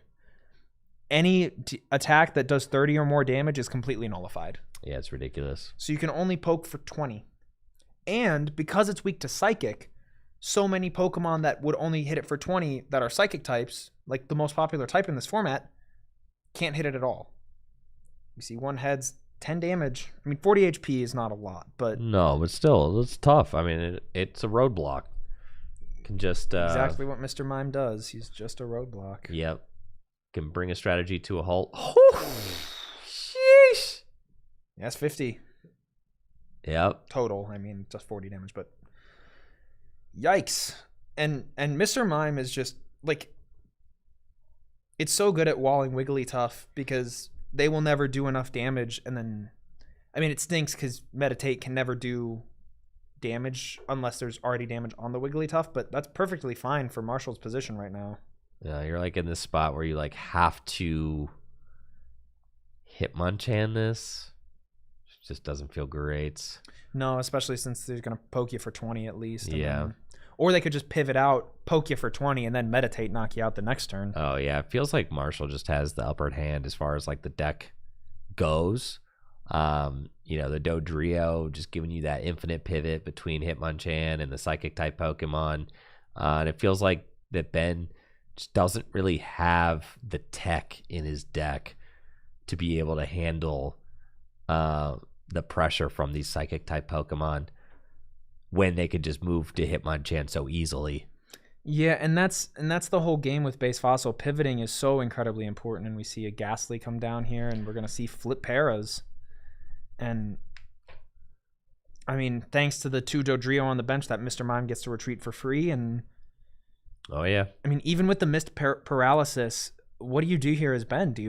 You can't really swing with Wigglytuff because it's just going to get knocked out. That's your only attacker. Yeah, dude. It's guaranteed. And the other Jigglypuff's got 40 on it. You got 2 cards in hand, a deck size that is dwindling slowly, and Double I mean, tails, flipping coins for yeah. this Fury attack is your best option, unfortunately. Yeah, it's not good.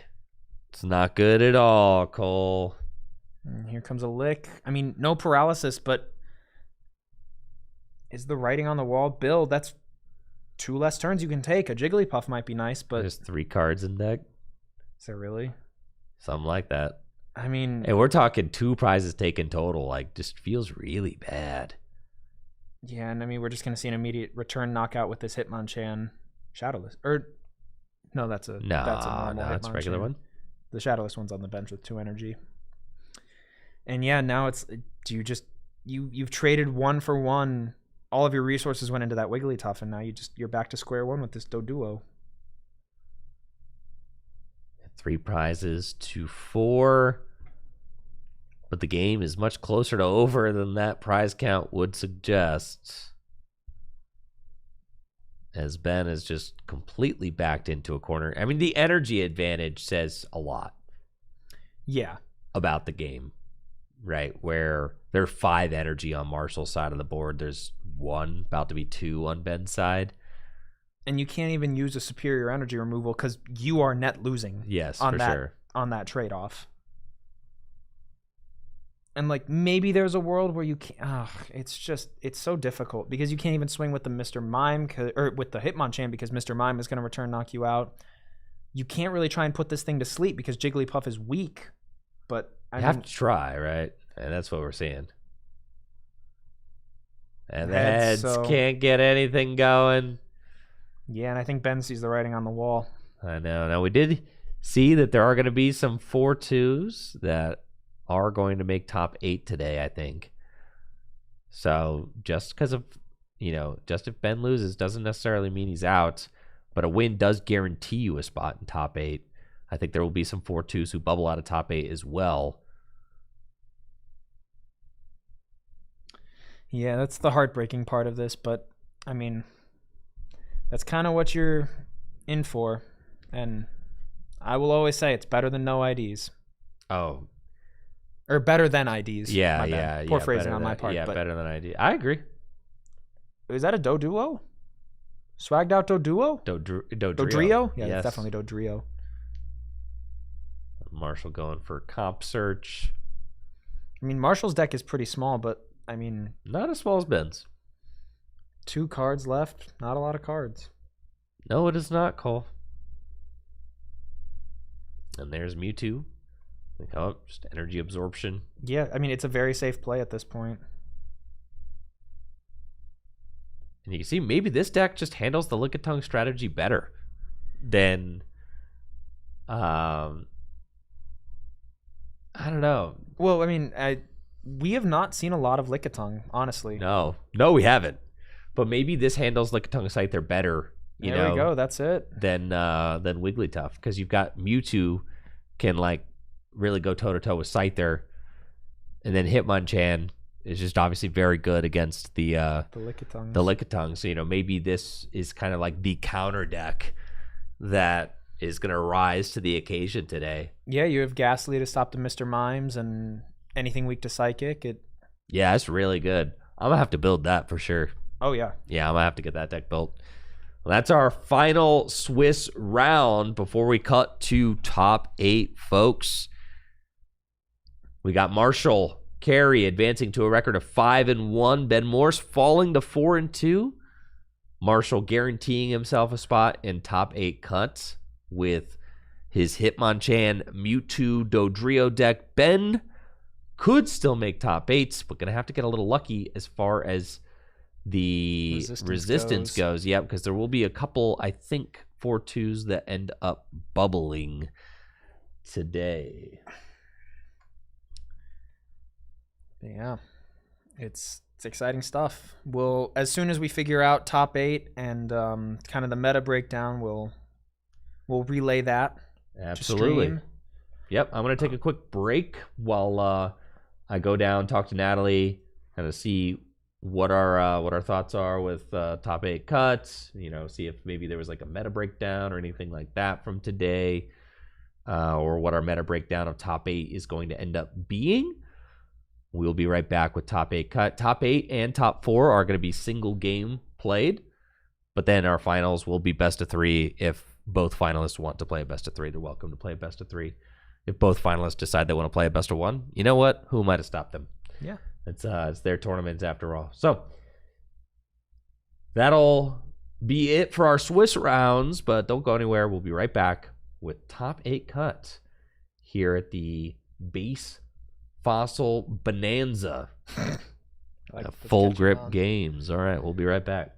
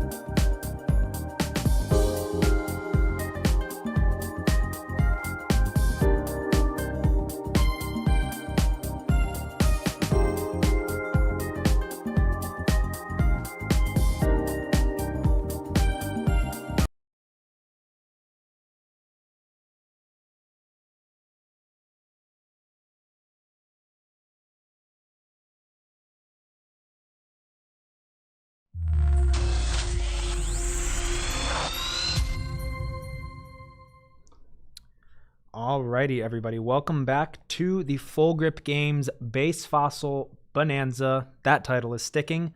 We are here with top 8.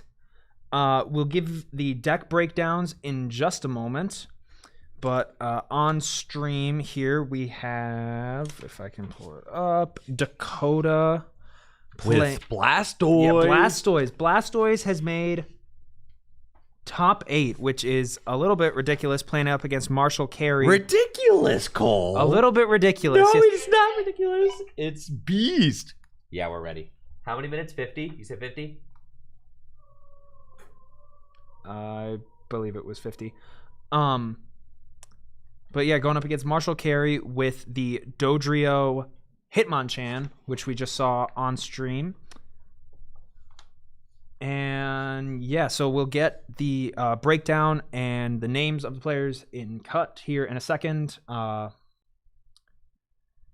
Dude, you said just one Lickitung deck at top One 8. Lickitung. Yeah. So yeah, let me start that breakdown real quick. So we have one Lickitung Scyther deck, one Blastoise Rain Dance deck, one Clefable deck. Clefable has made top 8 here. That's right, bro. That's my deck right there. That's Yep, Sarah. Andrew's- That's Sarah the goat. Sarah Bro. the goat. I'm just saying, Sarah dude. I Wilson and freaking Cut. made that. I made that Clefable deck this week. It's sick, man. And Sarah took it all the way to a top 8. That's so sick. And then we have 5 Wigglytuff fighting decks. All of them have some element of fighting. One of them has Electabuzz. One's got Haunter. And the other 3 are... Hunter and Primeape. Oh, yeah, and Primeape. My bad. Primeape is the coolest part of that deck, let's be honest. But anyway, yeah, getting into the game here, we have a Mr. Crime here. Fully powered up, while Dakota, not a lot happening. We just see 2 Squirtle on the bench and an Articuno. No energy have hit the field. Here are the 2 lists. Okay. And yeah, we see an Oak for a fresh 7. Probably looking for... Oh yeah, we see the breeder. The Blastoise is out and about. 2 energy in hand. That's not enough. We see a couple Bills probably are going to hit the discard. Just trying to dig for 1 more energy to maybe do something. But I mean, you can't even swing with this Articuno. The Mr. Mime will take no damage. We see a super energy removal. So now both players with just a pretty barren board state, but I mean, I don't really know who the advantage goes to here. I mean, Dakota is definitely more set up for sure, but I mean, the Mr. Mime, you can't touch the Mr. Crime, dude. It's interesting. We just see an attach and probably a pass.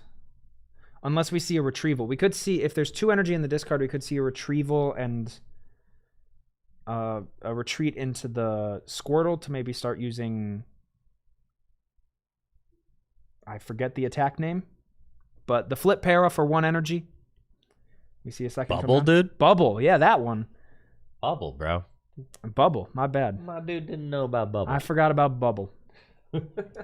We really need Dakota to see... There's no more energy. Dakota's really just turboing through the deck here. I mean, knowing your opponent is probably not playing some Lickitung stall deck, you're probably chilling to just kind of go a little bit crazy. We see an energy removal, so that guarantees this play of being able to bubble. And just for the people asking in chat, yes, you can use proxies and the 25th anniversary reprints and such. Obviously, Lapras hit the field. Lapras is definitely the Mr. Mime counter that Rain Dance plays. Water Gun being able to hit for 20, or you could do Confuse Ray. Both are great options. We see Hard Retreat into Lapras. And probably... Yeah, we're going to see an energy removal, or retrieval, just eyeing up what's discard. Yeah, pressure's on. I mean, The with pressure's Lapras, definitely on. Water Gun, 2 energy, 20 damage. Does Marshall have a Blastoise, Rain response? Dance. I mean, that's the thing. Is like, what's Marshall gripping over there? This is just single game top 8. Going to be single game top 8, single game top 4, And we've seen, I mean, many of these matches have gone all the way to 40 minutes, which is why it's single game up until the finals, because these can last a long time. Yeah, but they can also last a short time. They can also last a very short time. That's a duo, so okay. Marshall's got some stuff cooking up here. And that's the thing, is that you're not, with Mr. Mime in the active, you can't lose in one turn. And Pokemon can never be disrupted out of your hand in this format. Well, not never. I mean, there's Imposter Oak, I guess. But yeah. Crazy pull, but yeah. But for the most part, Pokemon are not getting disrupted out of your hand. Just trainers via Lass. Yeah, but I mean, so usually you'll play with the Pokemon in hand until you want to reveal them. You just want to keep as much information hidden from your opponent as possible. Yeah, that's definitely a big thing in this format. I think reserving attachments can be good a lot of the time. Reserving when to play Pokemon down onto the bench so they don't get gust stalled. And we see, I mean, Dakota is definitely going to be taking a knockout this turn. I can't believe you're telling me we've got one Lickitung deck in top 8? It's the top seed, Zach Lickitung Scyther. Mm-hmm. Lots of Wigglytuff, Clefable, and Rain Dance. That's kind of beast. Yeah, so much Clefable and fighting. I mean, just everybody who's here wanted to be Lickitung. Yeah, everybody for sure. Yeah, And I mean, I guess we saw the Blastoise game earlier, how this deck just kind of outpaced Lickitung, where it just did not draw anything off the top. That was Luke Townsend, who ended up bubbling out of top 8 with a record of 4-2. Yeah. And I went downstairs. I was talking to Luke Townsend earlier, and he's like, "Yeah, I think there's about four players will make top 8 with a record of 4-2, but he's like, about 2 are gonna bubble out." Well, yeah. It sometimes, your knowledge is cursed. You just know exactly what's gonna happen to you. You foresee the future. Let me see, Dakota. A fresh hand of 7. A bit of an aggressive Oak, honestly. Yeah, Lapras going to take this knockout. And there's the first prize of the game. A lot quicker than 7 minutes in, first prize. Quicker than some of the other games we've seen, that's for sure. Yeah. We see a Dodrio, so now Mewtwo is only going to be paying 1 to retreat until a second one comes down. We see the mismatched copies of Mewtwo. Oh, yeah. Well, maybe you like both, They're both great. And I imagine Marshall is grabbing a... Gotta be an Oak. I mean, this is going to be really interesting. I mean, Dakota has set up beautifully this game. He's got Blastoise going, Lapdog in the active, just swinging, putting out consistent damage. I mean, 80 hit points. Water Gun can do up to 30. Really solid setup so far. Yeah, it does have a decent chunk of resources in the discard pile. We see Dakota kind of taking stock of those. 2 switch down, notably. Super Potion. But does have Gust of Wind, Energy Retrieval, and at least 3-4 water in hand. I mean, sitting on 4 water is great. That's never ever going to be disrupted because none of these players are playing Imposter Professor Oak. No, nobody's doing that.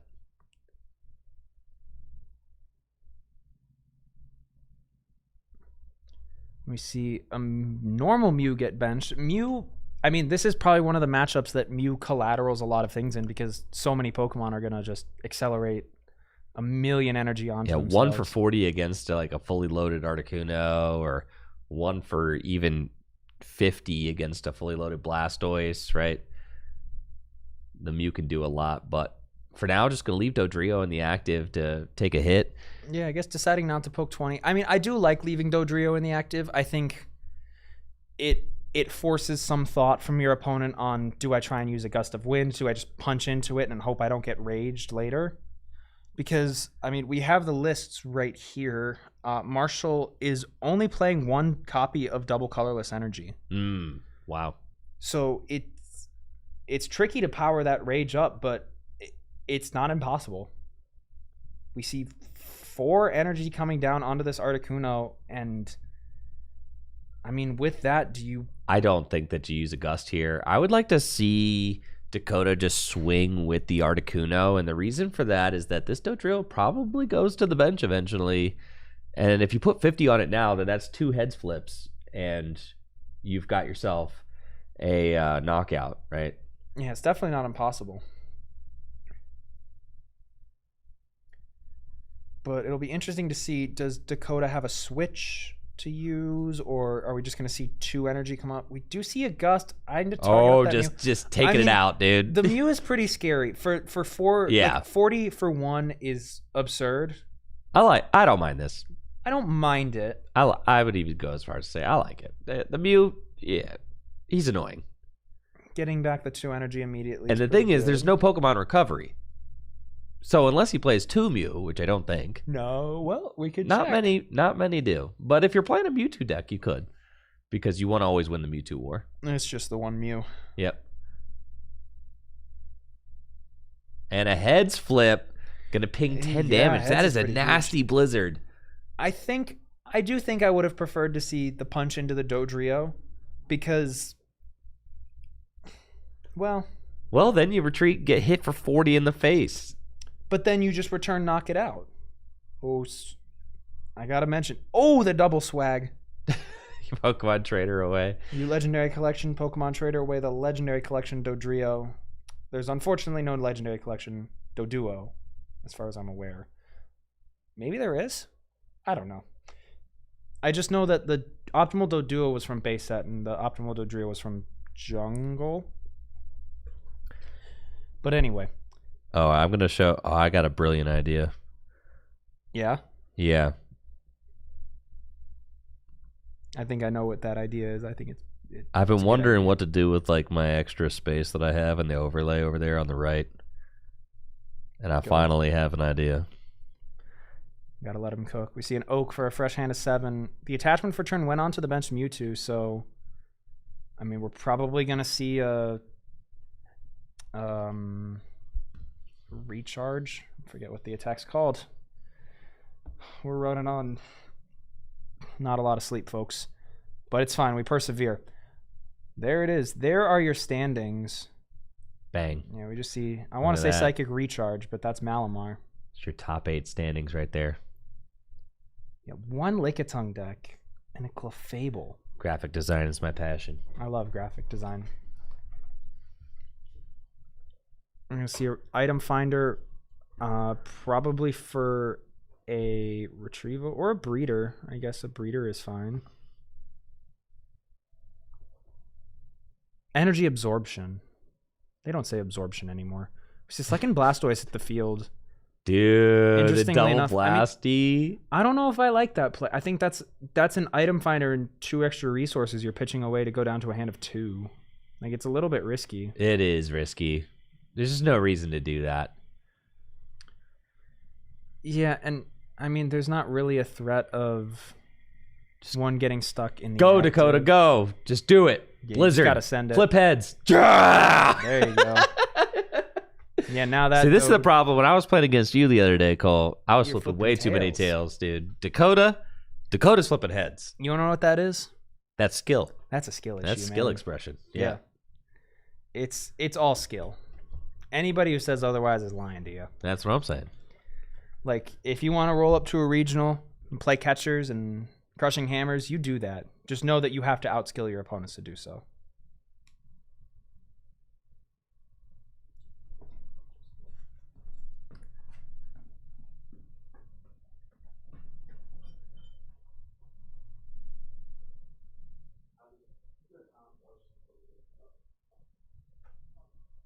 All right, now Dakota really kind of weighing his options, really taking stock of resources left in deck as well. Doing a full deck count. He's got a couple energy in hand. You really just want to save those.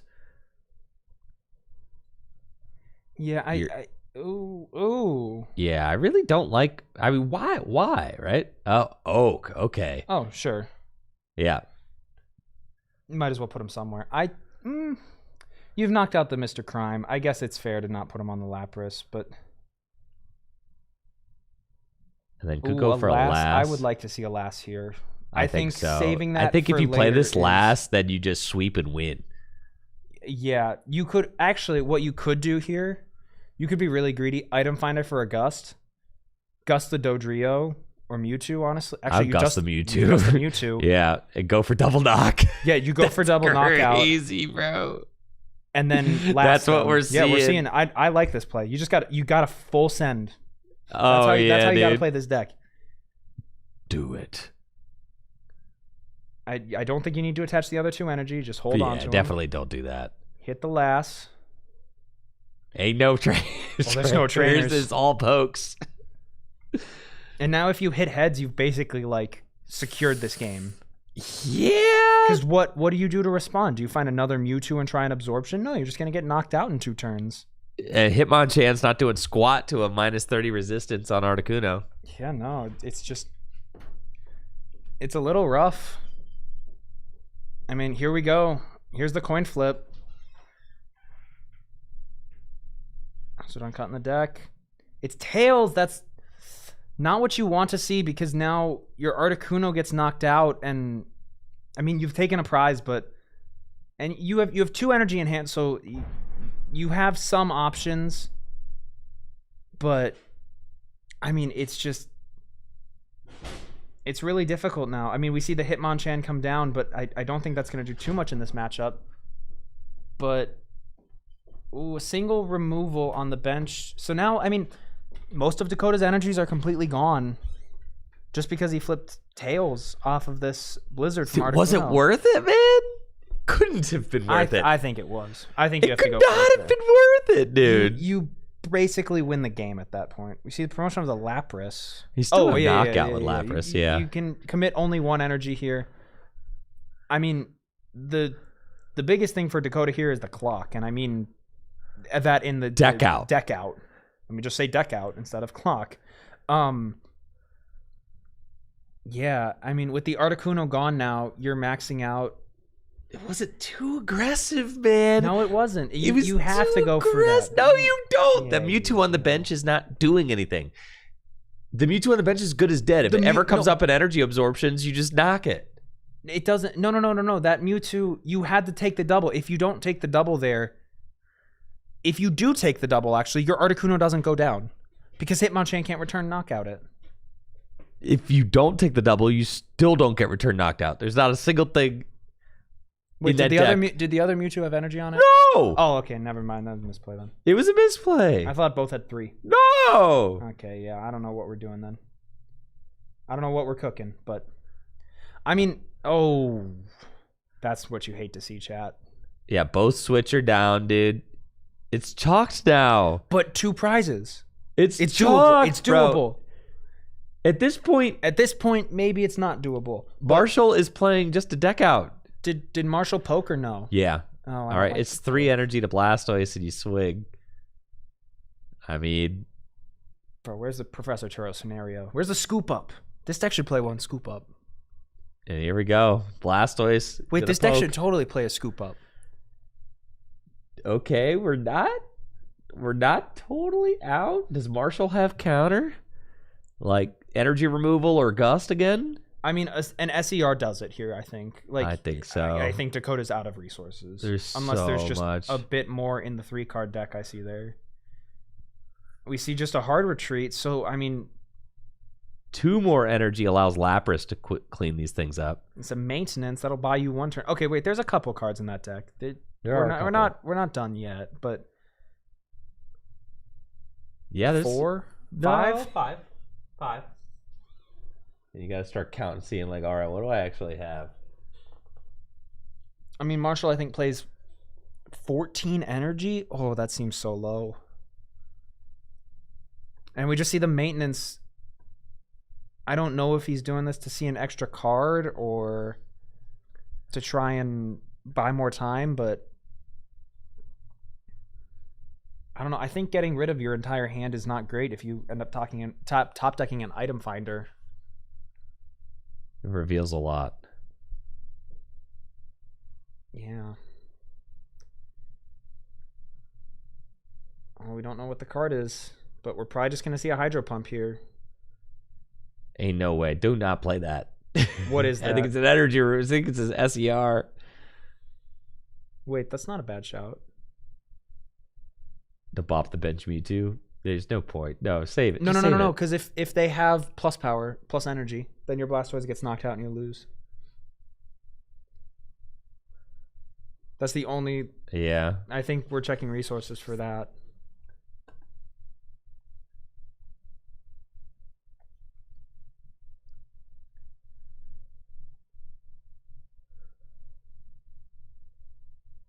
I think I would like to see off the Lapras hit the 2 on the Hitmonchan with 40 damage on it.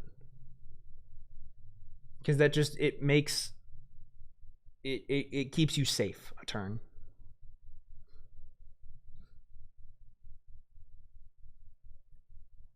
But we're just going to see this swing. I mean, Dakota's in the think tank. And, I mean, these are the end games that get really weird. We just see the swing for 40. Yeah, The resources you used earlier in the game, the 4 Oaks. Is this it? You were right. There's the plus power. You were right, dude. Yeah. You were right. So now. All right, Dakota needs needs 2 2 energy. What do you promote here? Lapras. Yeah, I agree.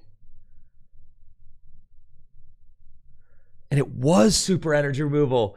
Could have done it on the bench Hitmonchan to prevent that play. You're right. I mean, yeah, you don't really need the energy on this Lapras. I mean, now you do because it's your only hope, but now it's like, this was a turn late. You're right. That was a turn late. It doesn't really work. 10 damage, it's not going to be enough. No, you're right.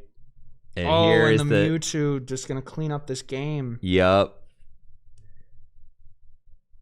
Oh, man. I think it was the turn. I think the Gus turn. I mean, is there anything? There's an item finder left, but all you can do is poke for 10. I mean, you're you just need 2 more prizes away. You have 40 know. damage and 50 damage on 2 Hitmonchans. It's so close. I know. Item finder. It's like, what do you even item finder for? You need an energy retrieval, but then you have to discard another card off energy retrieval. There's 1 water. Yeah. You could go for a Confuse Ray. It's not. It's not. The worst Hitmonchan. option. Oh no, Hitmonchan doesn't end it. You have to go for a Confuse Ray, I think. Yeah, I think Confuse Oh, you got Rays. Super Potion too, but that doesn't really do anything. At a certain point, you're playing all these cards out of your hand, and you need to eventually item finder. Well, what do you even get? Energy retrieval. Oh, the item finder here is so rough.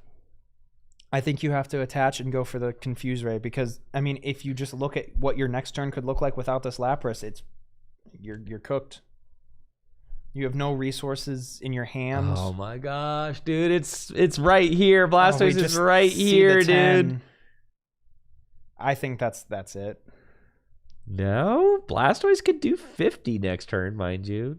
I don't think you can get 3 energy on it with the cards you have in hand. You have 3 cards in hand, and you need to play item finder and an energy retrieval. Needs to be 4 energy on the Blastoise. Yeah. Oh gosh. To do 50. I don't. It's possible because you can wait, and you've got. I guess you could +1 turn from Super Potion, or you just let it soak a turn, right? Maybe. You just let it soak a turn. But that's -1 card from your hand, and yeah. I mean, Dakota has to pass this turn. You have to pass. I mean, if you have like maybe 1 or 2 more cards in your hand here, you can probably pull it off. You have to go knockout.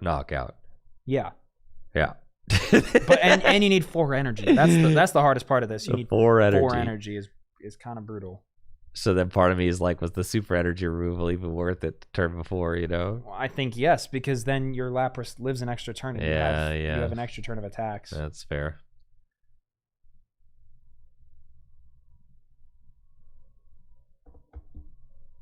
God, it's so close. Yeah, like the finish line is within reach, but I know. I don't know if Blastoise can cross that. Really, I could confidently say that it is piloting that is making a difference here. You know, Marshall has been kind of just stone cold clutching out the seemingly best plays possible every turn. Or at least the ones to put keep Dakota himself in this game. Yes. It put Dakota in the most difficult position. For sure, which is what he's had to do the whole game. I mean, because he was just getting kind of trounced earlier. I mean, that's the thing with this Blastoise deck. You said it at the start of stream. You just abuse this deck. And you make it difficult. Computer search not going to do anything. Like, no, so I don't think you can Super Potion. That last card. That last card really has to be an energy retrieval. But then you deck out. I don't think there's a way you can do it. You have to attack this turn. Yeah, you got it, and it's only 40. Yep, you don't have it. No, you are a turn short. Yes, because if you item finder, yes, you're one energy short. You item finder for retrieval away the Blastoise. Get 2, then you have 3 in hand. Just it's one card short. Yeah, you don't have it. Last can't help you here. There's no real trainers that can keep you in this game. You have to get the energy retrieval. Yep. I mean, maybe that last card in deck could prove to be of some use, but it won't matter. You are just a little bit too late. No, yeah, and you got 3, and you're just. And this is also assuming that Marshall is not going to remove all of these away instantly. It's like you're just short, right? Plus power game, item finder game. That's an item finder. Yup, and that's game. Marshall Carey moving on to top 4 of the Full Grip Games base fossil Bonanza. What was the last card in deck? Squirtle, didn't matter. Was not gonna. Blastoise was so close to a top 4. Oh my goodness, Sarah takes down Boise. Clefable moving on to top 4. Dude, Clefable beat the hard counter with Primate. What the heck? Dude, Diva down, bro. Diva down. Holy smokes. Sean Boise losing to top 8. Sarah's Clefable deck. Oh my goodness. Clefable is in top 4. You love to see that, dude. That's ridiculous. Dude, all right. Do you want to know what this Clefable deck did? You know, and Marshall Carey also is playing fantastic Pokemon right now, I gotta say. So, like, huge congrats to Marshall on a job well done there in that top 4 match. Also, huge congratulations to Dakota on a top 8 finish with Blastoise. That's a deck that Cole did not believe in. I did not believe in it. No. I'll outwardly say I was not believing in that deck to get more than like 2 wins. Yeah, Cole did not believe. No, I was not a believer at all. Sarah taking down Sean Boise. All right, the Clefable deck. Ben Morse's game is also finished, I think. Unless they're starting. Yeah, no, they just finished their match. The Clefable deck is Edgar Hernandez's list that won Brew City, right? Yeah. Pretty much take out the Wigglytuffs. Yeah, who needs them? Put in the Clefables. All right. And then 4 supers because Clefable and super energy removal is broken. Sure. Right. And it's got like a couple more utility cards because you don't need quite as many energy because Clefable's a 1 energy attacker versus 3 energy for like Wigglytuff. But like honestly, Clefable's kind of crap. In this format where there's only 1 Scyther in top 8, like Clefable's kind of looking right now. Yeah, man. We just see the other top 4 match just concluded. 100%. We haven't gotten word yet on. Dude, what Sarah could make a deep run in this cut with all Wigglytuff. Like Clefable just owns Wigglytuff. No, yeah. And Clefable owns Mewtwo.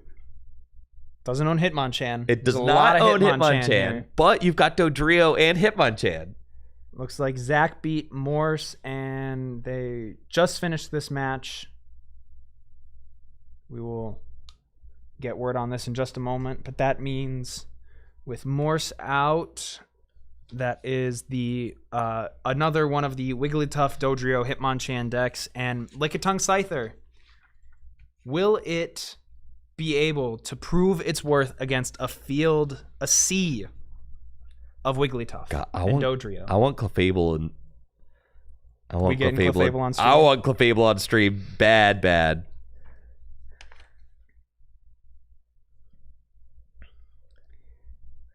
Yeah, I don't know how that's going to stand up to Lickitung Scyther, man. It's so good.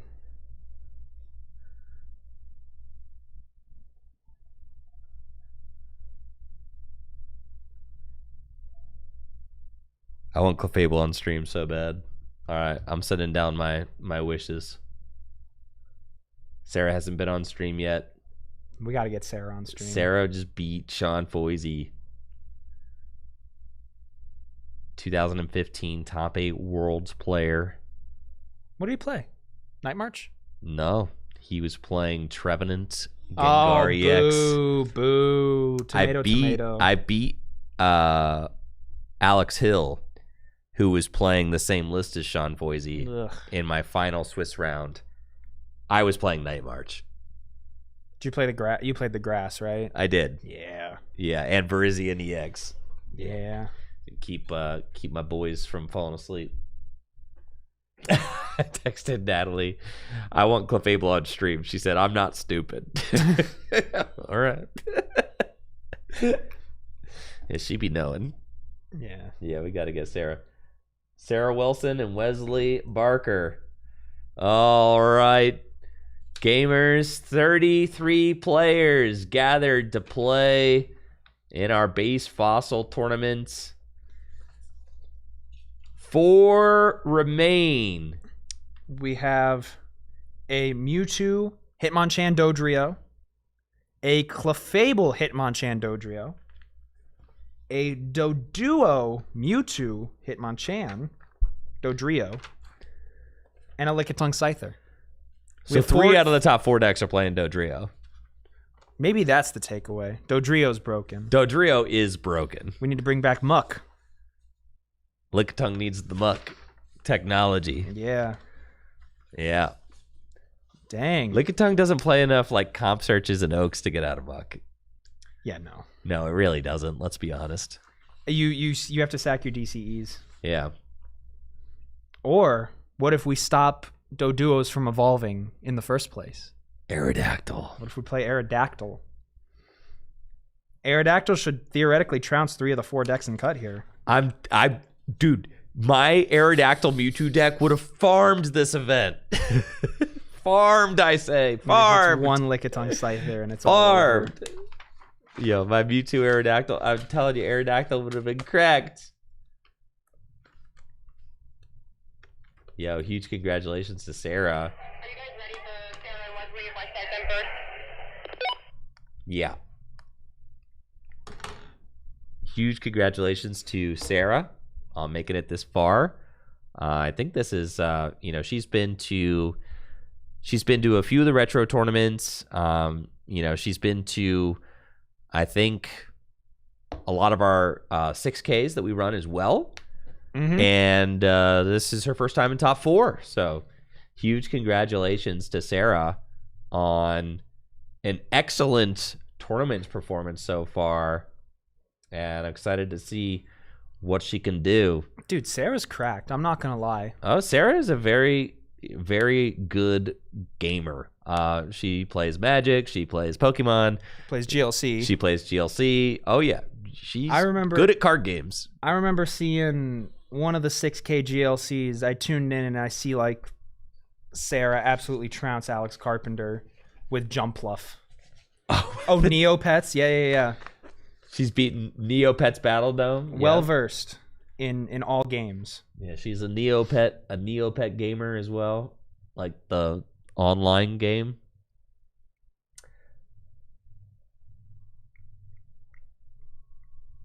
I know Sarah is one of the people who plays Neopets with my wife Natalie. They got a little Neopets group where they they do their Neopet stuff. I don't know what Neopets entails really. Sarah's a Neopets custom girly. I just work here. Lots of Neopets customs. I know a lot about Neopets, okay? I know nothing. Yeah, well, you know. Just like with TCG1, I know a lot about TCG1. Don't know a lot about Neopets. That's okay. That's okay. But what I do know is that Clefable on stream is hype. Sheesh. In top 4 is hype. That's right.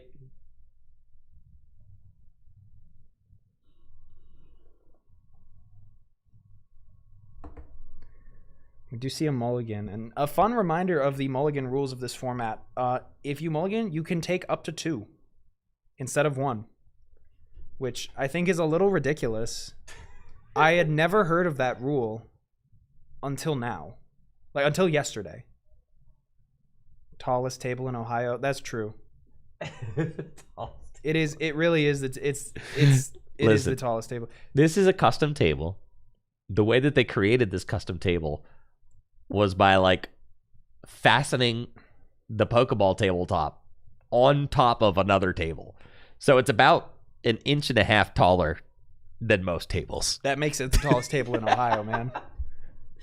But Jameson told me to price out some gamer chairs, some nice chairs. Oh, like the racers and stuff? Yeah, well, he said give him some options, priced low to high, and then he also gave me he gave me the go ahead to price out some kind of like end cap counters that we would put right in front of the stream table. Oh yeah, to kind of have like a nice nice little like shop logo display on it. Yeah, so upgrades coming soon. Upgrades.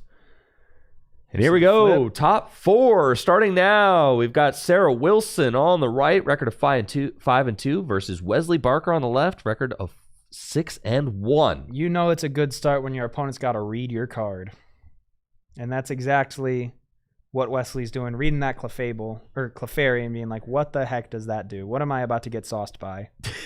I love it. And I mean, I'm not going to lie, this Clefable is kind of primed to sauce this deck. Really the Mewtwo's. I mean, you're playing 3 Mewtwo. Clefable just kind of hard counters that Mewtwo. One energy copy the Cyburn, doesn't take get resistance, hit. you're chilling. Yeah. However, Wesley's got the Hitmonchans, got the Dodrios to, kind of free retreat around. Got a Mr. Mime in there, which, I mean, you got 4 Hitmonchans, you should be able to work your way through 2 or through a Mr. Mime. So, I mean, I don't know. This matchup could really go either way. We see Wesley getting out to a very hot start here. Lots of cards being drawn. We do see sacking a Fuji early. That could be bad later in the game, but I mean, only time will tell. And I mean, both players opening a fighting resist means we're going to have a bit of a slower early game. Especially with 2 tails. I mean, no damage on board for the first attack, and I mean, if you're Sarah, it's got to be so scary being Sarah playing you got the Clefables, right? You got 4 Clefairy, all with 40 hit points and a fighting weakness. There's a lot of Hitmonchans out here. Yeah, gust of wind could kind of ruin your day. I'm not gonna lie. Well, just even getting donked. Sarah's chill like that though. I know. No shot of a donk. No, you're right. I do see like 2 Clefable or Clefairy in hand. But just an attach. I'd like to see at least one of them hit the bench. There we go. So we are for sure going to be doing some metronome shenanigans. Double heads. So a cool 20 damage going down onto that Doduo. And now it is over to Wesley see what we can cook up here. And notably, both of these decks, contrary to what I thought modern base fossil was, we're seeing a lot of bills, a lot of aggressive oaks, and no real punishments.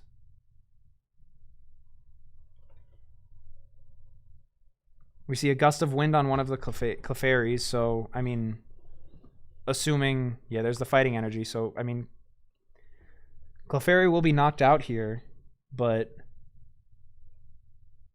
see another bill for 2. Just so many cards being drawn, and with only one Lickitung deck in top 8, you're kind of free to do whatever. And as Sarah here, you're probably just hoping. I mean, you have, yeah. There's the evolution. Sarah's got comp search in hand too, so. I mean, it's gonna be tricky to get around this Hitmonchan. I don't know what the best move. I think the best move is honestly try and get a Dodrio and rage it. For sure. Because, I mean, Hitmonchan, 20 damage. I mean, maybe Hitmonchan's the move. I don't know. But we see just Sarah going to eye up an Oak and get refresh into the deck. hand. Oh, yeah. I mean, at a certain point, you could just duo the Hitmonchan. That's true. I mean, like, what are you got 4 of them. Like, the Hitmonchan's got nothing versus Doduo. So you just sit there and you poke it. You leave your Clefables on the bench. And then if they ever go Psychic, you go Clefable. And you play Dodrios and you go back, right? And so, like, you've got this kind of, like, give and take back and forth. Oh, another thing that the Clefable deck can afford to play that the Wigglytuff deck doesn't play is those Super Potions, too. Yeah. Because it just jives really well with Hitmonchan and Clefable. I mean, basically, your entire deck is a 1-energy attacker. Yeah, 4 super energy removal, 1 super potion in the Clefable deck. We see a Hitmonchan hit the board. There's another Doduo, so filling out the bench, that's definitely good here. See a Bill. And, I mean, there's an energy on that Dodrio on the bench, which can be a little scary. 30 damage for 3, that's nothing to sneeze at. I would like to see Sarah just keep using the Doduo. I think that's what I want to see. I think it's safe.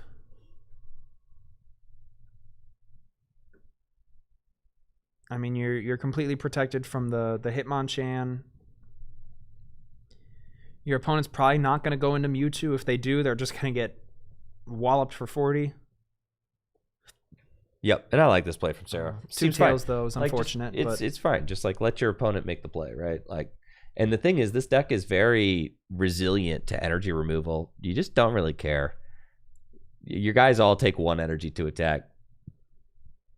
Ghastly, interesting bench because, okay, I mean, Sarah doesn't necessarily have a good response to the Ghastly either, but in Licking, you're going to be putting damage counters on a potential Dodrio. Yep, and Sarah's got to be okay with that, right? You just build up those rages with the Dodrio. Does 10 plus 10 more for each damage counter on this Pokemon. I think that's totally fine. I mean, and now we've kind of, like, firmly entered this kind of mid-game now where both players have a stable board. Some resources have been expended. You got some threats. Wesley's got 2 Dodrio. That's, like, a really solid thing going for Wesley right now.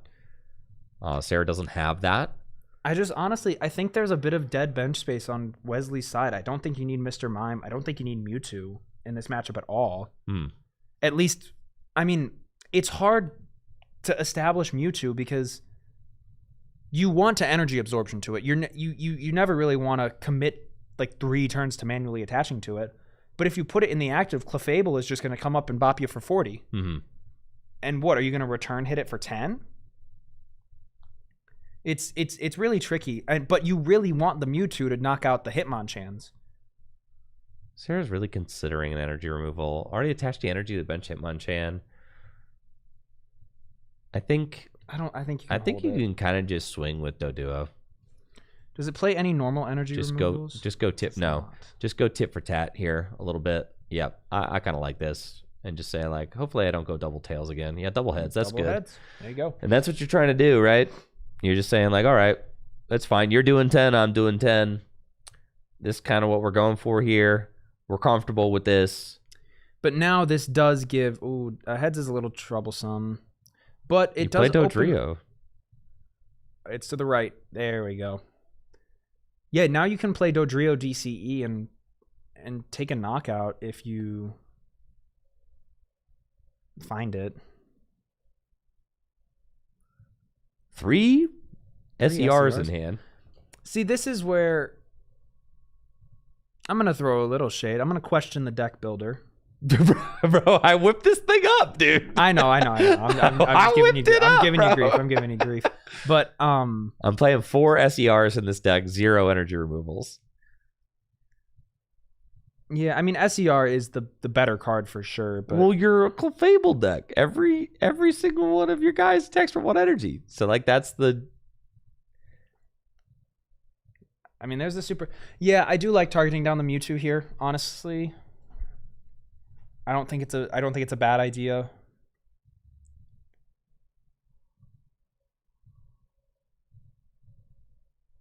The Hitmonchan, I don't think the Hitmonchan. We see Sarah is in the tank. It's cool. They got 50 minutes. Take your time.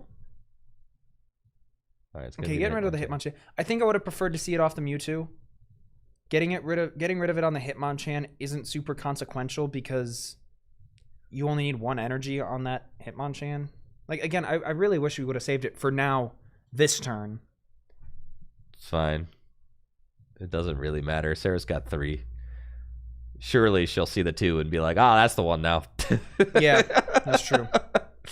Yeah, that's the one. That's the one. All right, now at a point though, just use that energy retrieval for 2 fightings back. So Sarah is at a point now where she could actually clear Wesley's entire board of psychic energy. And there's none in hand either. Yeah. So this is a little bit interesting. I think you have to. Well, you don't have to do anything. You energy removal just to pass. Okay. At a certain point, you don't care if the Mewtwo gets juiced up and comes into the active because you're like, cool, I'll just go Clefable. Like that's fine, right? Yeah, and Tails. Okay, but now you really need to Dodrio this. But I don't think Sarah's hand allows for. I would like to at least see a pivot into the fresh Doduo. Yeah, keeping a Dodrio with 40 HP on the bench seems pretty strong. Maybe even not the other Well, actually, I think it would probably be the other Doduo.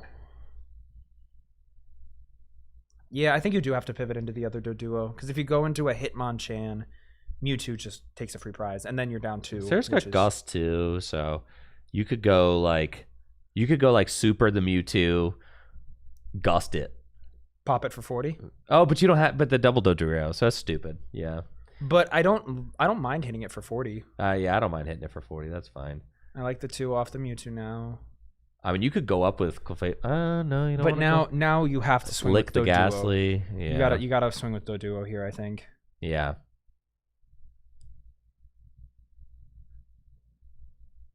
Oh, but you have no energy. No, there is no energy in Were here. we copying Lick? Ooh, risky. There's the Hitmonchans right there. Yep. The Hitmonchan in my back pocket. But if you hit a heads here, you're goated. True. You got plus power in hand. I'm All not right, sure. gonna bring up this thing, smack it for 40. Don't hate it. Yeah, Wesley plays no scoop. Hit it for. I don't hate it. 40. 40? Yeah. Yeah, I mean, okay. you're trading 2 hit KOs. and That's it's like that is the biggest threat on the board. I like that. But the problem with Hitmonchan is it's so low to the ground to power up. Like even if you knock out this one, yeah, we just see a There's jab another for one. 40. And it's not a whole lot of time being bought from Sarah here because your hand is still you're not attaching energy.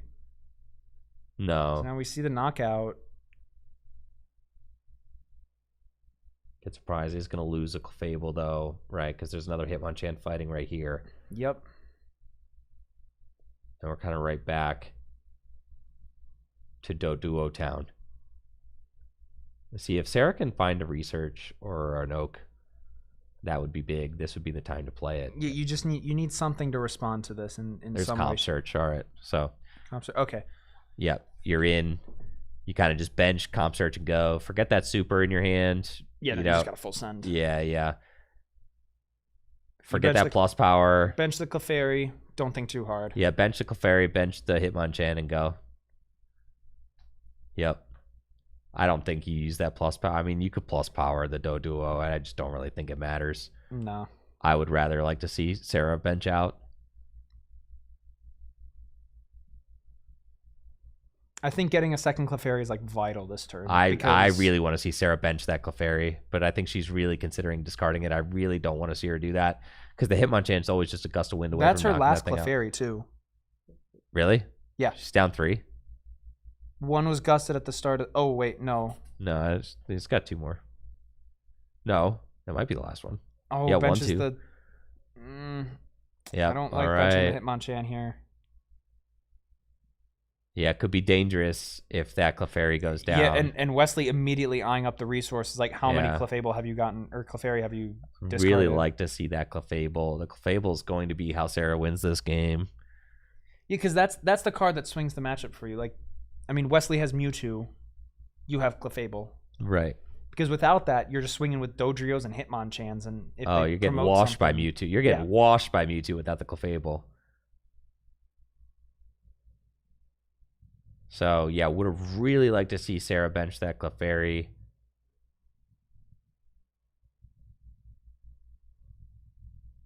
And, all right, is going in with a plus power jab, looks like.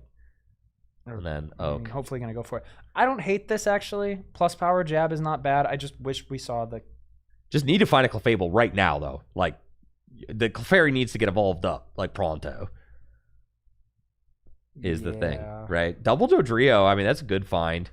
You go for a bill. I mean, just find the Clefable. Find it. Any fighting energy, at least? Double Gust of Wind in hand, like, things are going to unravel. This is bad. I think Sarah has to Oak here. I mean, we see it, like... Oh, wait, you have Item I think Finder. Sarah Item kind Finder of... for retrieval? You have to... The most important thing here is attaching energy. Yeah. I think Sarah kind of knows that... Oh my gosh, yeah, the Clefairy going down is going to be so bad. Well, it's if Wesley Double finds... DCE. Gust. He's got Double Gust in hand. Oh, that... Oh. I see Hopkins in chat. Hello, Hopkins. Yeah, this is brutal, right? I mean, jab for 30 is like not bad on paper. You take this out in 2 more hits, but Of course, but yeah, that Clefairy is roasted. Jason is not there today, unfortunately. Yeah, the Clefairy is roasted, and that is the last Clefairy in the deck. And Sarah could have double benched Clefairy. Obviously, whiffing the Clefable draw off of that is not great. I mean, there were 2 more Clefable in the deck. Yeah, but benching the other one just gives you insurance. I know, it does It's give you insurance. unfortunate. You kind of have to do that. And now Sarah is just playing a Hitmonchan Dodrio deck. Yeah, pretty much. It's just... And that's not going to be able to beat Mewtwo, man. No, not even in the slightest. And I said Mewtwo was washed. Yeah, you did. That Maybe card's crazy I'm good. washed. That's what it is. It's not maybe. I am washed. Yeah, there's a lot of Hitmonchan, a lot of Mewtwo at the top here. I think you could, slap an energy onto the Dodrio so that you're threatening 50. It's so difficult here. But now it's also being threatened by Mr. Mime. I like that. I mean, recognizing that Dodrio is kind of the out, but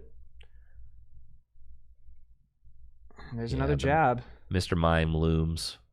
Well, Mr. Mime looms. Ghastly also looms. Yeah. And now Mewtwo looms.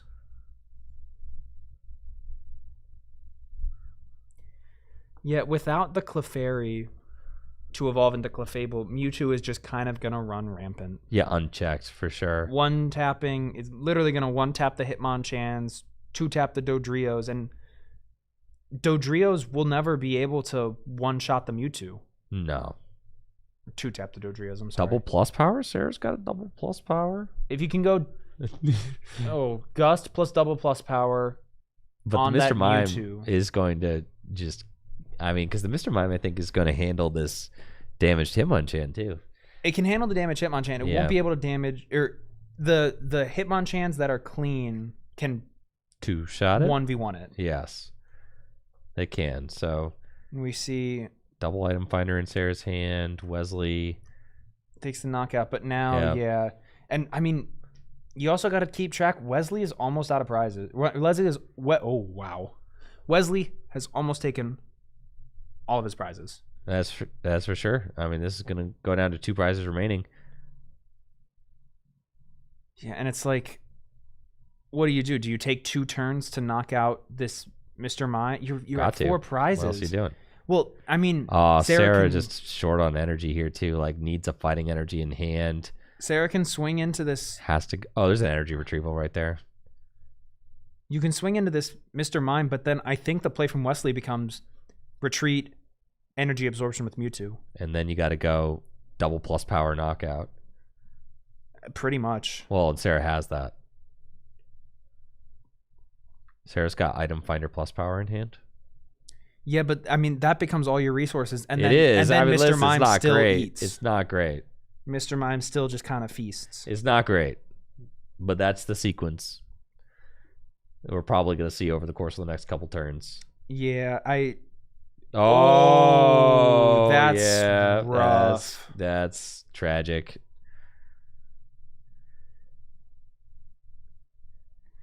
Yeah, without spreading the energy. I mean, targeting down the energy is so incredibly important in this. And now format. Mewtwo is in a position where he has no checks. Yeah, Sarah's only able to get 1 Clefable out this game.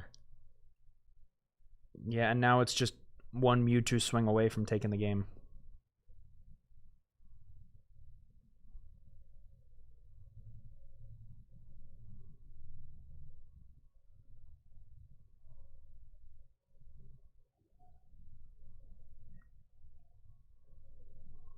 See the retrieval for 2 fighting. Probably going to attach at least one of those to the Mewtwo.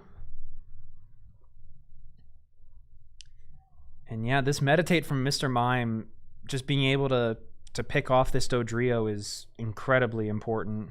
Yeah, that's huge. That's huge. Now it's 1 prize remaining, 2 energy on Mewtwo.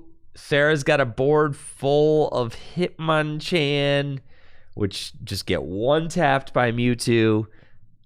Things are really getting dicey. I mean, Sarah will take a knockout, but just 1 psychic energy.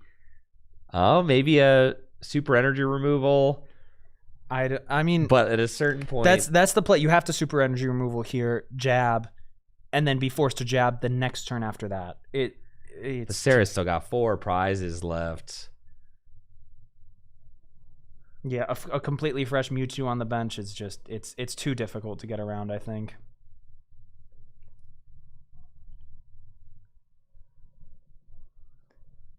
We see it's just too little too late. Yeah, the lack of Clefables here is stark. Yeah, it's detrimental to this board, honestly.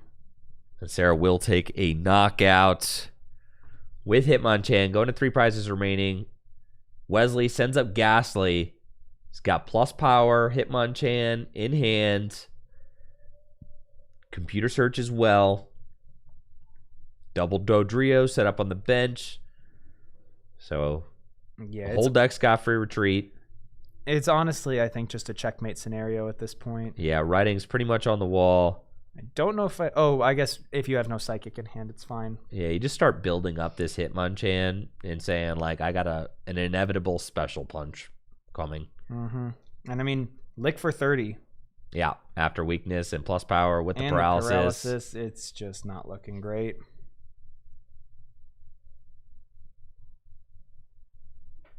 And again, I don't even know what you do with Sarah. You bill.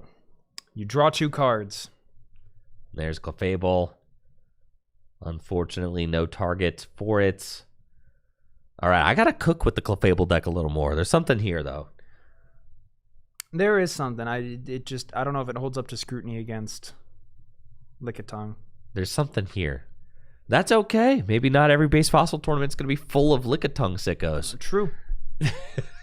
Some people have the whimsical Wigglytuff versus the evil Lickitung. Which do you prefer, chat? We see another plus power. Not to mention, I think wait, this... are we digging for the last plus power? Yeah, I think we're just here? going for lethal. Yep. I mean... Item finder. Or there it is. There it is.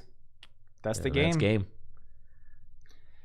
And there you go. Wesley will Barker. advance to the finals with Hitmonchan, Mewtwo, Dodrio. Kind of sick. Yeah. Not gonna lie. Dude, we had a Blastoise in top 8. We've got a Clefable in top 4. Dodrio. Really making these decks look good. And we can just see how much flexibility Dodrio gives you as a player to pivot around weaknesses and resistances, attack with the exactly correct Pokemon on the correct turn.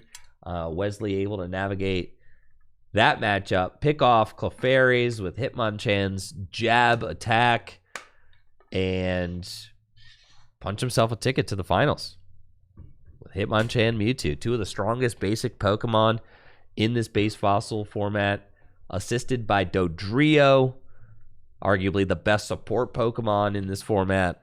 Yeah, it's just... I mean, one less retreat, pretty darn good when all your dudes have 2 retreat.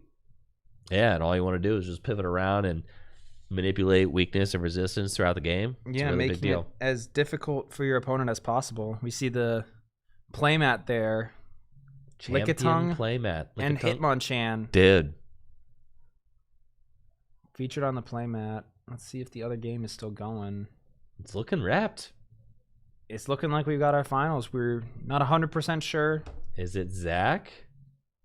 Is it going to be Lickitung versus Hitmonchan in the finals? Good versus evil. That we got quite the playmat for that. We do have a very well designed playmat for that.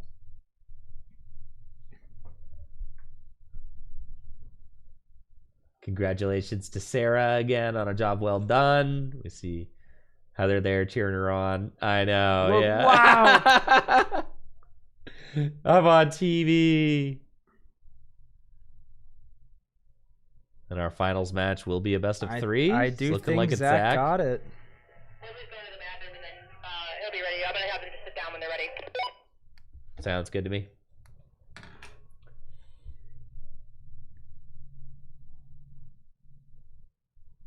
Well, let's go, baby. Yeah, this is pretty sick. Zach's got the little scissors hand, little scissors shirt. Like Little Caesars? Yeah, but it's little scissors. Did you see it? Oh wait, yeah, I see it.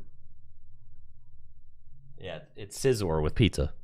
Oh, that's kind of sick. Dude, I really want a pizza right now. I've been I know. craving pizza. Dude, pizza sounds really At nice. college, man, dude, the dining hall food is some garbage. Really? At Well, camp, dude? So it's fine. It's fine. I can't complain because I live off campus Okay. and I do cook for myself, but sometimes I have like the smallest meal plan I can, so I'll go like dining hall sometimes with my friends. It's all just fried food, and then when I go home, people make fun of me because they say I eat on like a poverty diet because all I eat are like yogurt and hot dogs and ramen. Well, that's college. That's what I'm saying, That's man. what you I do don't in have college. time. I don't have time to be meal prepping and stuff. I'll do that. No, dude. You can eat the dining hall food. You're in I college. That's have what you rehearsals do. from 6 to 10 every night, man. That's what you do. Yeah, you eat Happy dining Pizza hall food. Friday.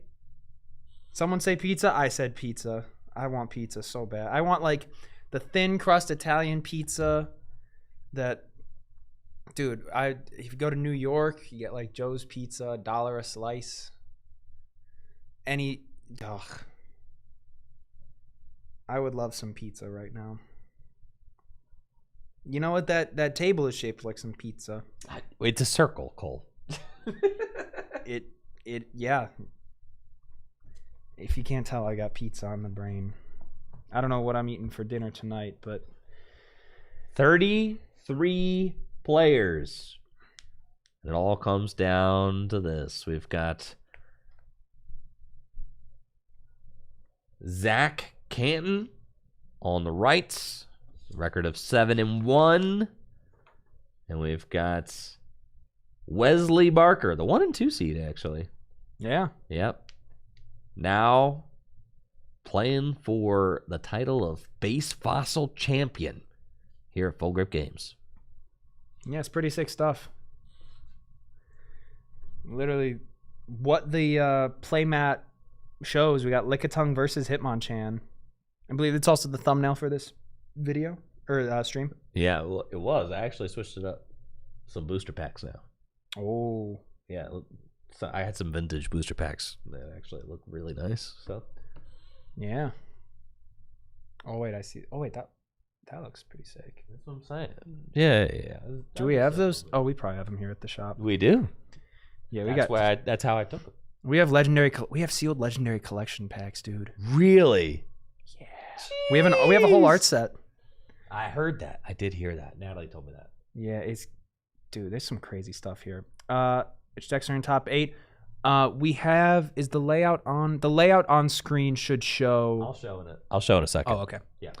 All All right, here we go. Top 8 or our finals. Our finals is underway. We've got an hour and a half. These players are going to be playing a best of 3.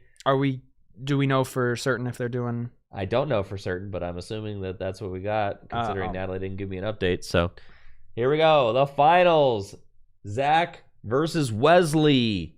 We've got Lickitung versus Hitmonchan Mewtwo. No Wigglytuff. No Wigglytuff in the finals. Which is kind of crazy. 5 Wigglytuff made it into top 8, and not a single one could show up for finals. But we do have Lickitung, the one lone Lickitung deck. And it looks like we are doing a best of 3 here. So an hour and a half. Get your popcorn. Get ready to hunker down. Get your pizza. We are. Oh, dude, don't say that. Get a nice cold pop. Oh. Yep, get a pizza. Dude. How quickly do you think they could deliver pizza right now? And get ready for some sweet, sweet base fossil bliss. That's what we got going on here. We got some high-level base fossil action. We got 2 Doduos hitting the bench off rip. And a Mr. Mime on Zach's side of the field. And I feel obligated to mention Zach's deck is completely Japanese, which I will say with base fossil just looks better, man. Swag. You got the swag on 100 million right now. Mm-hmm. Maybe not. Ooh, actually, I don't know what's more swag if you get like all the fireworks, legendary collection hollows and stuff. I don't know which one. That's a tough tournament, or that's a tough decision to make. But anyway, we see a bill for 2. And does Wesley have? Oh yeah, Wesley attached an energy. Oh, we saw an. Oh wow. I already discarded a lot of resources. I don't know if that's what you want to be doing against this Lickitung deck, dude. It's got some evil tricks. So we haven't seen a whole lot of Lickitung. No, we haven't. The archetype itself is kind of meant to be a slower, stall you out kind of deck, so long as it can get set up. And it can do pretty well against these hyper-aggressive, or maybe not hyper-aggressive, but aggressive archetypes that aim to take all 6 prizes no matter what, where you can kind of punish them for wasting a lot of resources early on in the game. But, I mean, this Mr. Mime is completely safe from Mewtwo's evil wrath. But we do see an SER come down, taking the psychic energy off of it. It's always best to target the psychic energy off of the Mewtwo, especially if it's the only one to stop it from using energy absorption a second time. And we see a computer search. You know what I'm a little sad about? What's that? There's no Mankey in finals. I know, no peaks, dude. Peak is fun, but no peaks. It's all good. No peaks. I know. Loving to take a little peek. We see a little bit of prize checking here. And I imagine if you're computer searching... Ooh, eyeing up the Mew really early on. And delete a Mewtwo. yeah, I mean, if you know your opponent is playing 3 Mewtwo and 4 Hitmonchan, Mew's not a bad idea. And we're going to see an Oak for a fresh hand of 7. You do have to worry about, I mean, I imagine Zach's playing 1 Mew. Yes. You do have to worry if you bench the Mew preemptively, right? It could get targeted down. I mean, Heck you're safe. yeah, dude. You're safe this next turn from most things. I think the worst that could come hit it is Hitmonchan for 20. If it, does it resist fighting? Mewtwo doesn't resist fighting. I don't know. Yeah, dude, you're trolling. Mewtwo doesn't got a resistance. It'd be way too, I mean, just way too good if it did. It's already, I think the best attacker in the format. I think you were talking crazy when you said this card was washed. No, man. I think, okay, you know what? I'll just say it. I think Lickitung's going to win this finals.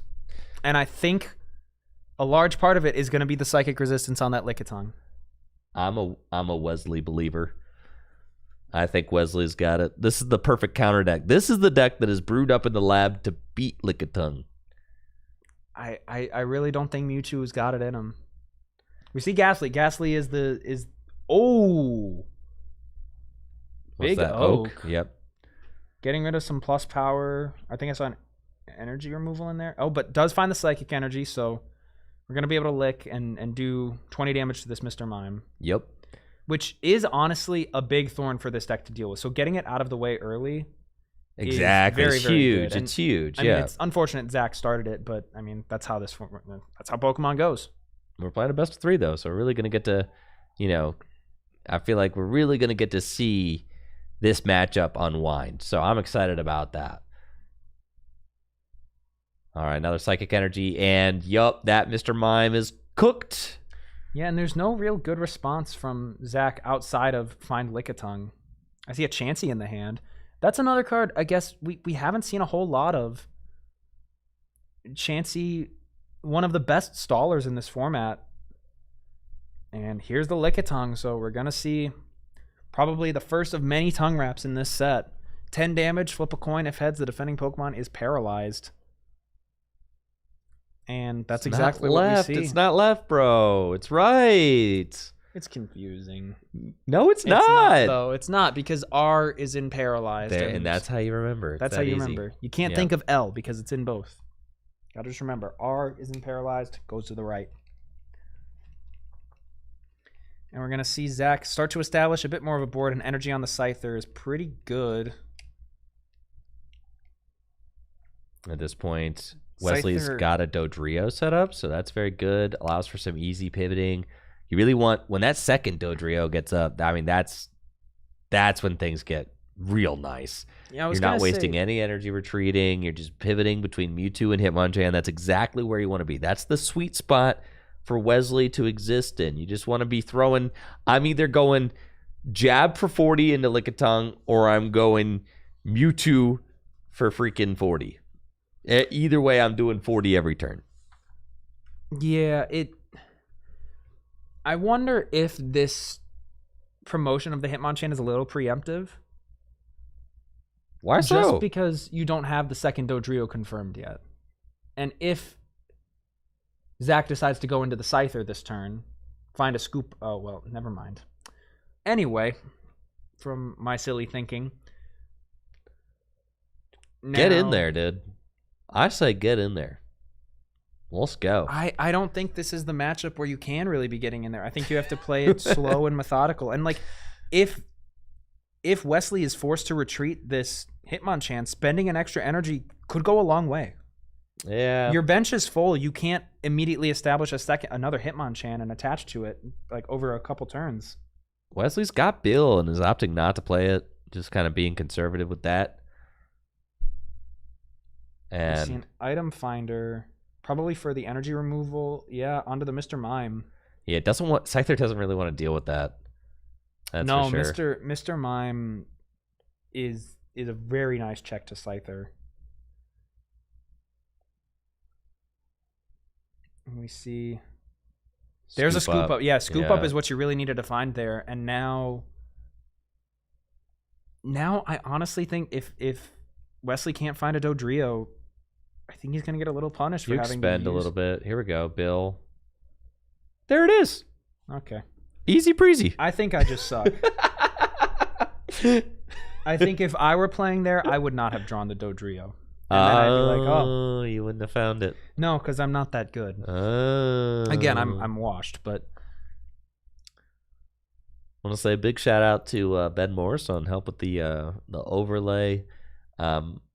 Slowly piecing it together now. It's not 100%, but this is kind of like the new overlay that Ben Morris helped design. So very thankful for that.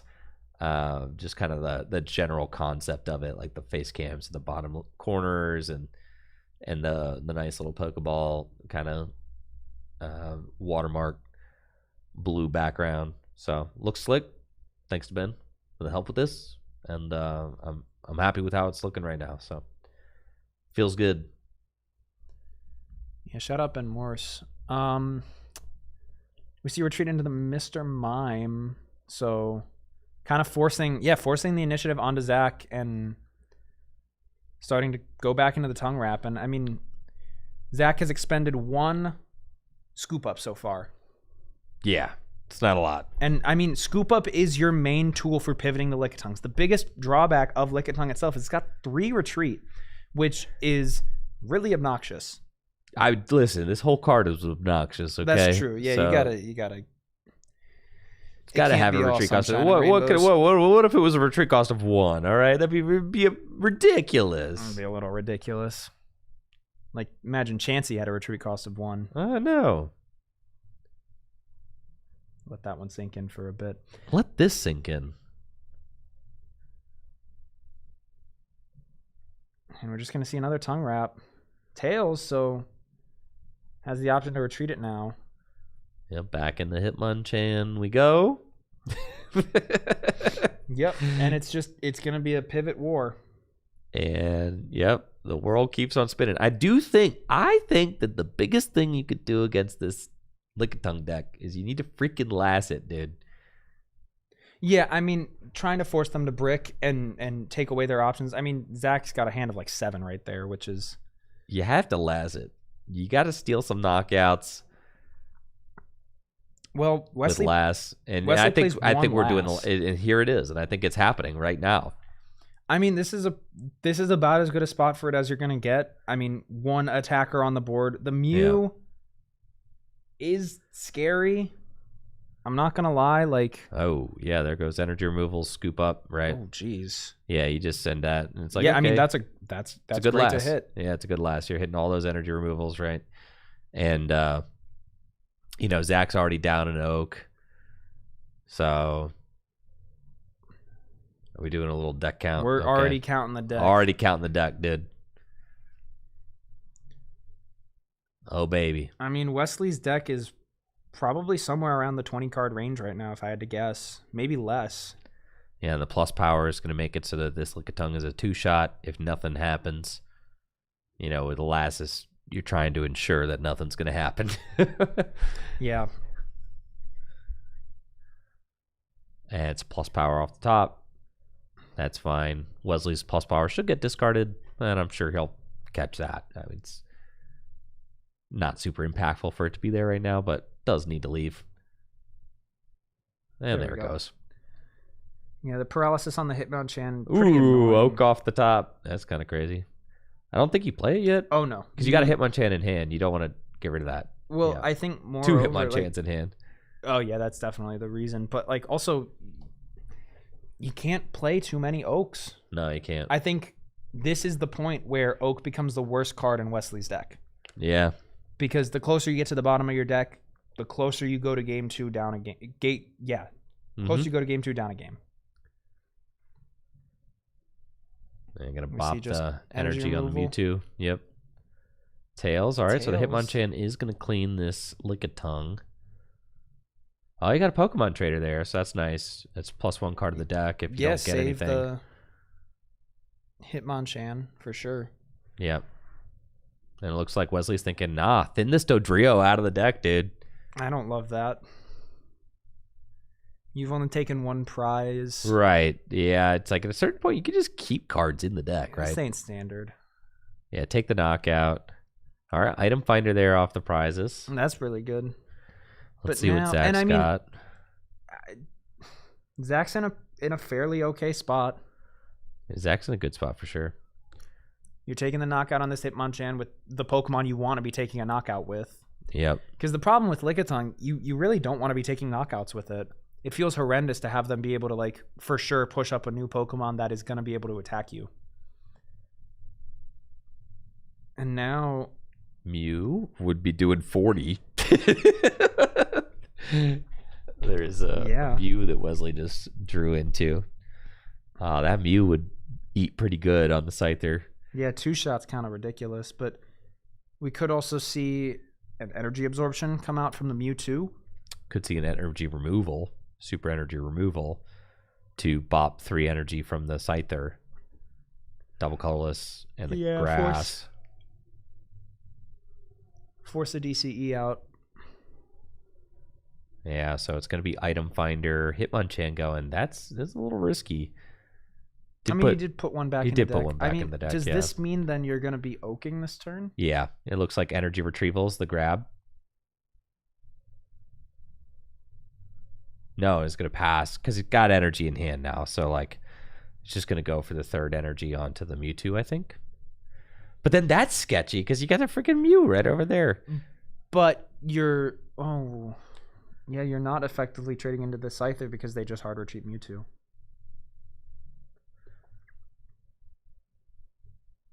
Oh, and we're gonna see the Ghastly take the knockout. knockout. I like that. Yeah. Evened up 4-4. Yeah, Wesley here probably going to want to hit plus power knockout. But I mean, Wesley's down so many plus power at this point. Yep. We see a Mew come down onto the bench, and there's now an Oak. Oak. So getting even closer to the bottom of the deck. I and know. Zach is only down 1 Lickitung. I know. But you got to do it. Goss the Mew, I like that. Yeah, that is probably the correct call. All right, 3 prizes. And I mean, you go ahead, but now Zach's board looks a little bit. Oh, there's a plus power now off the top of the deck. So Zach actually did have Mew knockout. Oh, jeez. That's crazy. See, like Tails on the Lick. Okay, wait. This could start to get a little sketchy. Well, yeah, because if it's a plus power knockout, then you're like, whoa. Well, not even that. It's like you are not knocking this Mewtwo out. I'm not turn, liking no this matter what. Hitmonchan bench. I don't really see it. I do not see the Hitmonchan bench at all. You kind of just keep that in your back pocket, right? For like if a Lickitung comes down. Oh, he's the using it to SER. super. Okay. Ooh, if Still, I don't think the Hitmonchan needs to be benched. Like, why are you even reveal that information? Yeah, I don't think you need to play that at all. No, I think you just keep that. Don't reveal that. Keep it in your hand. I see in the chat, Full Grip lists on, we have our website, fullgripgames.com, and we go through TCG Player as well. Yeah. We do not do eBay. Nope. Sell at events, sell in store, Mm-hmm. TCG Player, and fullgripgames.com. Fullgripgames.com is the best place to buy Pokemon trading card game singles and sealed products. I do agree. Help support the content, the channel. Full Grip Games has been sponsoring Tricky Gym since 2018. We've had a wonderful partnership over the years. Many of my best friends work here. My wife works here, manages the Pokemon department. She's also running this base fossil tournament today. Yeah. So Ooh, we see the plus power come down, knocking out the Ghastly. That's kind of huge. Because now if you're Zach, you really need to find something. Another Ghastly, I mean, that's not bad. 2 Ghastly in this lick. Interesting. Just a lot of flip para. But, I mean, it's proving to be pretty good. yeah, here. the Ghastlies have been kind of nasty. Not gonna lie. There's just more wrinkles in this equation, right? More checks to Mewtwo. Oh, and now with the DCE, you're going to be able to knock out the Mewtwo. Sheesh. And the only feasible response here is either with Ghastly or Mew from Wesley. Yeah. And, I mean, you're at 2 prizes, though. You are up a prize. Yes. You're right there, right? I mean, the last 2 prizes are the most difficult to take. They're the hardest to take. They always are. Counting the cards in the deck. Bill.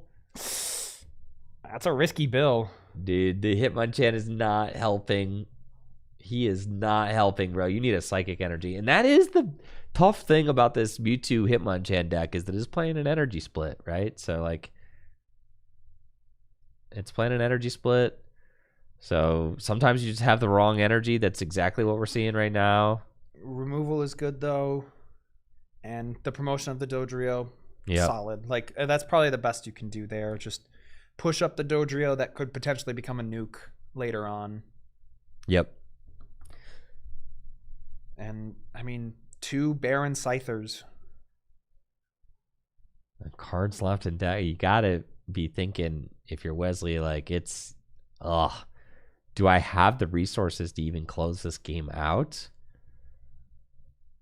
Mewtwo needs to, you need a Mewtwo and a Psychic so that you can start using energy absorption. Yeah, because, I mean, Ghastly's there's not just a- so annoying for Mewtwo to deal with, though. is that a...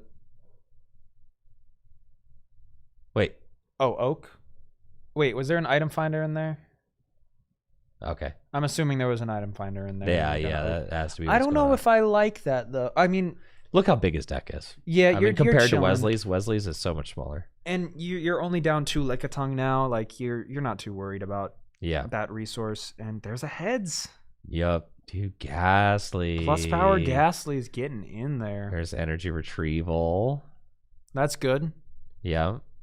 So finally some energy fixing. These Ghastly are just ridiculously annoying.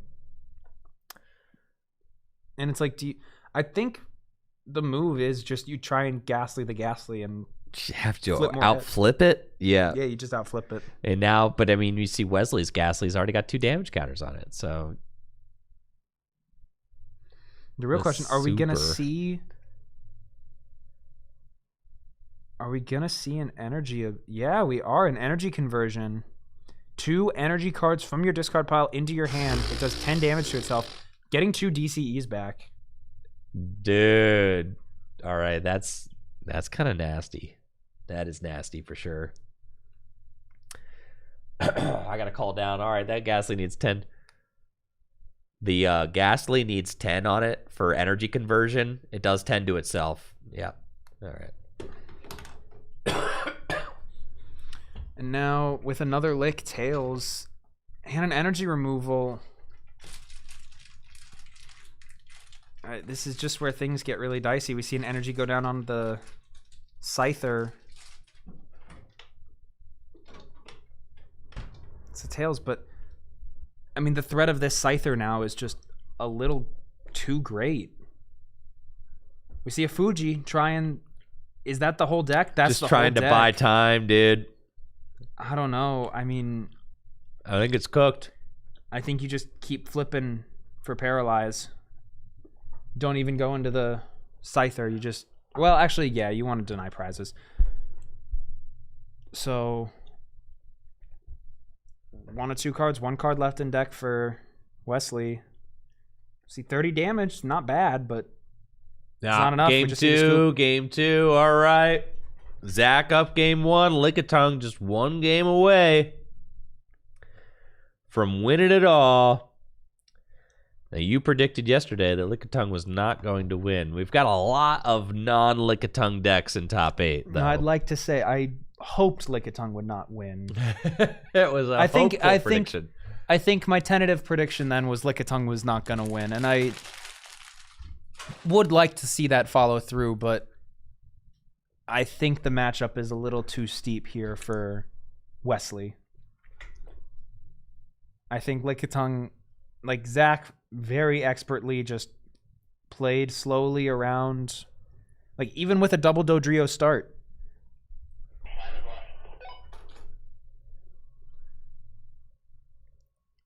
What's that? Did you ask me how much time is left? How much time do we have left? 1 hour and 7 minutes. Yeah, they're chilling. Yeah. And games like aren't too monotonously long. Like we saw No, that was a 20-minute game. Yeah, you reach the bottom of your deck pretty quickly, Yeah. even if you're trying to conserve resources in some Dude, capacity. I watch GLC players take longer than that every single week. Don't even get me started. Every single week, bro. I watch GLC players take 1 million minutes to make their game actions. You could save so much time. I know. You got to get the little clock Live has that just like yells at you if you take a little too long. It's just they should have to wear shock collars, and actually, if it take more than 15 seconds for a game action, you get a little shock. All right, Yeah. game 2, Zach Canton up. Game 1, Wesley on the back foot. Can he mount a comeback and force a game 3 in the finals of this base fossil throwback tournaments? And it's going to be just a big oak off oak. rip. I mean, what a else are you gust, doing with that hand? Nothing. An You're up item against- finder. You're up against a freaking Scyther. You got to go. Yeah, you got to go. What are you going to do? Nothing? Sit there? No. I mean, I think the optimal thing turn 1 here is... I mean, what is it? Is it swing with a... I think it might just be swing with Ghastly, but you only play the 1. There's Mew. That ain't Yeah. bad. And But, I mean, pass. that's not very good in this matchup, if I'm being honest. No, Mew is like fine to check a loaded Scyther. Poke No. it for 30. Clean up a Scyther is good. And yeah, We did see... just another oak incoming. Yeah, I was going to say, we did see a Swords Dance, but, I mean, that will no longer be in effect because you cannot use... Fuji the Mew back in, and then oak. Wait, I like... Okay, I see the vision. It's +1 card to the deck. I don't really know what we're turboing for here. Like, There's nothing in the hand. if it's a Mewtwo we're after, just draw into it. That's what I say. Just find it. Yeah, maybe it is correct to just wait. I think playing... I am always of the opinion in this format, if you're going up against... Yeah, a deck but what if it's Sword Stance into Slash for 60 days? Who cares? Your opponent's not going to take all 6 prize cards. They very rarely do that. You do have this certain point where, like, Wesley's hand was pretty horrible. I mean, there wasn't even any energy. Wesley's had like 3 hands at this point, and they've all been horrible. I know.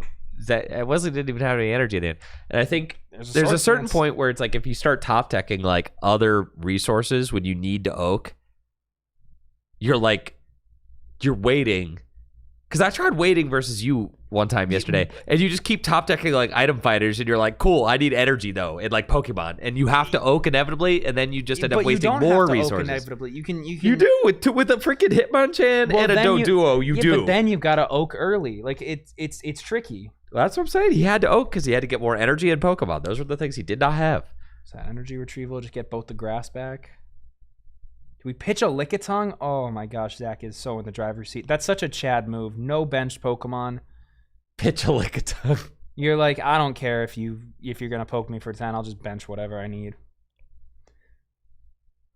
That is until you see Imposter Oak's Revenge hit the field, and then you're cooked. That's what I'm saying. Yeah. What is that? Shuffle draw 7? Oh, yeah. 7. It could be used as a mode to deck your opponent out slightly It could, faster. yeah. But nobody really plays it for that. Well, it could be really good with cards like Moltres. Mm-hmm. You just catch it by surprise. Oh, I need a Well, pizza. right, because you can Imposter Oak. If your opponent's got 4 cards in hand, that's a +3 mil. I mean, right? Sometimes your opponent's got a 20 card hand, and Yep. that's like a -15, Yeah. So it does do something. 13. Dodrio hitting the board. We're going to see a poke with Mr. Mime. Oh, no, we're not. Yes, we are. Yes, but needed an energy to retreat the Hitmonchan. Yeah, so starting to stack a bit of damage. I mean, Meditate, great counter to the Scyther, but... Oh, poke for 20? Yeah, I mean, the Scyther's not doing anything Next turn, you're to swinging 30? the invisible wall. Super. Oh, boo. Fun police. Yeah, there goes the fun police. Anytime you think, I was like, oh, wait. If you find 2+ powers next turn, Meditate knocks it. No, fun police. No. How about back to 0 energy on the Mr. Mime? Yep. Yeah, how about back to 0 energy on board? No fun to be had. That's what I was saying. The evil Lickitung versus, well, I guess the whimsy Wigglytuff is no longer with us, but yeah, just a pass. Attach and pass. So we do see there's the Lickitung. I mean, knowing you can't do any damage with Scyther, you might as well start piling some on now. Licks a million, dude. Tongue wrap. Here we go. Paralysis. No sense using Gust of Wind. I mean, you got Oak. No real sense doing that. At this point, you voked. You voked your Oaks. Now you gotta sit. Yeah. Yeah. If you try and turbo through your deck, you're just kind of delaying the inevitable. And it's very easy to sit there and be like, oh, I need to start doing stuff. No, you have probably like 8 turns of being chill. We see Zach understands the chill. For sure. Look at how chill. He's not even holding his hand. He's not flipping through it like I'm raising my own hand here. Some people would. No, patience. Now, the one thing I haven't seen nearly enough, Zach's not getting last. I mean, that's the thing. You said Wesley's only playing 1 last in his deck. I truly think that the way that you beat this deck is you need to last it a lot. We see a knockout. You need to last it a lot. I mean, it plays a ton of trainers, but not a lot of draw. That is the one thing it doesn't play a ton of. It does not play a ton of draw, but it plays a ton of disruptive trainers. So you have to last it. Yeah, this disruption is... It's how you do it. It's how you do it, but it's also how they get you. You gotta last them, dude. There's a reason they don't play last. There's a reason. It's because they don't like it. No, they hate it. They don't like. You never want to last yourself as that deck. You never want to do it. So that deck doesn't even play last because it hates it.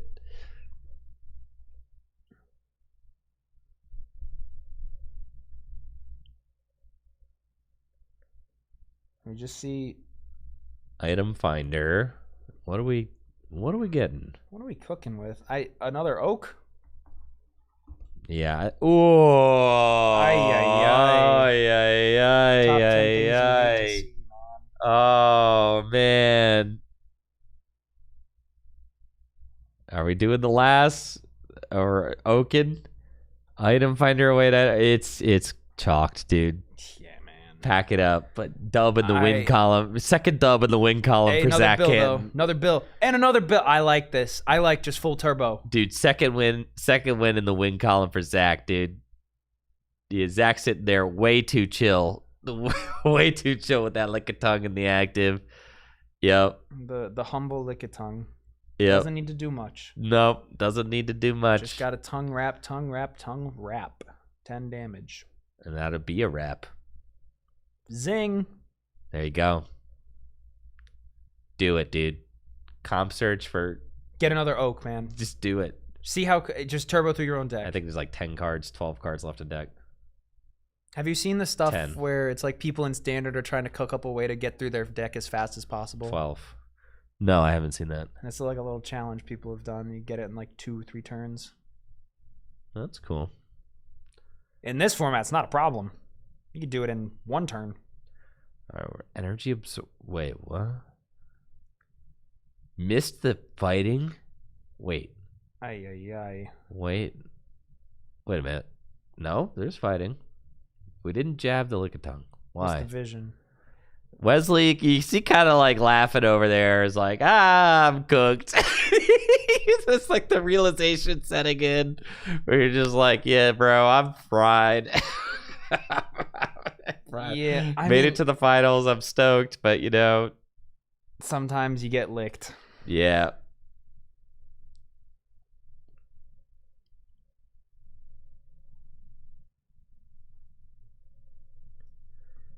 Did you just see Zach being like, "Yeah, let me see them resources. Let me what you used so far." A lot. Yeah, A whole lot. yup. And Wesley doesn't have a single prize to show for it so far. That's not good. That is not good. See Ben Morse in the chat. Zach hit 5 heads in a row on my Wiggly in top 8. Ooh. Hey, man, that's how it goes. The Lickitung will take, and it will take, and it will take. Yep. That's brutal. For sure. 1 energy removal. I see 2 And looks chancing like in the hands. Item finder for for the super. SCR going down. Oh, not no hand, but No. just completely stripping Wesley's board of energy. And there's a scoop up back to the Chad solo Scyther. Sword stance. Comp Comp search. search. Gonna go grab that oak. Doesn't even need the licks, dude. He No, says, man. he said, screw these Lickitung, dude. I don't even need them. Give me the bug. Scyther's a bug, right? I mean, what, Yeah, what dude. bug is he based on? Praying mantis. What praying mantis do you know that I've... It's certainly I'm so based on bad. a site praying mantis, right? What's Scizor based on? A praying mantis. There's metal. Oh, it's the mantis Pokemon. Okay, yeah, man. I'm It says mantis Pokemon right there. Does it actually? I'm dude. cooked, man. I'm so... Oh, my God. What a site they're based The on. brain cells, and there's probably like 2 of them up there, and they're fighting over which one wants pizza more. It literally says the mantis Pokemon on the card. Man, I wonder what that Pokemon is based on. Yeah, dude. Cole be like, huh? I wonder what Hitmonchan is based on. Cole be like, I What wonder. fi- I wonder. What fighting style do we think it is? It's I got wonder gloves on. what. Wonder what Poochyena is based on. That's what Cole's like. Yeah. Any ideas, chat? What's Lechonk based on? I don't know. Tough ones. These are the questions that I'm pondering right now. And we just see Zach just slow and steady wins this race, thinking over all the options.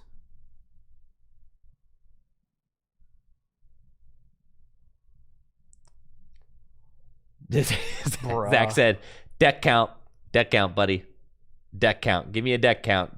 Give me a deck count. Bro, you got more than 20 in there. What do you need to count for? Give me a deck count. Yeah. Dude, can we approach the headache win con? I mean, Not yet. you're not far. Well, with double Doduo or Dodrio, it's really hard. Yeah. But like, if you can knock out a Mewtwo, if you even need to knock out a Mewtwo, I mean, Wesley's taken 0 prizes and you're on probably, like, less Zero, than 20 dude. It's cards. looking sad. It's looking sad.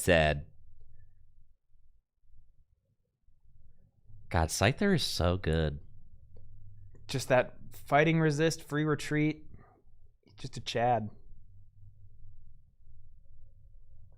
Energy removal, just for the giggles of it all.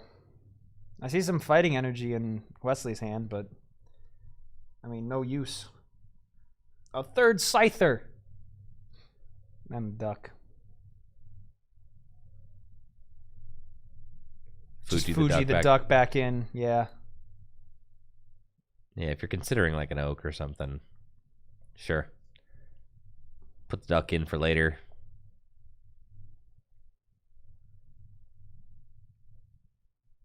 Gambler? No, comp search. Oh, do the gambler. Just see what happens.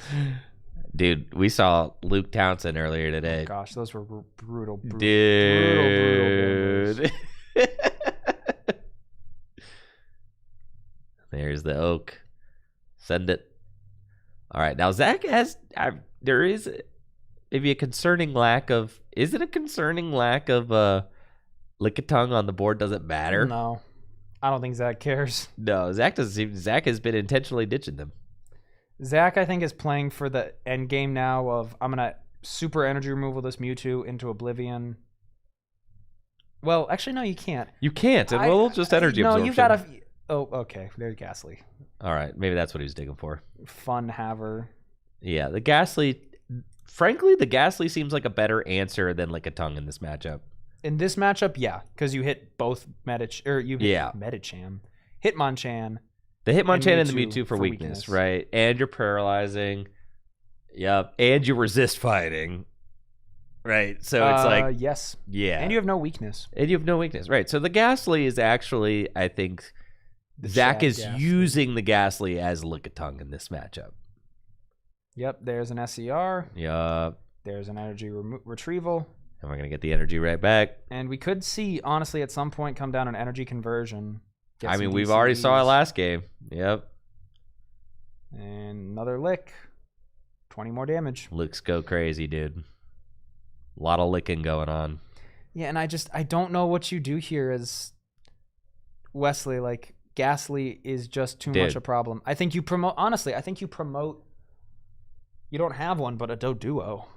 And even if it gets paralyzed, you let it, or a Dodrio. Actually, you promote a Dodrio here. Speak of the devil. You can retreat as many times as you want in base fossil format, so we see that. Yeah, and then and here's the energy conversion. Yeah. I really like this play. Knowing that you have the time to... Well, let's just go get some energy. Why not? You know, what are you going to do? You got to Rage Me for 10? Cool, man.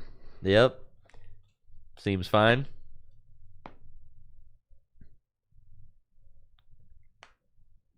You are putting 10 on your own Ghastly, though. That's true. But I think that's fine.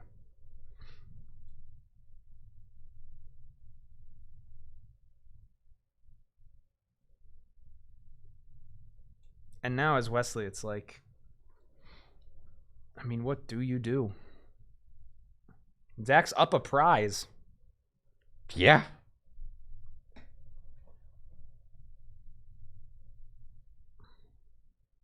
Oh, did Wesley just have a quick pass? Yeah. Yeah. Yeah, no energy in that hand. Not oaken. You should oak. Do it. Was that another sword pass? stance? There's retreat sword stance. Yeah, I mean, this is pass. the play. You have to... Now it forces the Dodrio out. Yeah, Go that's back crazy. into You hit it for 10 Hitmonchan. and then you sword stance slash it for 60, so you're not even in rage territory. That's crazy.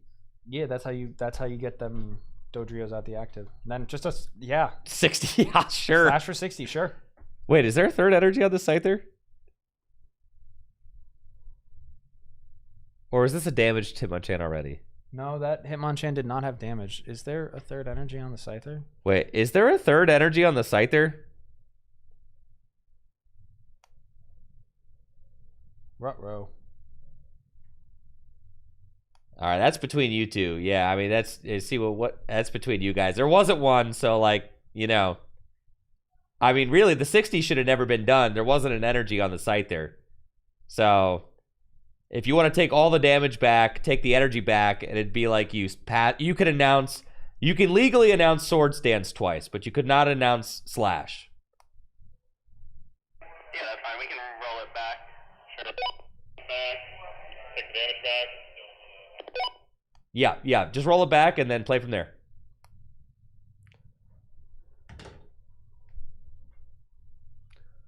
You attach to the bench Scyther instead of the...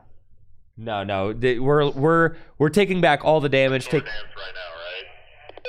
Yeah, sword stance is a legal action because you could not have announced slash, so sword stance is fine. Before I got ahead of myself. All right, so yeah, so the attachment to the bench is fine because Because, I mean, it's legal. that was legal, But right? now you have to announce an Yeah, attack, and it's Yep. got to be... Yep.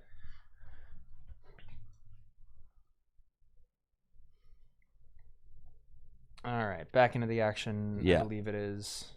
Caught that. Wesley's Caught. Yo, I'm Red-handed. stoked. Saved game state right there, baby. Saved game state. It's all right. Zach is like right there. Really just needs to push. needs to just putt it in, dude. Just gotta putt it in. We're right there. It's been a long day of Pokemon.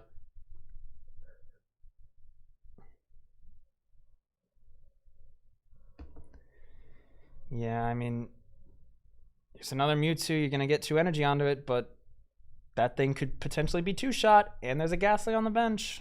So look out.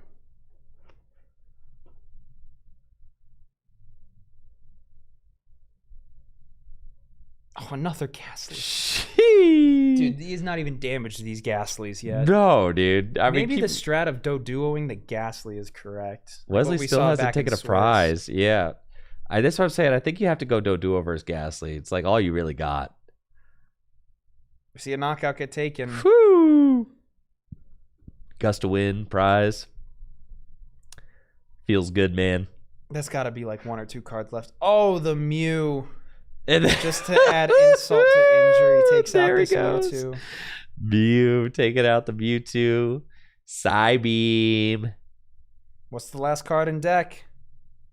And that's it. That's it. That's your final. Zach Canton is your base fossil throwback series champion. Congratulations to both Zach and Wesley on a job well done today, piloting these base fossil decks all the way to the final stage where Zach Canton will be taking home the exclusive 1-of-1 base fossil throwback series playmats. Congratulations. Yeah, and we saw Lickitung defeating Hitmonchan just like in the image. Just like in the image, dude. It's crazy. Yeah, in our champion playmat, Lickitung is licking Hitmonchan, and Hitmonchan is looking severely grossed out. So, yeah. GG's to all of our competitors today. Huge thank you to every one of the 33 players that showed up to participate in today's base fossil event. We've got more retro tournaments planned for 2026 here at Full Grip Games. The schedule is available at fullgripgames.com, so you can check that out. I believe that our next retro series tournament is going to be the 2004 World Championship formats. Let's see if we've got a tentative date for that. Widely beloved format. Yeah, the Full Grip Games Retro Series. We've got, 2004 Worlds going to be happening in the next quarter, so sometime this spring, summer. We will be announcing the date for that in the coming weeks, so definitely stay tuned for that announcement. We've got quarter 2 is that 2004 Worlds format. Quarter 3 for 2026 is going to be 2011 Worlds format, Heart Gold, Soul Silver through Black and White. And quarter 4, my favorite modern formats of all time, 2007 NAIC format. Look at that playmat. Look at that Hitmonchan. Congratulations there to Zach on the win today. Congrats. A big thank you to everybody who showed up. Huge thank you again to Cole for co-casting with me today. Anytime. It has been a lot of fun. So we're going to be back next week, Jesse Parker and I, on Wednesday with more post-rotation testing. I look forward to seeing you guys then. I think next week I got Jesse coming. I think so. One of these days he's missing stream because he's going to Houston, but I think next Wednesday, I think he's good for next Wednesday. Anyways, I'll see you guys on Wednesday regardless. I'll be streaming. That's good night from Cole and I here at Full Grip Games. Make sure to check out fullgripgames.com for all the best Pokemon trading card game singles and sealed product. We've got Perfect Order product up for pre-order now on fullgripgames.com. Shop it at Full Grip Games. Help support the content that we create here on Tricky Jim. Has been supporting the content I create here on Tricky Jim since 2018. So really appreciate y'all continuing to support the channel and support the shop. That's it from us today.